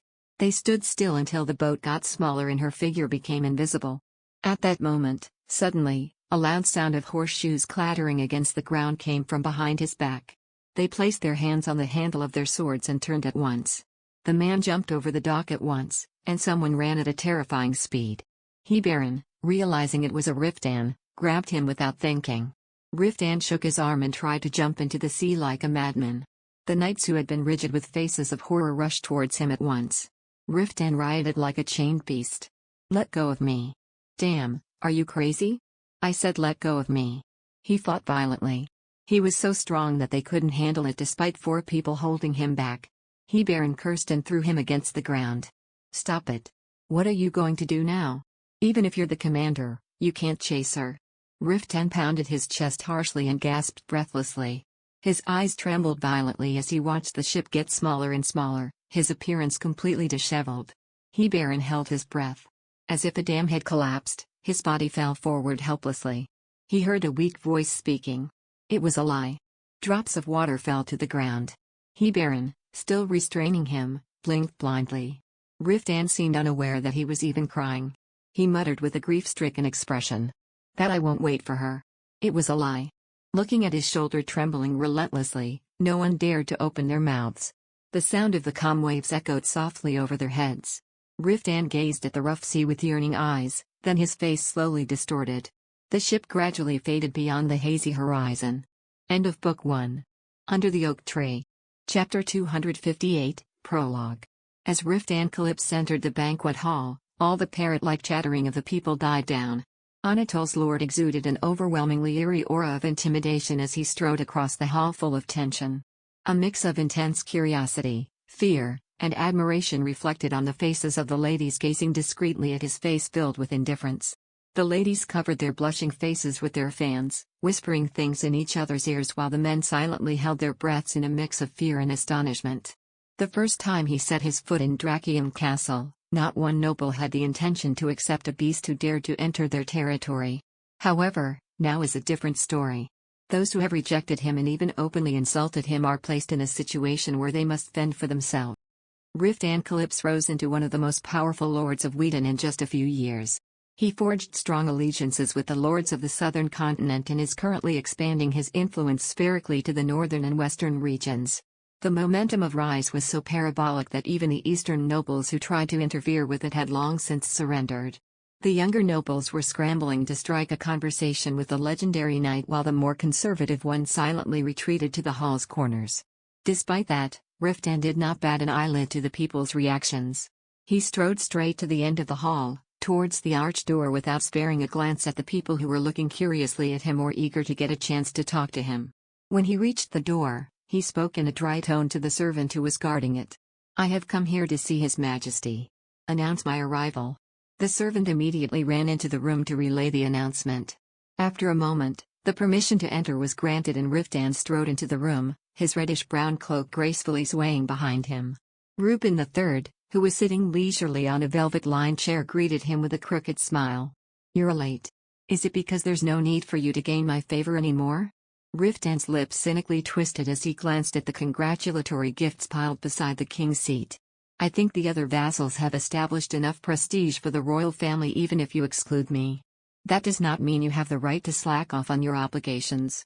The king grumbled with a frown and motioned for Riftan to sit on the chair opposite his. As he sat down, a servant immediately came to give him a glass of wine. Reuben was first to take a sip from his cup, then continued to speak like a troubled child. "Today is the last day of celebration. I was half resigned into thinking that you might not be attending. I thought that it would be better for me not to attend." King Reuben raised an eyebrow at his cold reply. Riftan's eyes were looking down at the glass of wine and continued his words in a calm manner. "I wanted to avoid running into that man as much as possible. Since we are celebrating the crown prince's birth, shouldn't we avoid having any bloodshed?" The king shook his head at Riftan's violent words. "Oh heavens! Isn't knocking out all the Duke of Croy's teeth enough?" The king leaned deeper in his chair and sighed deeply. Haven't you already intimidated him enough? Your influence now is more than enough to threaten the Duke of Qua. Looking on the other side, the Duke's momentum could not be compared to what it was before. He's now older, more nervous, and paranoid. His health had declined by much as well, to the extent that he appears miserable. Although the Duke won't admit it even with a knife against his neck, he is terribly afraid of you. It's not unreasonable for him to feel as such after all the threat you've said to him. Didn't you recently send a box with human necks inside to the Duke of Qua? Those were the necks of all the assassins he sent.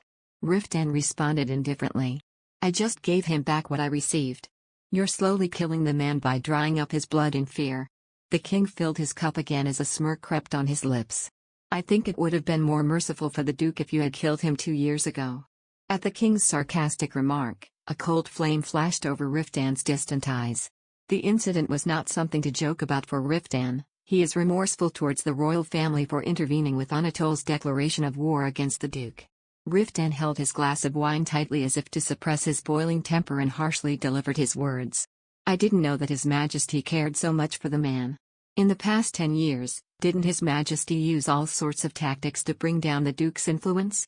Even my wife, who just returned from suffering on a battlefield, was used by His Majesty as a weapon to hurt that man's reputation. Your Majesty, are you now having sympathy for that man? Are you going to subject me again to a long torture over that matter? The smile had disappeared from King Reuben's lips, his face hardened, and he set his glass down roughly, making a banging sound.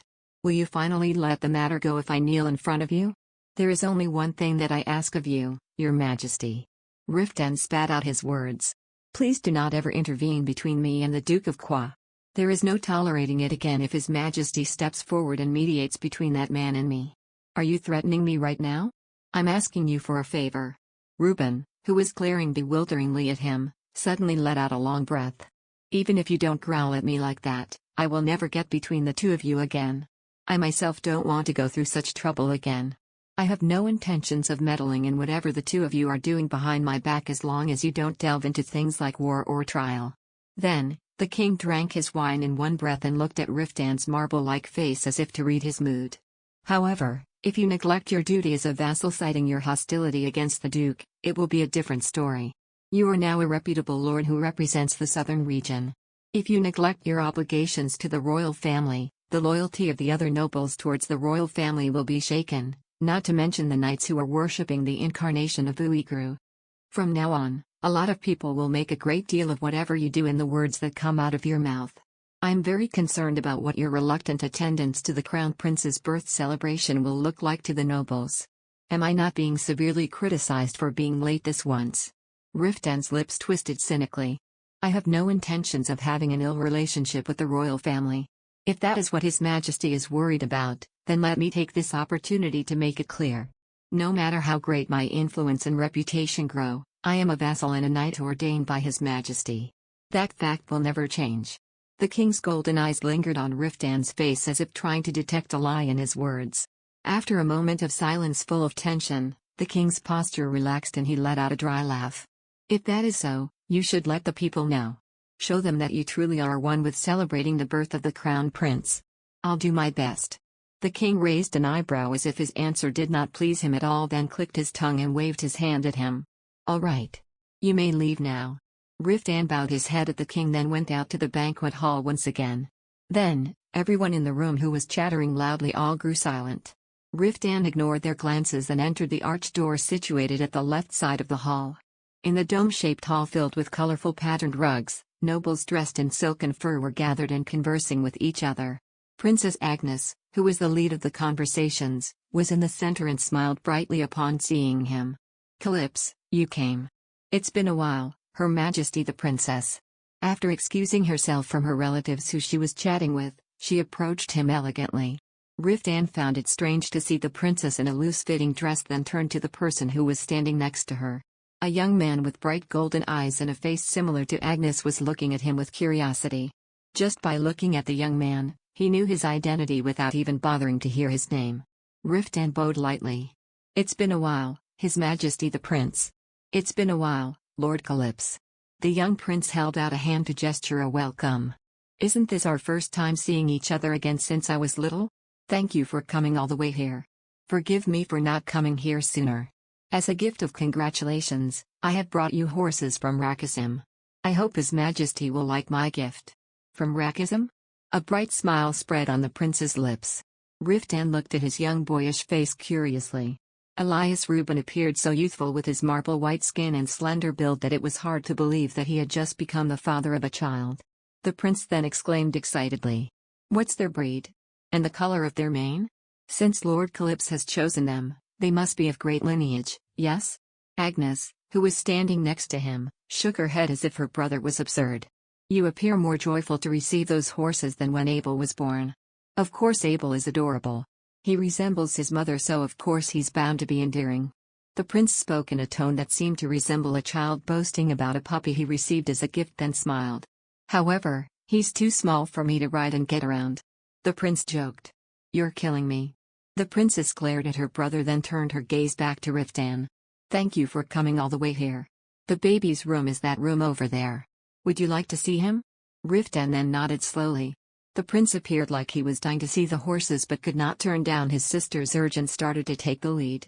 He went into the room situated at the end of the hall and pushed the thick veil that hung over the entrance. Then, they saw Rosetta Reuben sitting on a couch lined with thick cushions, being attended to by the maids. She raised her head and gave them an indifferent look. She was elegantly dressed in a rose-colored dress with her hair that was gleaming with a silver glint groomed neatly. She looked supremely noble and dignified. The prince then approached her and exclaimed cheerfully. Rosetta, Lord Calypso has come to celebrate the birth of Abel. The prince's stern turquoise eyes turned towards Riftan. His face then hardened when he observed that her eyes looked around as if she was searching for someone. Rosetta licked her lips as if to ask about his wife but appears to have changed her mind and turned to her husband. The child just fell asleep. Please lower your voices. Rosetta, who spoke in a cold tone, took the newborn child from the maid and cradled him in her arms. The prince, who seemed used to his wife's cold attitude, merely shrugged his shoulders and smiled at Riftan. Abel is no different from a little devil when he's awake. He has such a loud voice, he may be a tremendous tyrant when he grows up. Then, he leaned down to look into the face of his son, who was sleeping soundly. Contrary to his light words and actions, there was a deep affection seen in his eyes as he looked at his newborn child. The prince tickled the baby's chubby chin and smiled joyfully. A sigh of relief escaped from Agnes' lips as they watched the scene. Her younger brother, whom she had reunited with after years, grew up to be a rightful person compared to his serpent-like father. Seeing how the prince hid his true self behind a humorous facade, she felt a little relieved as she was worried about Abel's wellness if he behaved differently. It also seems that the prince and Rosetta share a good relationship. Contrary to the rumors spreading that the prince and Rosetta don't get along well, the two appear to be affectionate with each other. Agnes had a happy smile on her lips as she watched the picture-perfect scene. At that moment, Riftan's shadowed face by the entrance caught her eyes. As Agnes was about to approach him to invite him to see his nephew up close, he stiffened. A clear look of pain flashed in Riftan's eyes as he watched the crown prince, Rosetta, and their newborn son from a distance. It was as if they had all turned into daggers and had cut him into pieces. Agnes was startled by the wretched expression etched on his face and reached out her hand to touch his arm. Riftan, are you all right? Riftan flinched and harshly shook off her hand. Everyone's eyes then flew towards them at his violent reaction. Agnes smiled as if there was nothing that happened and spoke softly. You look exhausted, Lord. You must be tired from traveling all the way here. Please proceed to your room and rest. Riftan lowered his eyes as if to hide his feelings and nodded slowly. It's late, please excuse me. As if sensing the tense atmosphere, the prince nodded without a word. Riftan bowed lightly, turned around, and left the room. Agnes then immediately followed after him. Are you really all right? What do you mean? Riftan spoke in a dry tone, keeping his gaze straight ahead. Agnes bit her lips at his cold attitude. They walked silently for a long time, and when they reached a deserted hallway, the princess opened her mouth to speak again. There seems to be an exchange between the World Tower and the church recently. I am not exactly sure what the exchange is about, but I'm thinking that they're probably communicating information about the monsters that began to rise in numbers again. Riftan stopped in his tracks. Agnes, who was reading his hardened face, chose her words carefully. Once the World Tower and the church begin to actively exchange with each other, the tower's regulations will relax. If that is so, you will be able to communicate freely with their wizards in training. If you want to, I can soon relay to Maximilian. Please stop it with the useless meddling. Riftan turned towards her and spat out his words harshly. Agnes reflexively took a step back. Riftan, who was glaring at her with such cold eyes, spoke his words in between his gritted teeth. I don't need any of your intervention. If you dare to step between me and my wife again, I won't let it slide. At the end of his threatening, muffled sentence, she could not utter any word and could only keep her mouth shut. Riftan turned away from her with a swish and walked out of the hallway. Agnes let out a deep sigh at his stubborn attitude. After Maximilian Calypso had left for the World Tower, Riftan drew all his focus on gaining power. The means he used to earn the allegiance of the southern lords were astonishing. Riftan was more than willing to engage in subtle political maneuvers, threats, and economic pressures. As a result, he was able to seize not only the loyalty of the southern nobles but also of the western nobles with one hand. His terrifying parabolic momentum is stirring up concerns in the Drakium Palace. Her closed lips quivered. She braced herself for the certainty that he would resent her for sending Maximilian to the World Tower to prevent a trial. However, she may have miscalculated that he would eventually forgive her over time. Agnes cast one last look at Riftan's back, then turned around helplessly. Book 2 Tilda. Under the Oak Tree. Chapter 260. Max turned her head to the sound of loud knocking against the door. She was exhausted from last night, reviewing magic formulas until her eyes were bloodshot. She was all bundled up in a duvet like a cocoon caterpillar and was dazed for a moment. Then, she weakly rolled up the thick curtains. The bright sunlight struck her eyes. The sun is already up in the sky. She rubbed her sleepy eyes and groaned. As if the guest who was knocking on her door could not be more impatient, the knocks grew louder. She stood up wobbly and stuttered. Wait a minute. However, the ready knocking did not cease for a moment. Max quickly pulled her slippers from under the bed, wore them, and ran to open the door. Miriam's aggravated face came to sight.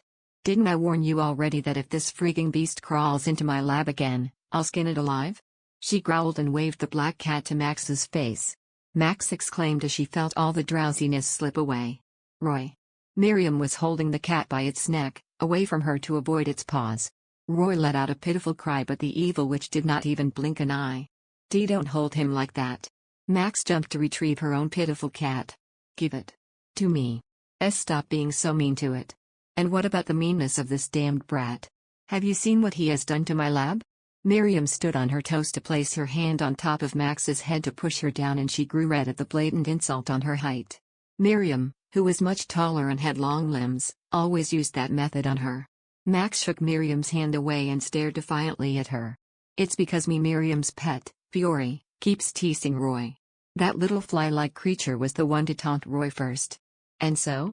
Are you saying that it was deserving for this ball of hair to run wild in my lab? Max's tail immediately went between her legs at Miriam's venomous glare. She spoke sarcastically while maintaining a contemptuous look at her. Shouldn't apologizing be the first thing to do? Doesn't the noble lady know how to apologize? Or is it because my lab is worthless compared to a pet of a noble lady? At Miriam's fierce, endless retort, Max colored red in embarrassment. I apologize that my cat caused you trouble. I will never let it sneak out of the room again, and next time, please, let it slide this once. Miriam's plump lips quivered like she was about to say more, but she soon clicked her tongue and threw the cat into Max's arms. This is the last time. If that wretched little monster wanders around my room again, I will really skin it alive and turn it into slippers. Miriam fiercely retorted, swept her bangs, and turned away with a swish. Clean up my lab this instance. Then, she strode away. Max could only gaze distantly at Miriam's back, sigh deeply, and look down at Roy. Roy buried his head deeply into Max's side and purred. She then sank into her bed and stroked his soft fur as if to soothe him. The day she left Anatole, unbeknownst to her, Roy slipped into her suitcase and went with her to the World Tower in the blink of an eye. She was incredibly bewildered when she first found her cat on the ship. However, the thought of having a friend on her side in an unfamiliar place made her secretly joyful, but she didn't expect it would be this troublesome.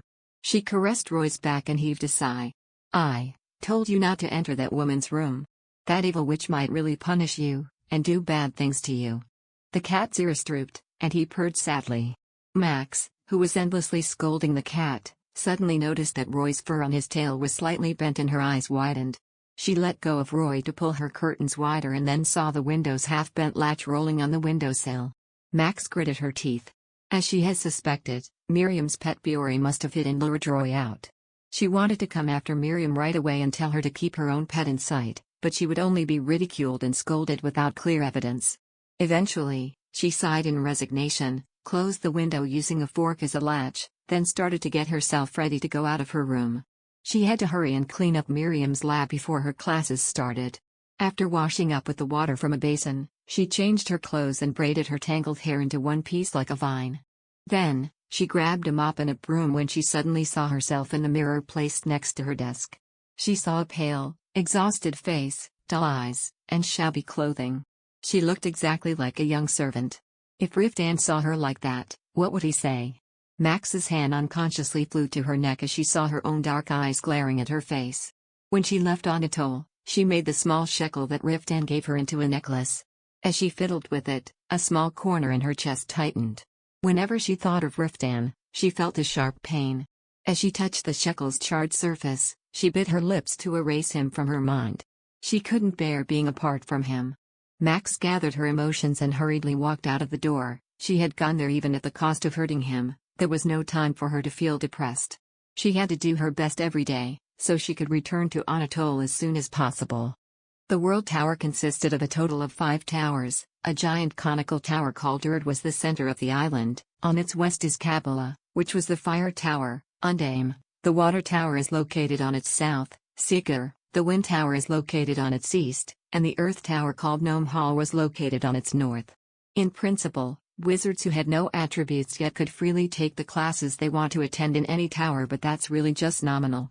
Most wizards had implicitly set their minds on which tower they wanted to take classes from while they were trainees, so the atmosphere in the World Tower was not really an environment where they could freely learn various attributes as she thought it would be. Max took a deep breath as she recalled the time she attended a class at Kabbalah.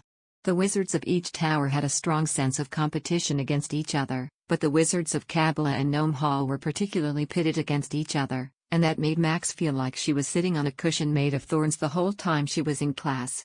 But I haven't made up my mind to become a Gnome Hall wizard just yet.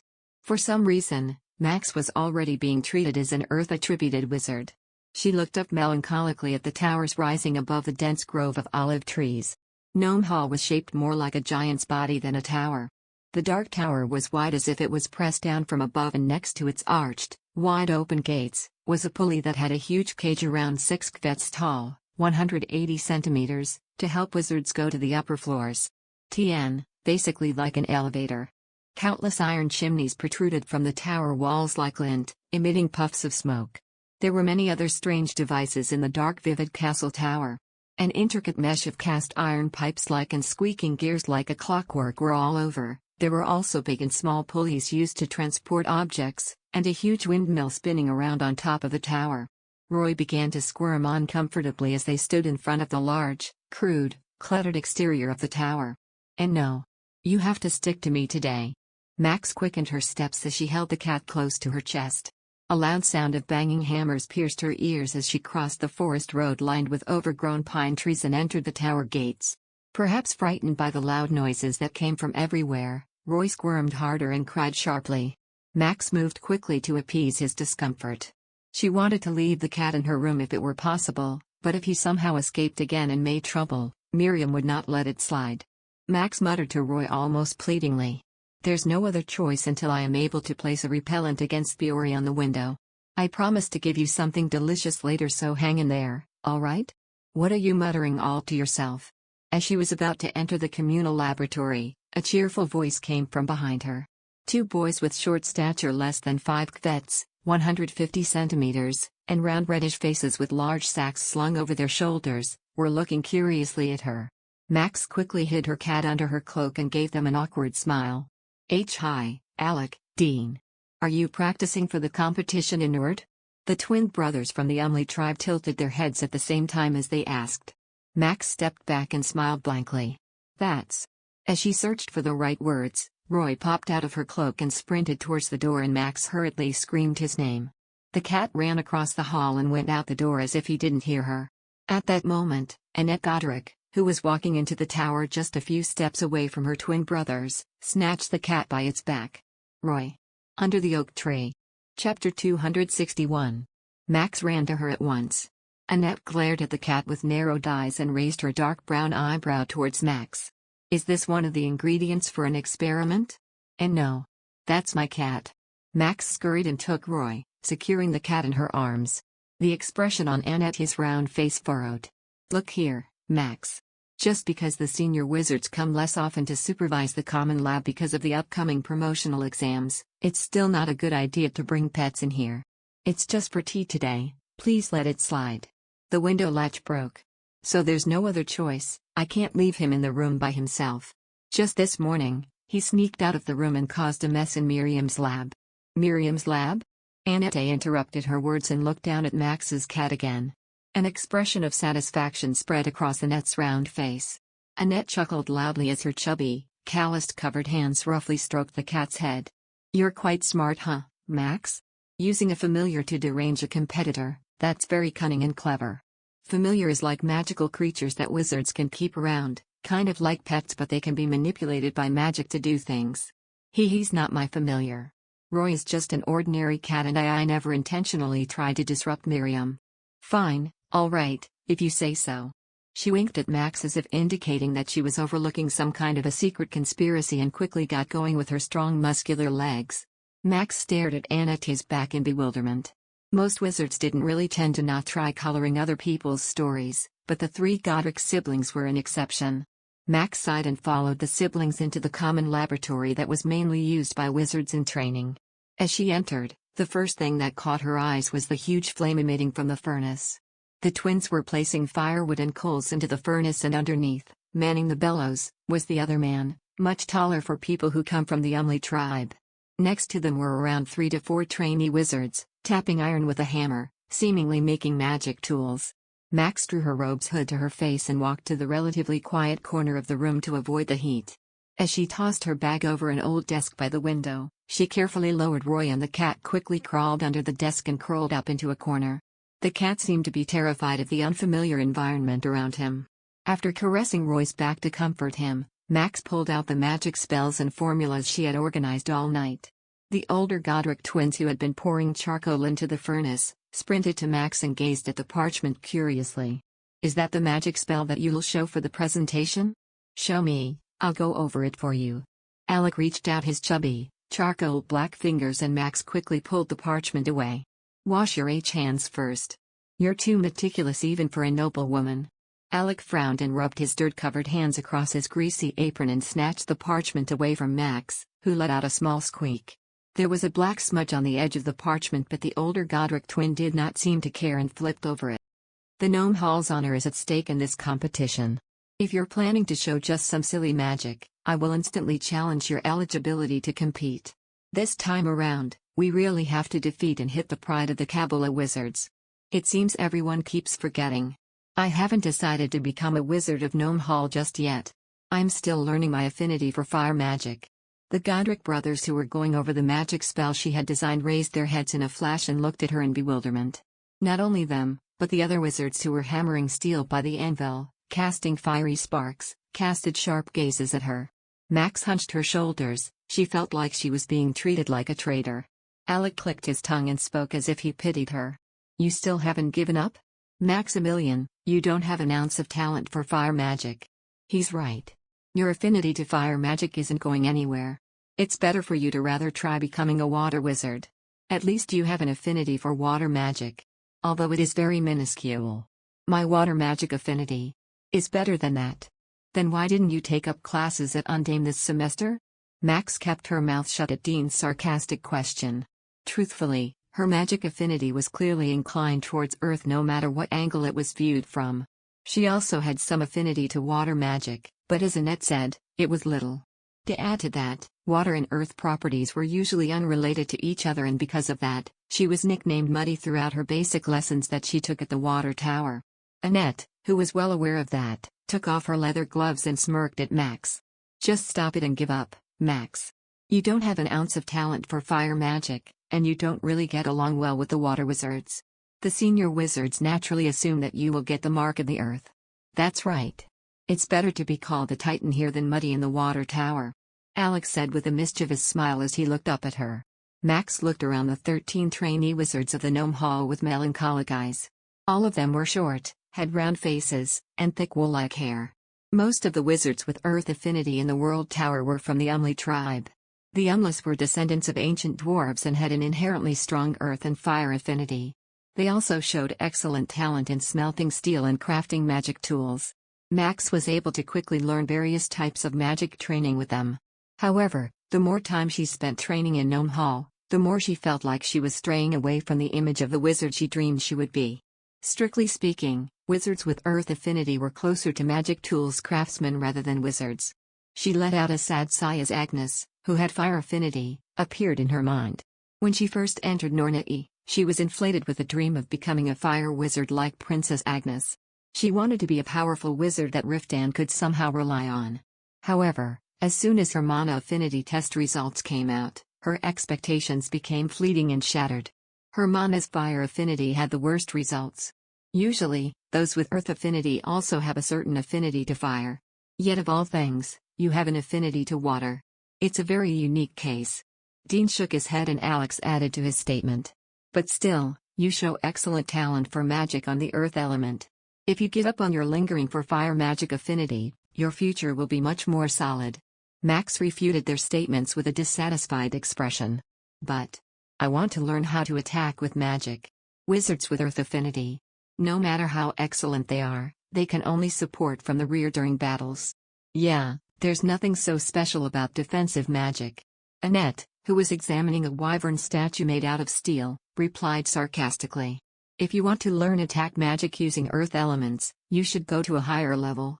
If you become a high-ranking wizard, then you will get to learn a lot of taboo magic. I don't want that. What I want is to leave the island as soon as possible. If I become a high-ranking wizard, I won't be able to leave Nornai at my own will. What's wrong with that? Dean shrugged as if he didn't understand Max's defiance to leave. I'm not sure what in the hell is good about the outside world where demons roam. I would rather live in Nornai and study magic for the rest of my life. That would be much easier than face heretic interrogators. Nowadays, that rarely happens. The persecution of wizards ended a long time ago. That only applies to ordinary humans like you. Wizards of different races like us will become prey for hunter-like heretics once we leave this island. Max sighed, exhausted from the conversation that they already had dozens of times. When in the world did you hear such a story? Nowadays even the Holy Father, the Pope, could not easily interrogate and judge a wizard that's a member of the World Tower. Even the royal families are very conscious of Nornai. Annette snorted loudly as if her words were absurd. However, Alex appeared temperamental and continued to prod. He looked up at Max and asked with curiosity in his eyes. Are there not enough wizards from where you come from? Of course. There is no place in Whedon that has enough wizards. Max replied to his question enthusiastically. The lords of each country are so desperate for gaining even just one wizard. Compared to before, the treatment of wizards has excessively improved. Alex stroked his round chin in thought, then opened his mouth again. Max, you're from the southern part of Whedon, right? Do you know anything about the Lord of Onatal? Under the Oak Tree. Chapter 262. Max's whole body stiffened at the sudden out-of-the-blue question. As she hesitated to answer, flustered and not knowing what to say, Dean suddenly interrupted their conversation. By Lord of Onatal, do you mean the Dragon Slayer? What about him? I heard a story recently about him. They say that the Lord of Onatal has a sword made of adamant and treasure plates of Orhalkan metal, Alex exclaimed as if just imagining the sight of those made him excited. Do you believe it's true? They say he has stockpiled jewels and treasures amounting to that of a god's. My lifelong dream is to forge an Orhalkan. If I become the Dragon Slayer's wizard, I might have a chance to at least touch it. Forget it. Don't you remember that there is a traitor by the Dragon Slayer's side? At Annette's serious tone, Max hunched her shoulders. Annette, who was quietly observing upon her desk a wyvern steel model that was flapping its wings, shot them a stern look. If you don't want to be disliked by the senior high-ranking wizards, you shouldn't go off saying such things. To this day, if you score the south to north, the story of a traitor always comes up when it's about the Serval clan.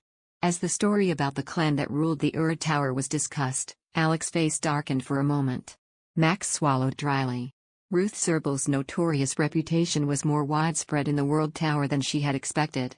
When they discovered that Max was from Onatal, The senior wizard Ord seized every opportunity to slander Ruth, and even the Serble clan would relentlessly preach sermons about how shameless the traitor Ruth is whenever they had the chance.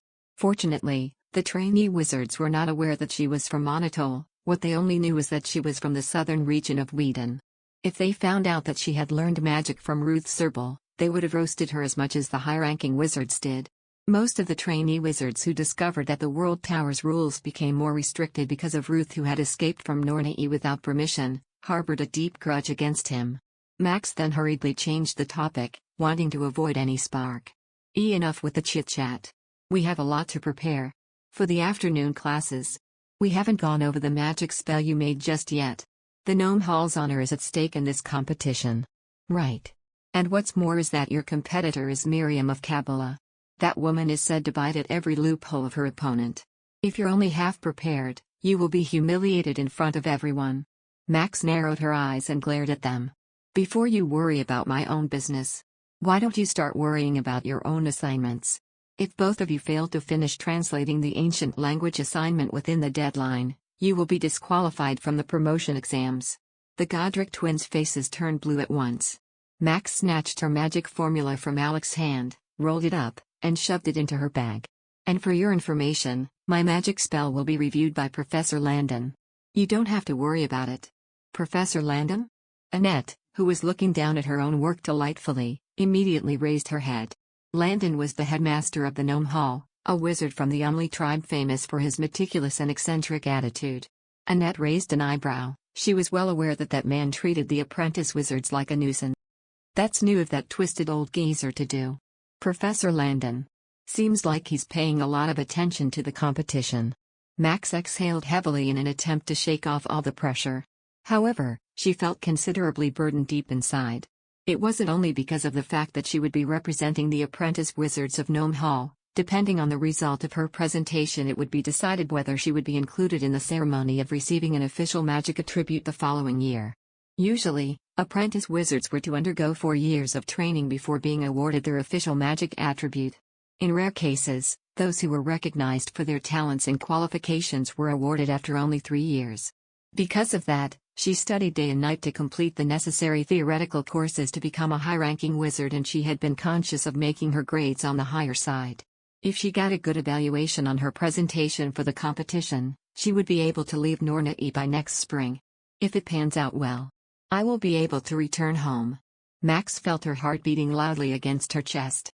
Whenever she thought of Anatole, longing and sadness would feed inside her like tidal waves, and she struggled not to be swept away by those emotions. Right now, all her focus had to be on the presentation. Max took a deep breath and pulled the chair in front of her desk to sit on. Anyways, I have to prepare for the class. Please, everyone, back to your seats. Don't push yourself too hard. Annette stared intently at Max's dark eye bags, then gave her a pat on the shoulder and went to her own desk, while the Godric brothers scattered to their own. Max placed her hand under the desk to scratch Roy's chin and then opened her book. Fortunately, Annette helped set up a fairy trap in the window, so Max was able to leave Roy alone in her room the next day. After petting her cat, who was lying down by the windowsill, Max grabbed her bag and went out. She headed downstairs and she had pulled out the material for today's class discussion, when she heard a cheerful voice call out from behind her. Max. As Max turned her head, she saw a girl with wavy brown hair gathered in a long braid running towards her with a bright smile across her lips. Good morning, Sidina. Good morning. Are you prepared for today's discussion? Just for today. The girl groaned painfully at her answer. How can you do that to me? You have promised not to study in advance. I don't remember making that kind of promise. Max responded in a coy manner and averted her gaze to the parchment in her hand. Then, Sidina began to try distracting her with loud howls. Max rolled her eyes at her. Sidina was so exceptionally eloquent that even without much preparation, she would stand out in class discussions. On the other hand, Max was prone to embarrassing herself in class if she did not thoroughly prepare at least 3 days in advance. After desperately making an effort for the past 2.5 years, she was finally able to speak almost without stuttering, but her tongue still felt paralyzed whenever she was nervous or embarrassed. Max was preoccupied with practicing for the discussion, muttering words that were difficult to pronounce to herself for practice, despite Sidina's attempts to distract her. The girl, who was loudly squealing an Osirian folk song, screamed in annoyance. Ugh, this bookworm. If I don't study this hard, I won't be able to keep with the class. You're doing more than just to keep up. Please ease it up a little. It's my turn after Maximilian's. Compared to you, Max, my presentation would look worse. Won't you feel sorry for me? Max snorted at her. Don't try to humble yourself. Your presentation speech will be smooth like it has been greased. There's a limit to what I can speak impromptu. Professor Lauren has scolded me a number of times before. Then you should have prepared for the discussion in advance. Sidina's bottom lip protruded. Max flicked through the parchment as she blew grunts to one of her ears. They then proceeded to enter the large garden that connected to her. Before entering the classroom, Max remembered that she had to return the books that she had borrowed some day before, so she headed for the library and asked Sidina to reserve her a seat in class. The girl complained, but nodded gently in response. Max ran straight up the stairs located left of the huge arch-shaped entrance 2 steps at a time. It was an unladylike action, but there she didn't have to worry about that image. She passed through a long corridor with warm sunlight of early autumn streaming down and went through a door that's 7 feet high, 210 centimeters. Countless amounts of books, easily tens of thousands of them, filled her sight. Max hurriedly crossed between the tight but evenly spaced bookshelves and headed towards an old desk where the librarian sat. Then, an old woman with a dwarf-like stature and hawk nose, looked at her. What is it? I'm here to return some books. Max pulled out a couple of books from her bags and whispered in a small voice. The librarian checked the books she was handing over and frowned. These are past its due. I forgot to return them yesterday. She said apologetically and made a guilty expression, but the librarian didn't seem to budge. She then recorded the dates when the books were returned in the logbook and spoke in a calm voice. For the following 2 weeks you won't be able to borrow books outside of the library. If there's any reading material you absolutely need, you are only allowed to read them inside the library. But there's a competition coming up soon and I will need a lot of reference reading materials. Please let it slide just this once, I promise I won't ever miss the due date next time. Rules are rules. The librarian spat sharply like a knife, then returned to the book she was reading as if she had no intentions of hearing another word from Max. Although she wanted to plead a little more, she was well aware of the librarian's stubbornness and helplessly turned around. At that moment, a loud voice called after her. Maximilian. She was startled at the noise and turned her head towards the owner of the voice. Under the oak tree. Chapter 263. A relatively young man clad in a ragged gray robe, wearing an irritated expression, was striding through the dense bookshelves. It was Ranulph, a senior wizard in charge of supervising the apprentice wizards. He stomped his feet as he stopped in front of her, ignoring the librarian's disapproving glare at him. Good thing I saw you here. Now there's no need for me to go looking for you in classrooms. Max asked him in a quiet voice, conscious of the librarian's piercing glare. What's the matter? You're asking me what's the matter? The man placed his hands on his waist and gave her an intimidating look. She could feel the wizards who were sitting and reading by the window glancing, curious of what was going on. However, Ranulph seemed to have no intentions of keeping his manners polite. He pulled out a bunch of thick parchments from his arm and shook it in front of Max. She blinked in confusion with her eyes wide open, then she realized that the wads of parchment were the letters she had written for several nights. The wizard massaged his temple and exhaled loudly. I have told you over and over again to keep the letters as concise as possible because they are all to be inspected. Have you not learned from having your letters rejected twice? But I made it as concise as possible. Max retorted, her voice reaching a note higher, frustrated that her letter might have been marked as returned to sender again. The apprentice wizards were allowed to send letters outside of Nornei for only twice a year. And unfortunately for her, her letters had already been rejected twice in the inspection process. Max glared at him bitterly. I did keep the letter under 10 pages as you said. Oh, now you're saying this is under 10 pages? Ranulph's face was trembling with irritation as he unfolded the twice-folded parchments. Max squeaked and flapped her arms, trying to cover the contents of the letter. The man disregarded her and shook the parchment that was wide as a tablecloth. You wrote it without a single space on a parchment used for huge magic tools with a handwriting as small as a millet grain. I thought my eyes were going to burst while reading it. I was going to let you slide this time, but despite my several attempts at reading it, I ultimately ran out of temper. He growled and pointed to his bloodshot eyes. Are you deliberately finding a way to torture me every time? Last time, you terrified me with a bundle of Bible-thick parchments, and this time, this absurd Ranulph grunted as if he couldn't find the right words to describe it. Please, put yourself in the shoes of those who will read and inspect your letters. Do you know how laborious it is to inspect a love letter as long and thick as a book? It's not a low love letter. I was just trying to tell my well-being to my husband. We can only send letters twice in a span of 1 year, it's only and unnatural that there is a lot to write about. The man then raised his chin and snorted loudly through his nose. It's a relief that I was able to inspect it. If that letter really had made it across the sea, it would have been a disaster. Your husband would have run far away from that pathetic letter. Max turned blue from the impact of his words. I'm already anxious to the point of going crazy, but for him to say such words. She forgot that they were in a public place and she raised her voice at him. That's not true. And my husband is not heartless like Ranulph. Stop talking nonsense, write it again. As Ranulph grinded his teeth, he pulled out a piece of parchment about 1 foot, 30 centimeters, long and shoved it against her face. I'll give you one last chance.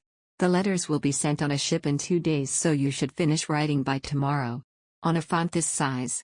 He walked over to the librarian's desk, took her quill, and quickly scribbled a line over a parchment. The font should at least be this size. Only 5 pages long. But it used to be 10 pages. I said 5. If your letter passes the inspection, I will stamp it with a seal that makes sure it gets sent, so you better do it properly. Ranulph insisted on the 5 pages and turned away with a swish, leaving the library at once. As she stared at his back with a bewildered expression, she heard someone clearing her throat. Max turned around slowly. The librarian was shooting daggers at Max with her eyes. Creating a ruckus in the library is penalized by being banned from the library for a week. Rules are rules. You are not allowed to use the library for the time being, Maximilian. Please take your leave. Max groaned and dragged her feet helplessly. Despite being half-rattled, fortunately, she was able to go through the class discussion successfully. However, her mood was still in a huge downturn. As she trudged back to her quarters, Max feebly fiddled with the letters she spent months carefully writing. Whenever she felt suffocated with her longing, she would pour all of it down on the parchment. Although it was true that it resulted in a staggering number of letters, there were so many things that she wanted to tell him that couldn't be summarized. I have already written it as concisely as I could. She opened the door to her room with a sullen face. As she entered, Roy, who was curled up on her bed, leapt down and went to snuggle against her legs. After feeding her cat, Max sat down at her desk and stared gloomily at the bundle of letters. Suddenly, the brimming anxiety and sadness she was suppressing burst out. If you go, I won't wait for you anymore. Max bit her lips. Thoughts that she had driven to the corner of her mind began to hover inside her like ghosts. What if he meant what he said back then? Even if I go back, if he says there's no longer a place for me by his side, if he doesn't need me anymore, what should I do? Max pulled out a new parchment as the thoughts suffocated her. Then, she started writing again as if she was pushed by something. Although it was strictly forbidden to write in detail about life in Norney and there wasn't much for her to tell, once she began to write, it felt like her pen wouldn't stop. She couldn't even dare express in words, much less a letter, how much she thought of him, how much she missed the times she spent in Anatole, and how much her heart ached every time she thought of the day she left him. Letters that would reach floor to ceiling won't ever capture how much her longing was, much less 5 pages of it. It was difficult for Max to write down her emotions on those 5 pieces of parchment. At the same time, she tried not to beg so servilely for him not to forget her. However, as she read the sentences she wrote, she deemed that she failed desperately to achieve those. Gazing down at the yellow parchment with feelings of hopelessness, Max slowly crashed her face against her palms. Suddenly, she started to wonder what was the use of all that. Riftan could not even feel joy from a letter she wrote. Maybe by then he had completely forgotten her. Her heart felt like breaking as she thought of such. She wrapped her hands around her face and desperately tried to hold back her tears. A sudden sigh came out of her lips. She had this terrible habit of imagining only the worst of the worst things that could happen, and it seemed irreparable. While living in Norney, she tried so desperately to become a new person, but she couldn't change her fundamentals that easily. She stared at the setting sun with an exhausted expression and dipped her quill in ink again. Even if Riftan no longer needed her, she needed him. She would do anything to win his heart back if she was given the chance. Max then began to write down her current life as briefly as possible as she battled clearing her tumultuous mind. Then, she added that she was going to do everything it took to get back to Anatole as soon as possible. After hesitating for some time, She added one last line. I miss you so much that I think I'll die from longing. As she stared down at that sentence, tears that she had long held back began to stream down. She hurriedly wiped the tears away from her cheeks and sealed the letter inside a leather envelope. Caught by the sniffles coming from her, Roy crept over to her feet and snuggled against the hem of her robe. Max grabbed the cat and buried her face against his soft fur. You want to go home too, don't you? The cat purred and licked Max's cheek with its prickly tongue, as she sniffled. Me too. At that moment, a sudden knock was heard against the door. Max then raised her head. Did you cause some trouble again? As she looked down suspiciously at Roy, the cat immediately slipped out of her arms and hid under the bed. Max squinted at the cat, then sighed and walked towards the door. Who is it? It's me. As she pulled on the doorknob, she saw Annette standing by the door holding a lamp in one hand. Max's expression turned into confusion. Annette lived in the Umley village, so it was rare for her to come to the dormitories. What brings you here? At this time? I came here at Professor Landon's request. He asked me to tell you to the Gnome Hall laboratory as he has something to discuss with you about the magic spell you asked him to review. Under the Oak Tree. Chapter 264. Max was drowning in anxiety. She worried whether there was a problem with the design of her spell. She quickly put on her robe and came out of her room. The sky was already turning dark blue. They immediately left the dormitories and walked along the forest road that is slowly being engulfed in a bluish darkness. Annette lit the gas lamp she held and looked at Max with an uneasy expression. Do you possibly have an idea why Professor Landon has called for you? I'm not as sure why. She nervously fiddled with the hem of her clothes and tried to recall the magic formula she spent months creating with meticulous effort. It was a formula she accomplished by sacrificing her sleep and meals time to make it in time for the presentation. However, it seemed to be that there was some flaw when reviewed in the eyes of a high-ranking wizard. Max moved her feet nervously, her heart feeling like shrinking from nervousness. As they finally reached Gnome Hall, Annette pointed to the pulley used to go up the building floors faster. Landon will be in his lab. I'll be finishing some work in the common lab, so if you need any of my help, look for me there. Thank you. Max then went inside the huge iron cage installed against the wall, followed by Annette, and after the iron doors to the cage closed, she lowered the pulley next to it. Then, the huge cage rattled and slowly began to move up. TNLF, it's like an ancient elevator, hee. Max leaned against the wall, trying her best not to look below her. The ground below them gradually grew farther and the dark forest appeared like a dense carpet beneath her feet. She could see the edge of the forest and the grayish-blue sea beyond it, then felt a choking feeling from longing as she stared at the distant sea and hurriedly turned her gaze away, afraid that she might just burst into tears again. Finally, the gears that pulled them up stopped moving with a rattling sound. She carefully opened the iron cage with a creaking sound and entered the building through the entrance located at the side of the tower. Then, she walked across the hall that was littered with debris and came in front of a wooden door. Come in.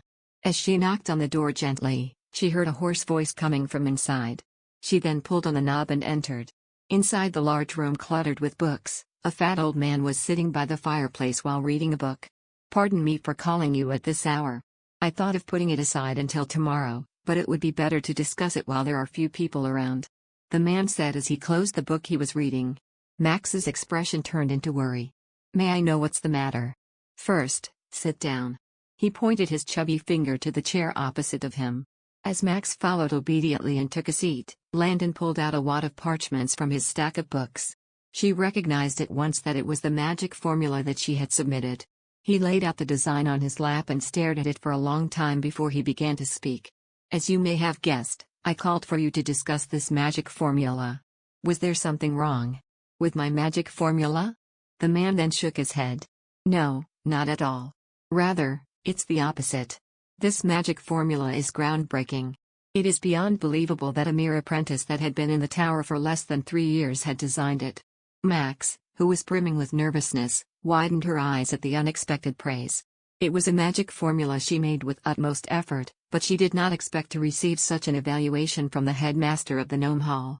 Her heart swelled with joy for the recognition of her abilities, but as his brooding face caught her eye, the worries began to rumble in her head again. Then, what seems to be the matter? The problem is your work is too excellent, he said as he tapped the parchment with a thick finger. If you present this magic formula in the competition, you will be recognized as a high-level wizard in no time. High-level wizard? Her eyes widened in surprise. Landon nodded with a serious expression.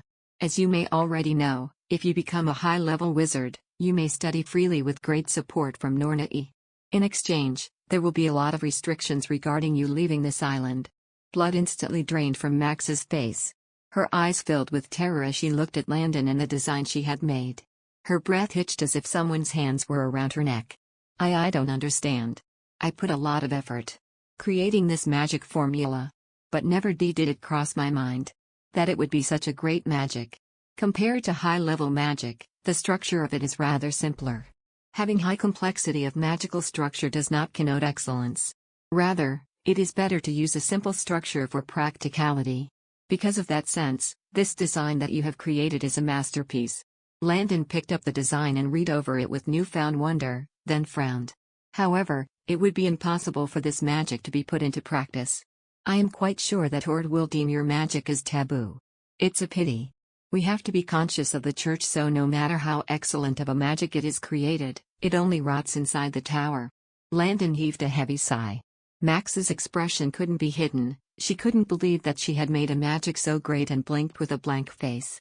Landon chuckled at her stunned reaction and clicked his tongue. Haven't you thought of the dangers of making golems after designing this formula? If it becomes known that such magic exists, isn't it obvious that it would cause such an uproar in the church?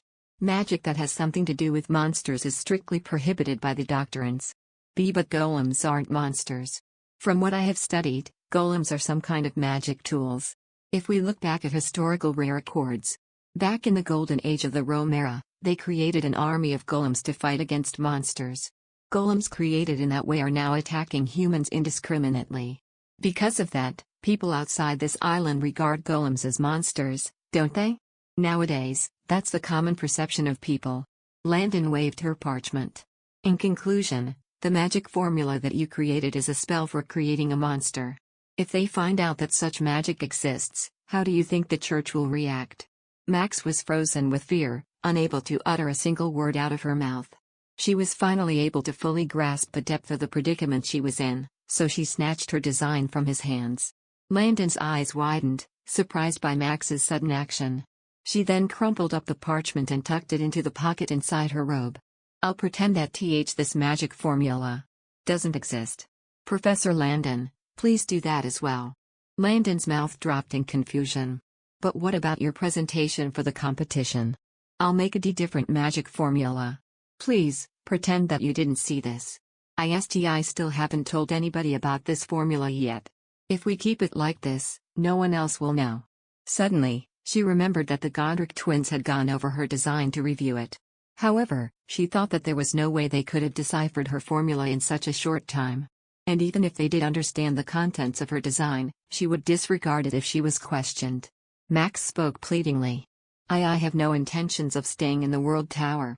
So far, I've been desperately studying to get home to my husband as soon as possible. Please. I beg you, please keep this a secret. If you have no intentions of staying here, then why did you research this magic formula? There's a lot of other topics to research on. That's because while I was looking into forgotten ancient magic, it caught my interest. Max blushed and clamped her lips. She couldn't bring herself to confess that it was because she was searching for a magic that would possibly help Riftan in battle. Landon sighed softly as he looked at her with his amber eyes. There's no need for you to be so nervous. If I was going to force you to present it, then I wouldn't have called you to the tower in the first place at this time of the day. What you're saying is there a wizard here that doesn't know how desperate you are to leave this island? Landon spat out grumpily and leaned back comfortably against his seat. Still, I wanted to confirm with you first your intentions. Presenting this formula will help you establish a position in Nornai. It's a pity to make waste of a magic like this. In all honesty, I even thought about letting you present this and pretend not to know what could have happened. Landon smiled bitterly as Max's lips stiffened. However, if that happens, Nornai might just have another wizard fleeing the island. I am not unhappy with my life in the World Tower. Max spoke her words very carefully. I just want to return to my family. Learning about magic for me is certainly fulfilling and rewarding. But I don't want to spend the rest of my life doing research in the World Tower. I want to be with my husband. Under the oak tree. Chapter 265. The man sighed in resignation whilst stroking his thick beard. If that is what you wish to do, then there's nothing I can do. For now, it will be better for you to return and keep that design. We must find another apprentice wizard to present in the contest to take your place. Max's eyes widened upon his words. Am I disqualified from participating in the competition? There's no helping it. Since you have no intention of presenting that design, there is no other choice but to have another candidate to present in the contest. If I start making a new magic spell and now. The man's bushy eyebrows furrowed. You shall not be greedy. The honor of Gnome Hall is at stake in this competition. A magic spell prepared haphazardly in such a short amount of time won't make the cut. It's either you present that magic formula that creates golems or renounce your participation. Max bit her lips. As she recalled the countless nights that she didn't sleep to prepare for the contest, she couldn't utter a word to describe the disappointment she felt. She blamed herself, her eyes lighting up with anger and disappointment as she pondered on why she didn't reflect deeply on whether the magic she made would be against the doctrine. However, as Landon said, she shouldn't be stubborn and insist. Max's head lowered weakly. I'll give up on the competition. An apprentice wizard named Armandolf was the one who participated in the competition in her place. He was a 25-year-old young, good-looking, and tall man from the Umli tribe. Although he was quiet, Armin was intelligent, which earned him a good reputation among the trainees. He looked in confusion at Max as Landon told him he would take her place, but soon snatched the opportunity presented to him with his characteristic calm expression. Max could only sigh bitterly. There was no one else to blame but herself for her lack of judgment. Just what in the world happened? Was there something you did that caused Landon to reject your formula? Annette asked as she came up to Max. She could only mumble roughly with an awkward expression on her face. There was a fatal flaw. About my magic formula. After consulting with Professor Landon, I decided to give up on the competition. Your skill in designing magic is the best among all the apprentices. Just where in the world did it go wrong? Let me see it. I'm sure it's a mistake that can be remedied. And no. Annette's eyes widened at Max's defensive response, who tried to disguise her composure by her lack of sleep and swept her frizzy hair aside. I have already thoroughly reviewed it with Professor Landon. I wish not to talk about it anymore. Annette's cheeks twitched, then turned around and walked away with a swish. She appeared to be hurt by her words, but Max couldn't even afford to calm her own mood. Max then left the common laboratory to attend her next class immersed in her thoughts. Her mind was in chaos. She wondered what she could do from that moment on since she needed to gain excellent academic records to graduate early. The best way to achieve that was to prove her skills in the Erd Magic Battle competition, which happened every 2 years. The presentation contest had already disappeared into thin air, and entering the battle competition when she was vulnerable to magic attacks would be out of the question for her. She bit her lips anxiously. She had to somehow find a way. Max, what happened? Is it true that you won't be participating in the contest? As she entered the first floor hall in Ord, Sedina, who was just descending the stairs, ran over to her and asked. Max awkwardly laid the same excuse she said to Annette. The girl appeared unconvinced, but she didn't prod further upon seeing her heartbroken face. However, the other trainee wizards were more prodding. As Max entered the classroom for her lectures, dozens of students asked her how she was eliminated from the competition over and over again like parrots. She was exhausted from all the fuss that the people were making. She was relieved when the professor finally entered the classroom and began the lecture. She began jotting down notes of the lecture on a small pad, trying to concentrate on the voice that resonated amidst the quiet classroom. However, she felt so anxious and troubled that she was hardly able to focus on the lecture. She misspelled half of the things she was writing down, clearly unable to listen attentively. She had this sudden violent urge to throw her notepad against the floor and tear the pages apart. She questioned why things had to go so awry. All the efforts she had poured over her magic formula for the past 6 months became completely useless, and now, she felt like a complete idiot who couldn't even keep up with the classes. When the professor had finished the lecture and left the classroom, Max trudged out of the room in a completely depressive mood. A few students tried to talk to her, but she didn't feel like dealing with them. She responded somewhat bluntly to their questions and walked past them, quickly making her way down the hallway. As she went down the stairs and was just about to exit the building, a crowd of apprentice wizards looking out the garden caught her attention. She nonchalantly looked to see what the commotion was about, and noticed that 5 men in black robes were walking in a row across the desolate yard filled with red fallen leaves. Max squinted her eyes and observed carefully. They were wearing their hoods all the way over their heads, so she couldn't identify them clearly, but they all appeared to look like outsiders. Some of the trainees who were watching them muttered among themselves. Are they new student wizards? They must either be wizards or merchants who came by to purchase magic tools. But it's not even the schedule for the ships to arrive. It's strange. Max soon realized that all their guesses were wrong. She recognized the silver patterns embroidered on their robes. She remembered seeing that pattern before. It was a mark granted only to the Holy Knights. How did the Holy Knights enter this island? There were countless secrets in the World Tower that had to be hidden from the church. In the library alone, there were several magic books that could be classified as restricted, and there were also books from the southern continent. The laboratories were dotted with experimental instruments that could give a suspicious impression. Max watched them, thinking that it was impossible that they came here to inspect the World Tower without permission from the church. However, her thoughts quickly dissipated upon seeing the Erd wizards welcoming them. The wizards greeted them calmly, as if their arrival was anticipated. Although her worries had gone away, another question arose in her head. She wondered what their purpose was for coming to the World Tower. On top of that, what were the wizards of the World Tower thinking allowing them to visit? It's none of my business, I shouldn't care about it. Max let out a bitter sigh. She was in no place to worry about that when she had her own matters to solve. The future of the World Tower would be handled by the senior wizards. Max took her gaze away from them and then headed towards the dormitories. Time passed like flowing water, the season of rest already approached. She began to feel more and more anxious. As her plan to showcase her skills on the presentation failed, Max then went to the laboratories of the senior wizards to volunteer as an assistant. However, unfortunately, she wasn't the only trainee who was eager to catch the eye of one of the senior wizards, and she was put out of the options as she hardly got the chance to show off her skills. All that she could do now was put faith on Landon's recommendation letter. However, excellent trainee wizards who had applied to be assistants filled each tower. She wondered if it was possible for her to be chosen as an assistant with only a recommendation letter from the headmaster and then graduate within a year, when all the trainees were just as anxious as her to graduate and receive their attributes early. During the ceremony of attribute awarding, a magic spell would be bestowed upon them, helping them achieve at least 5 to 10 times more magical power than their current body could do. It was not just that, the magic that they had previously learned only through theory could now be used without restrictions, and their status in the World Tower would be established. Because of that, most trainees were eager to become official wizards of the tower as soon as possible. In order to beat all others, having just good records would not be enough. How in the world would she be able to catch the attention of the Senior Wizards Award? Max watched the blazing flames in the furnace, thinking deeply. If she didn't come up with a solution by the time of their attribute awarding ceremony, she would have to spend another year on the island with nothing else to do. She was about to go crazy just imagining that happening.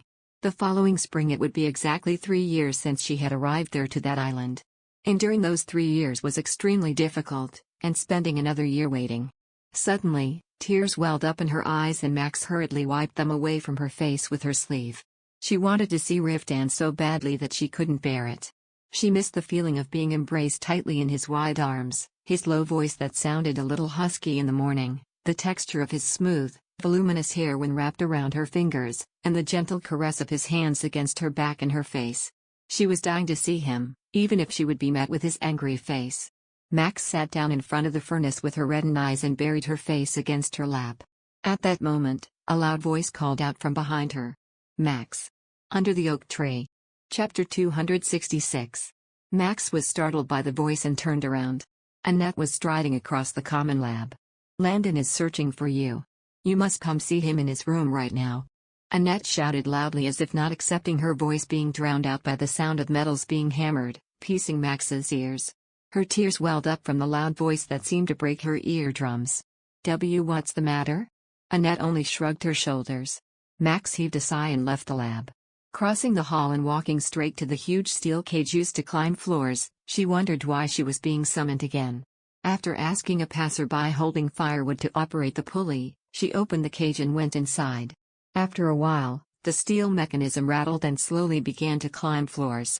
She fixed her messy hair and straightened her clothes whilst the gears spun. She was soon about to ask Landon to write her a recommendation letter that would leave a good impression on the Erd senior wizards, so she wanted to look a little more presentable.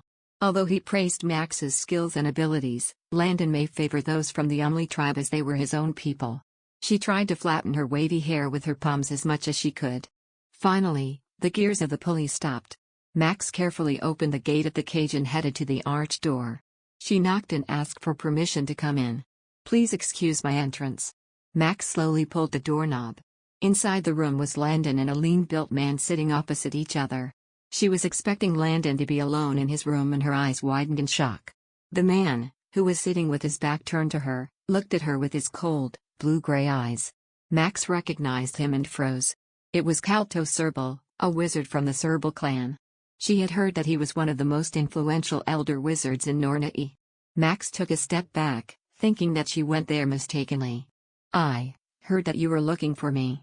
If I am interrupting your conversation. First, sit down." Landon pointed a thick finger to an empty chair. Max glanced at Kalto Serbal's face and went to take a seat. Upon seeing Max's tense expression, he smiled as if to try lightening the mood. "I didn't summon you here to reprimand you, there's no reason to be so nervous. I called you here today to make an offer." "An offer?" "I'll be explaining the offer." Kalto Serbal, who was quiet so far, opened his mouth. Max flinched and looked at him. The wizard's appearance made it hard to calculate his actual age. His skin was tight as that of a young man in his 20s, yet his neatly tied gray hair was sparse and the back of his thin hands that was tightly holding the arm of his chair had dim black spots. Those were the only clues that he might be much older than what he looked like. He looked observantly at her with a keen expression and slowly continued to speak. "The World Tower plans to dispatch some wizards to Levadon soon. Right now, we are recruiting for the suitable wizards to come. I intend for you to join the dispatch." "And me?" Kalto nodded slowly. "According to Landon, you are fluent in ancient language and could excellently interpret magic formulas. I also hear that you have always been interested in researching in that field. The dispatch team will be needing a couple of such wizards. But I still haven't completed my training yet. If you join the dispatch, although it will be short, I am thinking of granting you a swift magical attribute bestowing ceremony. Although of course, you must carry out the mission with us to the end." Max almost jumped and screamed that she would do anything he would ask her to do upon hearing that exceptional offer. If she joined the dispatch team, the worries that she had been agonizing about would immediately be solved. Not only would she gain a rank as a wizard from receiving a magic attribute, but she would also be able to leave the island sooner. However, she couldn't just agree to the proposal without knowing the whole deal. She then asked with the utmost caution, "What kind of mission will the dispatch team do? Why will the help of a trainee like me be needed?" "Well." Claudia's wide forehead wrinkled deeply. The wizard, who was stroking his smooth jaw with his bony fingers, heaved a solemn sigh. "This mission is kept only to a few of the elder and senior wizards and those who agree on joining the dispatch team." "You mean to say you won't be able to divulge the mission to me if I refuse to join?" "No, I have no intention of forcing you to join the dispatch team. However, until the World Tower's official announcement regarding this is made, you must remain silent about the mission from now on. I would like to avoid any commotion." Max thought that it would only mean that it was something serious enough that it would cause a commotion. Max bit her lower lip and nodded slowly. "I understand. I will never tell anyone." He stared intently into her eyes, as if to see if she could be trusted, then began to speak in a monotonous voice. "You yourself are well aware of the monster army's invasion that took place 3 years ago. It was a horrendous war that devastated the northwestern region, driven by the allegiance of monster subspecies and trolls." Max's face clouded at the sudden words. How many wizards in the tower knew about that war better than her? Even until now, she would have occasional nightmares about the incidents that happened back then.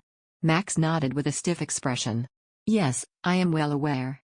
Before coming here to the World Tower, I was on that war's battlefield, working as a healer. Come to think of it, you were there, so that puts something into perspective." His eyebrows pulled together and he looked at her with a new light in his eyes. It was quite a famous story among the ranked wizards of how she entered the World Tower.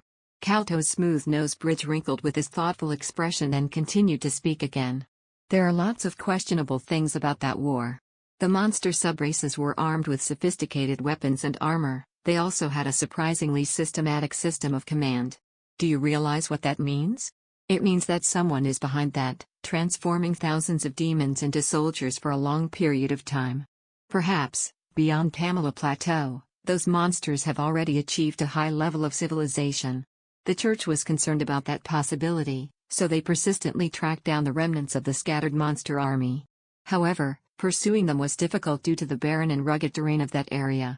Hundreds of monsters disappeared without leaving a trace like ghosts, and the Osirian army had no knowledge about that area. It was like searching for a needle amidst a desert. Only recently that they were able to find a clue. Max was speechless from the foreboding story that was narrated so suddenly. Hearing that there might be an unknown place which no one has ever been to, being occupied by a great civilization of monsters.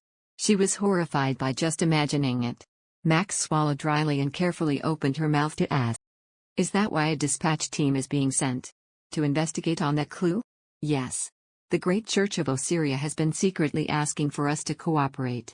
After much deliberation, we decided to work with them, investigating the Pamela Plateau.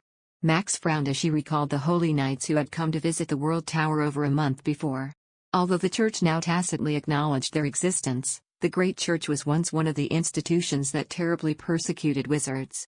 Thus, the tower was built to protect the wizards from such heretical hunters. With the fall of the Rome Empire, the peace treaty of the Seven Kingdoms was signed. A tacit truce was also signed by the Great Church and the World Tower, but the traditional people of the Old Church maintained an exclusive stance about magic. It was obvious that the church would get backlash from asking help from the World Tower, yet here they were. What on earth is the clue that was found on Pamela Plateau? For the first time since their conversation began, a hint of conflict arose on his face. Landon, who had been quietly sitting and listening to the conversation, opened his mouth on behalf of Caldo, who was wondering whether he should reveal it or not. A small village in ruins has been found in the eastern area of Pamela Plateau. There were records of ancient language. For a moment, Max blinked in confusion, not understanding what that could mean, and then realization hit her and she felt a chill run down her back. Does that mean that in Pamela Plateau, traces of human existence have been found? Yes. Landon confirmed in a subdued, sullen voice. It is plausible that the ones who were living there were likely warlocks who were exiled to the north after going against the Great Church. Under the Oak Tree. Chapter 267. Max felt goosebumps all over her body and wrapped herself with her arms. The stories about terrifying warlocks, that her nanny told her back when she was a child, had always lingered in her mind. Stories about evil warlocks who waged war against the Great Church, but were brutally defeated and exiled to the north.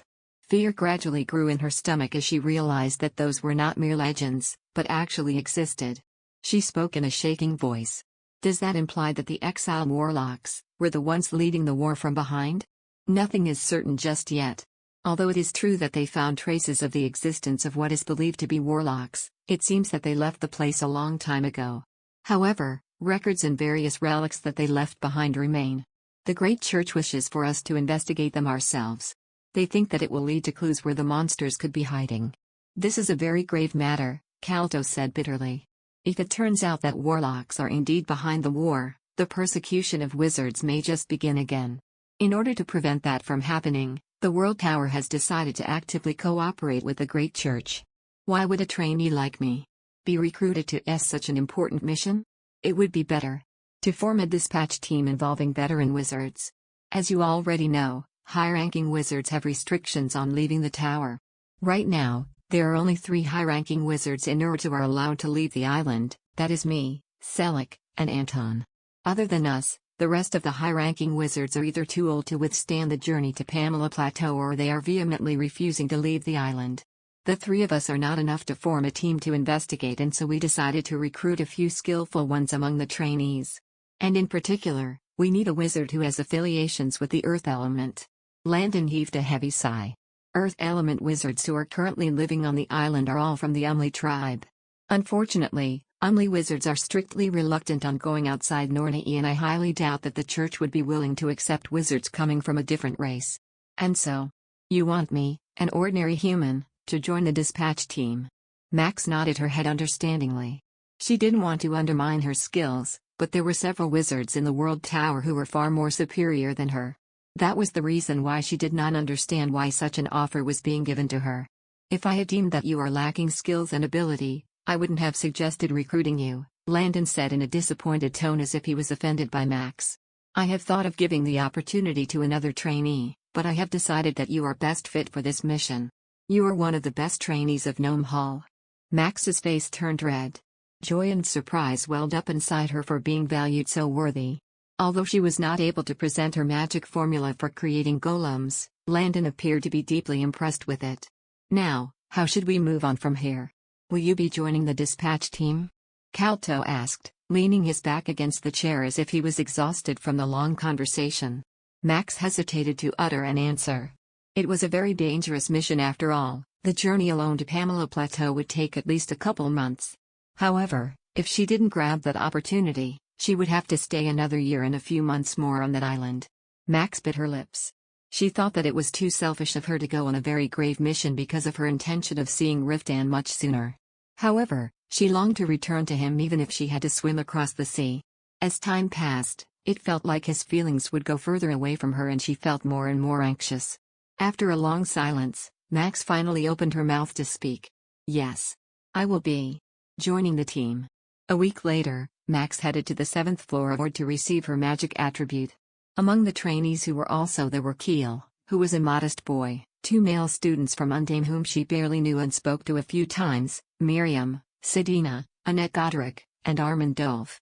After saying her greetings to Miriam, who wished her well, and Sedina, who greeted her cheerfully, she walked over to Annette and Armand who were sitting at a distance. "Did the both of you decide to join the dispatch team?"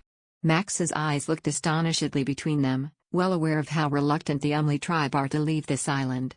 "You will be living among the Holy Knights throughout the journey to Pamela Plateau. Will that be all right?"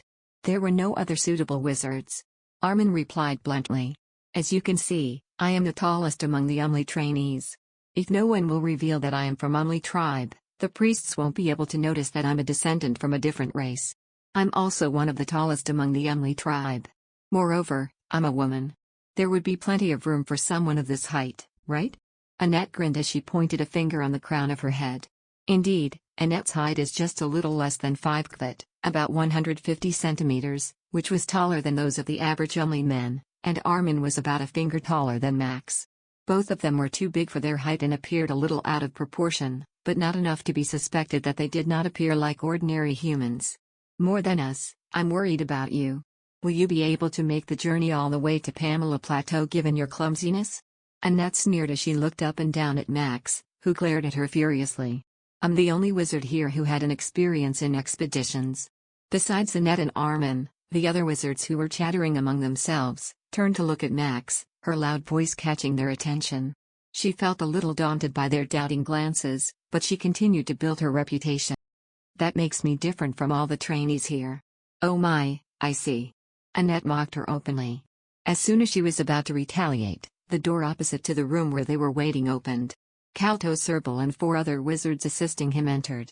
Calto approached them and spoke in a calm tone. "Everyone has arrived. From here on, you will receive your magic attribute that will help generate mana in your body. This ceremony will also serve as an oath that will make you a member of the World Tower for the rest of your life." He carefully observed each of the trainees' faces. "Once the ceremony has completed, your name shall be engraved on the tower's pillars. As long as you do not do anything that is against the tower's rules, the tower will always take your side, and any mistreatment against you, the tower shall take the step forward instantly. Now, I hope that you will promise to abide by the tower's laws no matter what happens." All the trainees opened their mouths in unison and solemnly swore not to do anything against the interests of wizards and to strictly follow all the World Tower's laws and ethics. Then, the wizards who were waiting behind Calto recorded each of their names on stone plates and guided them into separate rooms according to their attributes. Max entered through a narrow room hidden in a thick draping veil as she waited for her turn. Each of the trainees were made to stand in the middle of the room, surrounded by candles as the Erd wizards performed a ritual that would grant them their attributes. The procedure was more painful than she thought it would be. 2 wizards drew tattoos on both of her wrists. The markings would serve as the inscription for the magic spell, and by blowing magic into those, mana would begin to generate in her body. As her mana pool grew, Max felt a strong dizziness. She clenched her teeth and swallowed her screams from the pain. It was as if fire was flowing through her whole body. Finally, when the magic path from her palms to her heart was finally created, her whole body was completely covered in sweat. "In the next 2 days, your magic attributes will be fully established. If you use it properly, you will be able to generate mana that is incomparable in volume than before. The wizard said and wiped off the dye that was used to mark the tattoo with a towel. You should make sure to get enough rest for the day. It will take some time for your body to adapt to the amplified volume of magic. Thank you. Max staggered as she left the room, just as all the other trainees, who also appeared exhausted. After she rested with them for a little while, she returned to her room and instantly fell asleep. As the Ord wizard had warned her, it seemed like it would take some time for her body to adapt to the magic path that was created in her body. Max then stayed in bed all day, and in the evening, she barely came to her senses to feed Roy. Under the oak tree. Chapter 268. By the next day, her dizziness had reduced by a little. Max left the dormitories after a quick breakfast and went to see the small market near the island's harbor. She knew from experience that expeditions would require sturdy boots, leather belts, a bag for her belongings, and a practical weapon. Boots, thick socks, travel hat, and comfortable clothes could all be purchased directly from the market, but the weapon should be obtained from Gnome Hall smiths. Max bought all that she needed with the money she earned from the tower and the gold coins that Rodrigo gave her upon leaving on atoll.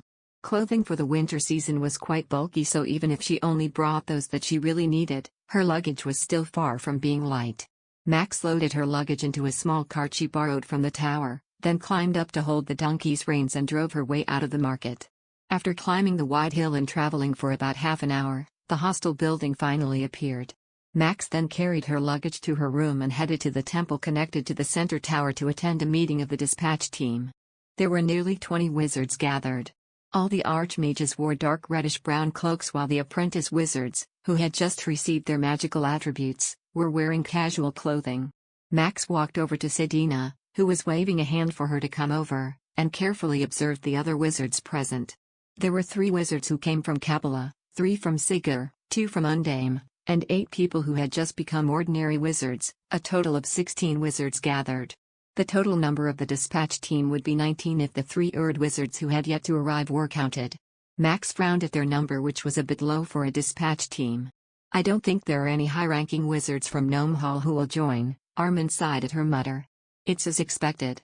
All the high-ranking wizards in Gnome Hall are learning about taboo magic. A lot of restrictions on leaving the island are in place, and the World Tower most likely won't hastily permit those wizards to join the dispatch team, given that it will involve cooperating with the church. It doesn't seem like that's the only reason why, Annette whispered. I heard that a lot of Ord's elder wizards were against forming a dispatch team. The Serval clan despises being entangled with the church. And in fact, it is said that many of those warlocks who were exiled to the north are of elf descent. Max gasped at the unexpected revelation. The E11 race are good. But why would such a thing as black magic? If heretical judges hear me saying this, I will probably have my throat cut, but the truth is, dark magic is not as evil as people may think. The reason why they are being called evil warlocks was because they fought against the church. In the past, during the oppression and massacre of wizards and the likes, the Serval clan was split into 2 groups. Half of the wizards and non-human races came down south to build Nornei, while the other half remained in the Rovidan continent to fight till the end, but they were eventually exiled to the north. So, are you saying that the Serval wizards are not in favor of fighting against the warlocks? Well, it's not certain whether the warlocks are still alive. What is clear is that the Serval clan remains hostile towards the church. Some of the elder wizards were first-hand witnesses of the massacres the church has done, so it is understandable that their grudges still remain. It seems that Kalto Serval has persistently insisted for this team to be formed. However, it appears like the voices against it were not strong enough, reasoning that creating a dispatch team will be a difficult thing to do. That is why trainees like us were also recruited. Everyone, quiet. As Max's head was swimming with all the new knowledge that Annette fed her, Kalto entered the meeting room and spoke in a loud voice. She hurriedly regained her composure and straightened her posture. After Kalto climbed up the elevated platform and checked that everyone was present, he began to explain the expedition in sequence. The dispatch team shall depart as soon as the ship arrives at the harbor. We'll probably be able to leave within a week's time. I hope everyone has prepared everything for the journey by then. We are planning to find a few hired workers to help carry our loads when we arrive at Rovidan, but everything else should be done by ourselves as we always do. What about the matters regarding our safety? Most of the monsters are resistant to magic, so attack magic will not be enough. Traveling with wizards alone will be dangerous. There will be no need to fret about that. Our team will be escorted by the holy knights from the port onwards. The church will also provide support for the journey's expenses and equipment. Calto paused for a moment as if to see if there were any more questions, and Max took the opportunity. What will be our journey's route? Our plan is to dock at Anatolium's port and travel to Roveden by land. Max's eyes widened. She was expecting that they would be entering a port located in the northern part for safety reasons, but the plan made her anxious. She bit her lips nervously and recalled how many days it took to travel by ship from the island to Anatol. If it went smoothly, they would be able to reach Anatol in the next few weeks. Her heart fluttered aggressively. At that moment, Miriam spoke in a tough tone. How come we're docking at Anatolium? The journey will be much faster if we go to the port in Revan. Traveling by land across continents will be too slow. Max stared at the back of Miriam's head, who was seated in front of her. It wasn't the first time that Max felt like smacking that impudent woman, but she felt the most hostility towards her at this moment.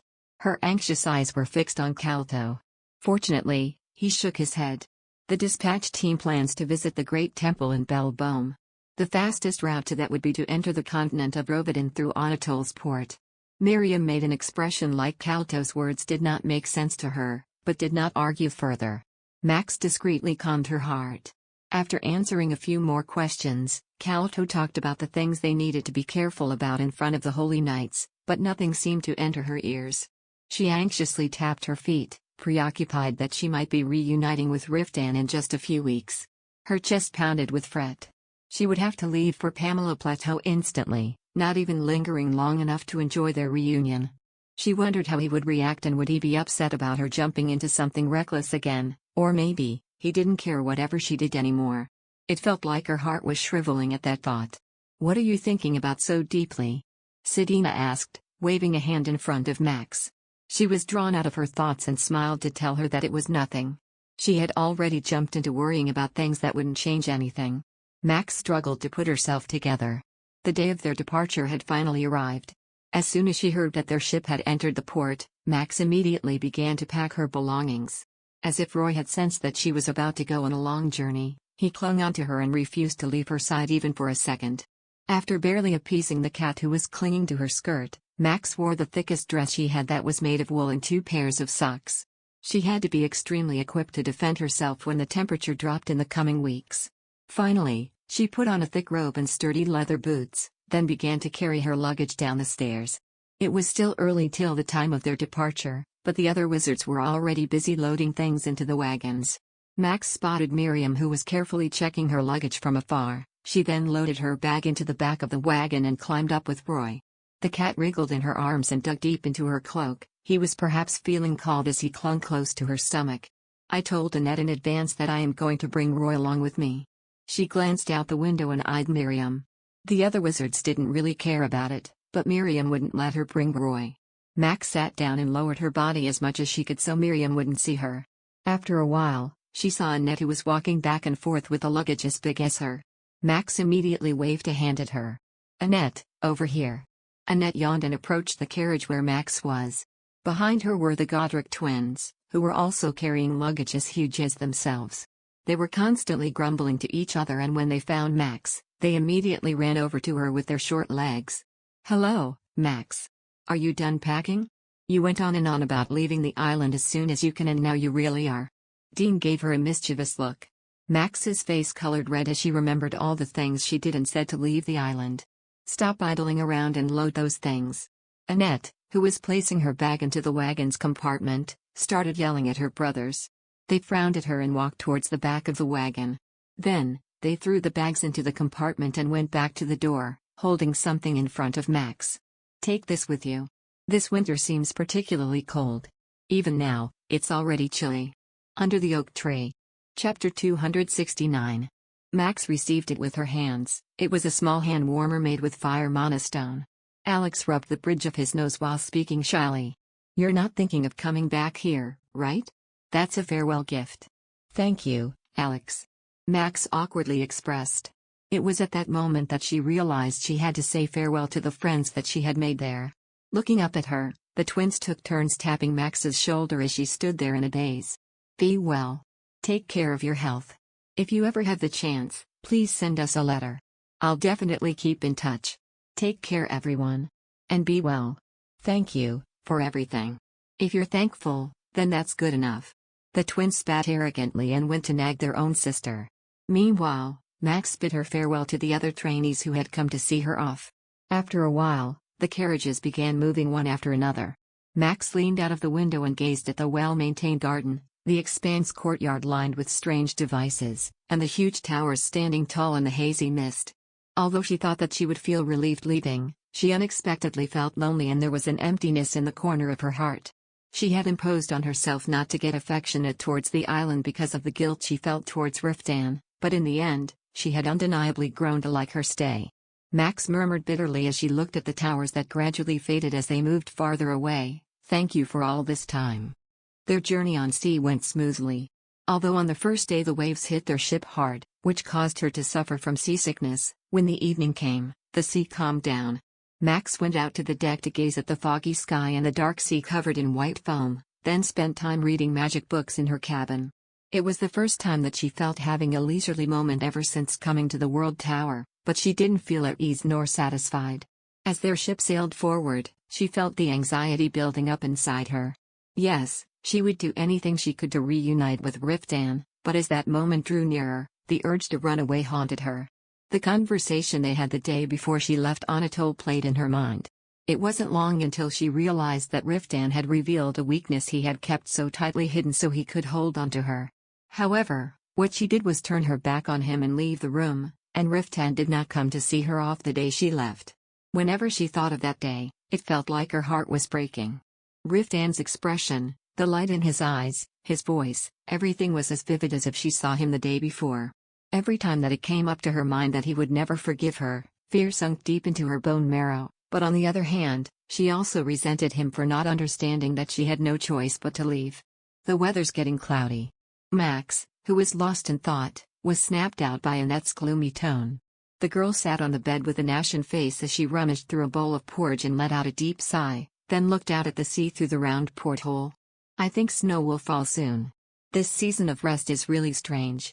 We are in the middle of the Southern Sea, it's not time yet for the temperature to drop like this, yet there's already sleet. Will the waves be getting harsher?"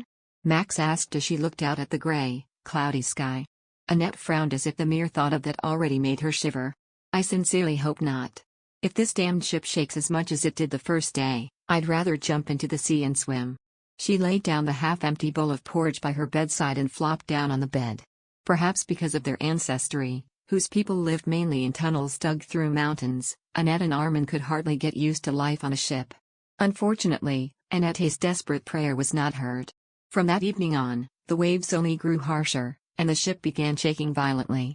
Annette laid in bed and vomited a series of groans while Max's anxious cat went under the bed and did not come out for a very long time. The bad weather lasted several days.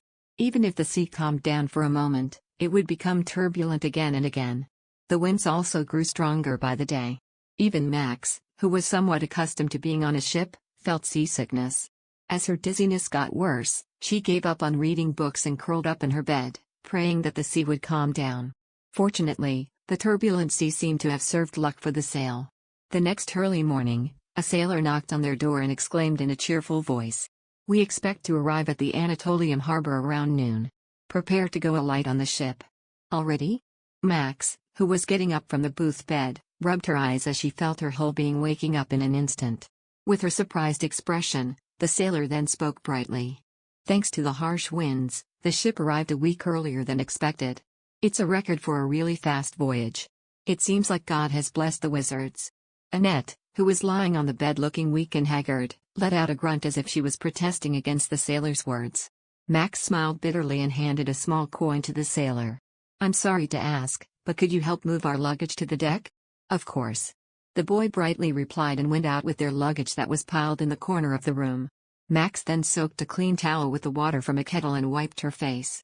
Then, she changed into her cleanest dress, took out some bottle of fragrant oil from her bag, applied a thin layer of it to her dry hair, then brushed it until it was glossy.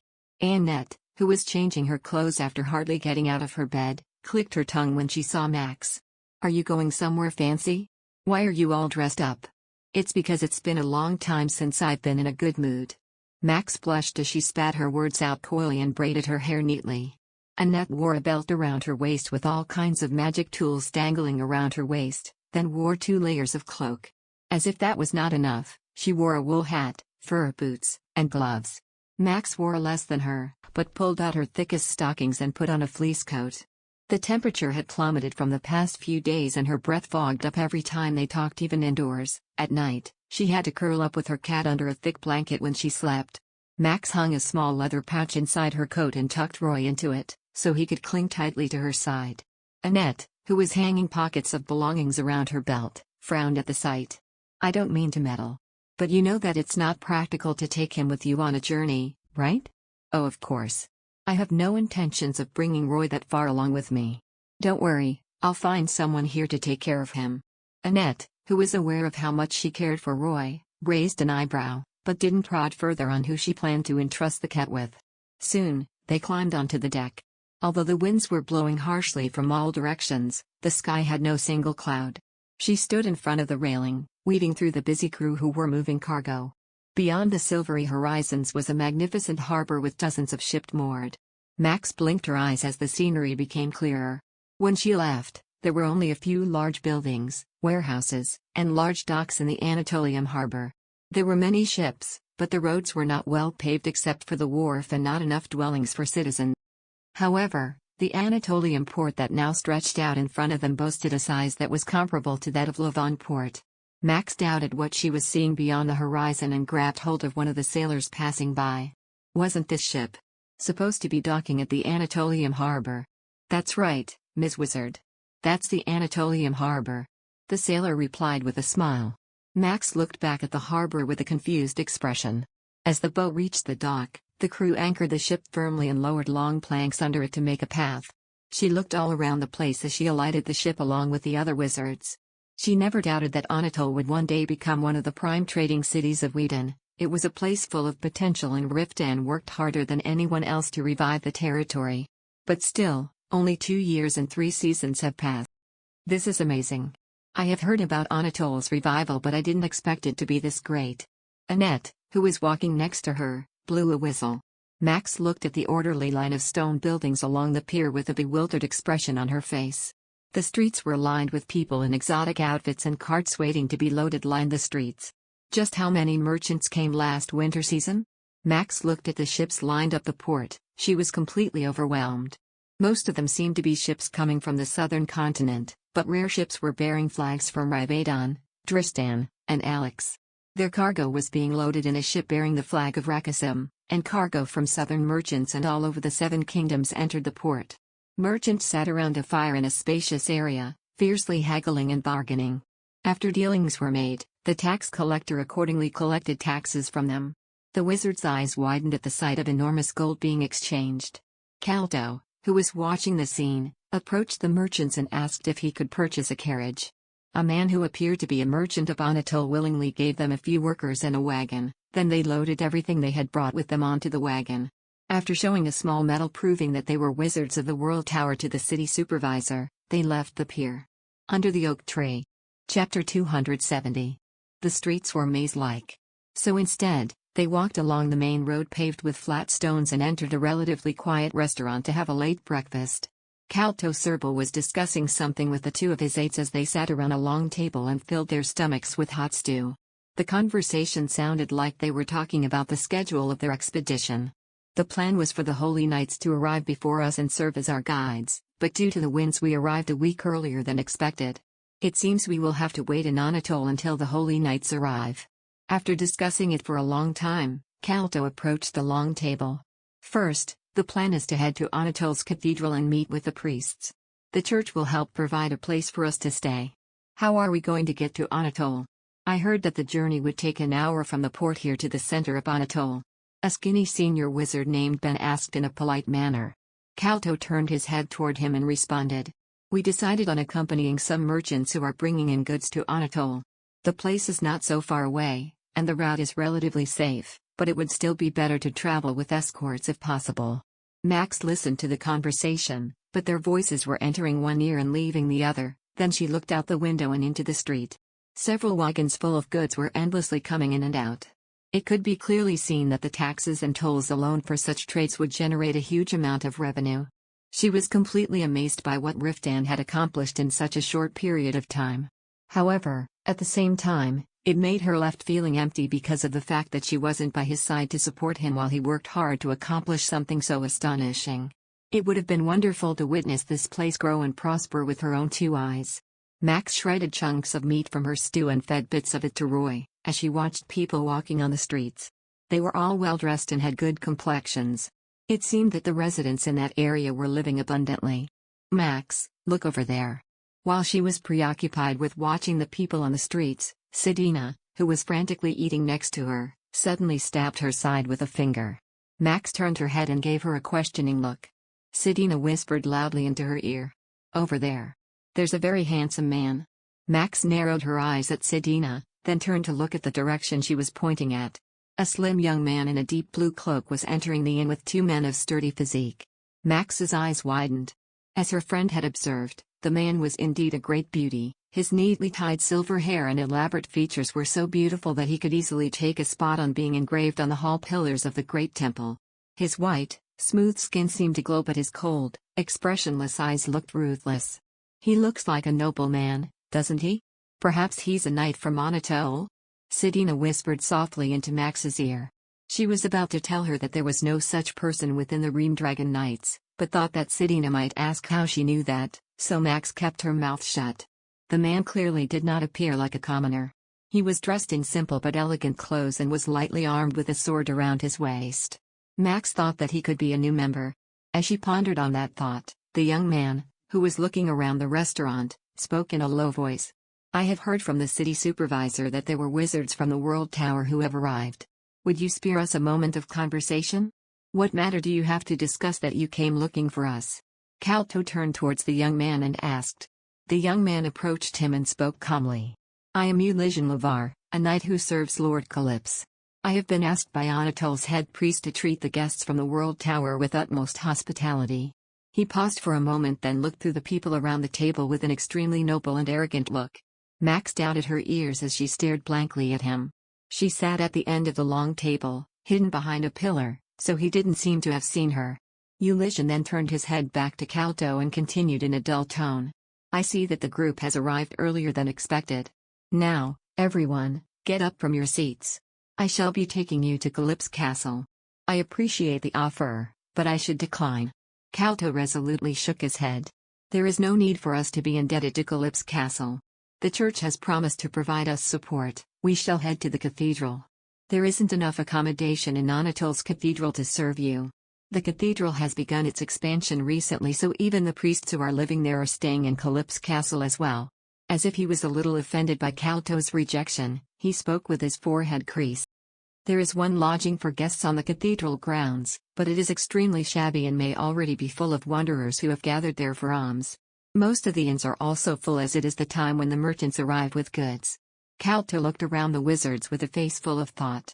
He seemed reluctant to let them stay at Calypso Castle, but also concerned that he shouldn't let the wizards have no place to stay after a long voyage.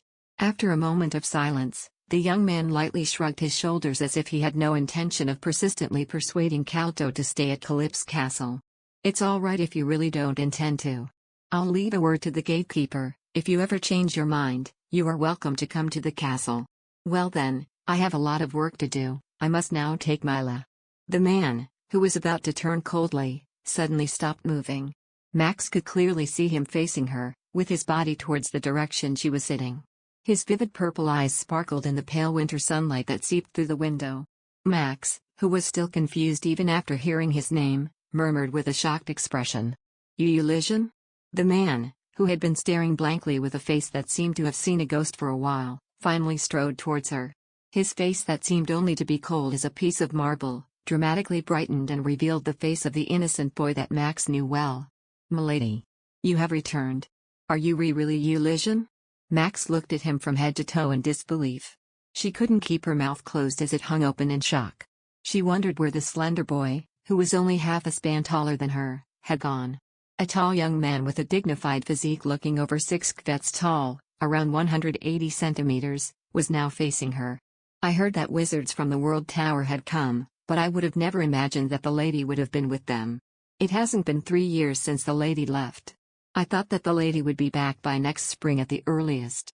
As expected, the lady really is amazing. As if he had not noticed that Max was half frozen, Euligian excitedly continued talking. Everyone will be delighted to know that you're here. We shouldn't be here, we should immediately head to the castle. Wait. Calm down a bit. I'm not coming back yet for coup. Max hurriedly denied his assumption, but Euligian wasn't listening at all. He went and stood by the entrance and yelled exasperatedly at his linemen. What are you all doing? Lady Calypso has returned. Show your respects right now and prepare to take the lady to the castle. Lady C.A., Calypso? Sidina's eyes darted bewilderingly between Max and Euligian, exclaiming in a hoarse voice. Max's last name is Calypso? As in that Calypso of Riftan Calypso? Max appeared perplexed. Not only Sidina, but all the other one's eyes flew towards her, the wizards and the sailors who were enjoying a breakfast to warm them from the cold sea breeze. Max, who was suddenly the center of attention, flushed red in embarrassment. People whispered and murmured to each other's ears that the Lady of Anatole had returned. Some of them even snooped around, stretching their necks to take a good look at her face.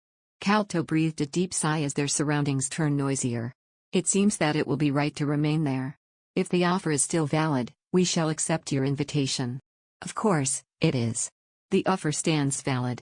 Euligian exclaimed loudly and ordered his men to have the carriages ready. Then, as if it were natural for him, he picked up her luggage and anticipatingly asked her, "Will it be all right for us to talk until the carriages arrive? There are so many things I ought to tell you."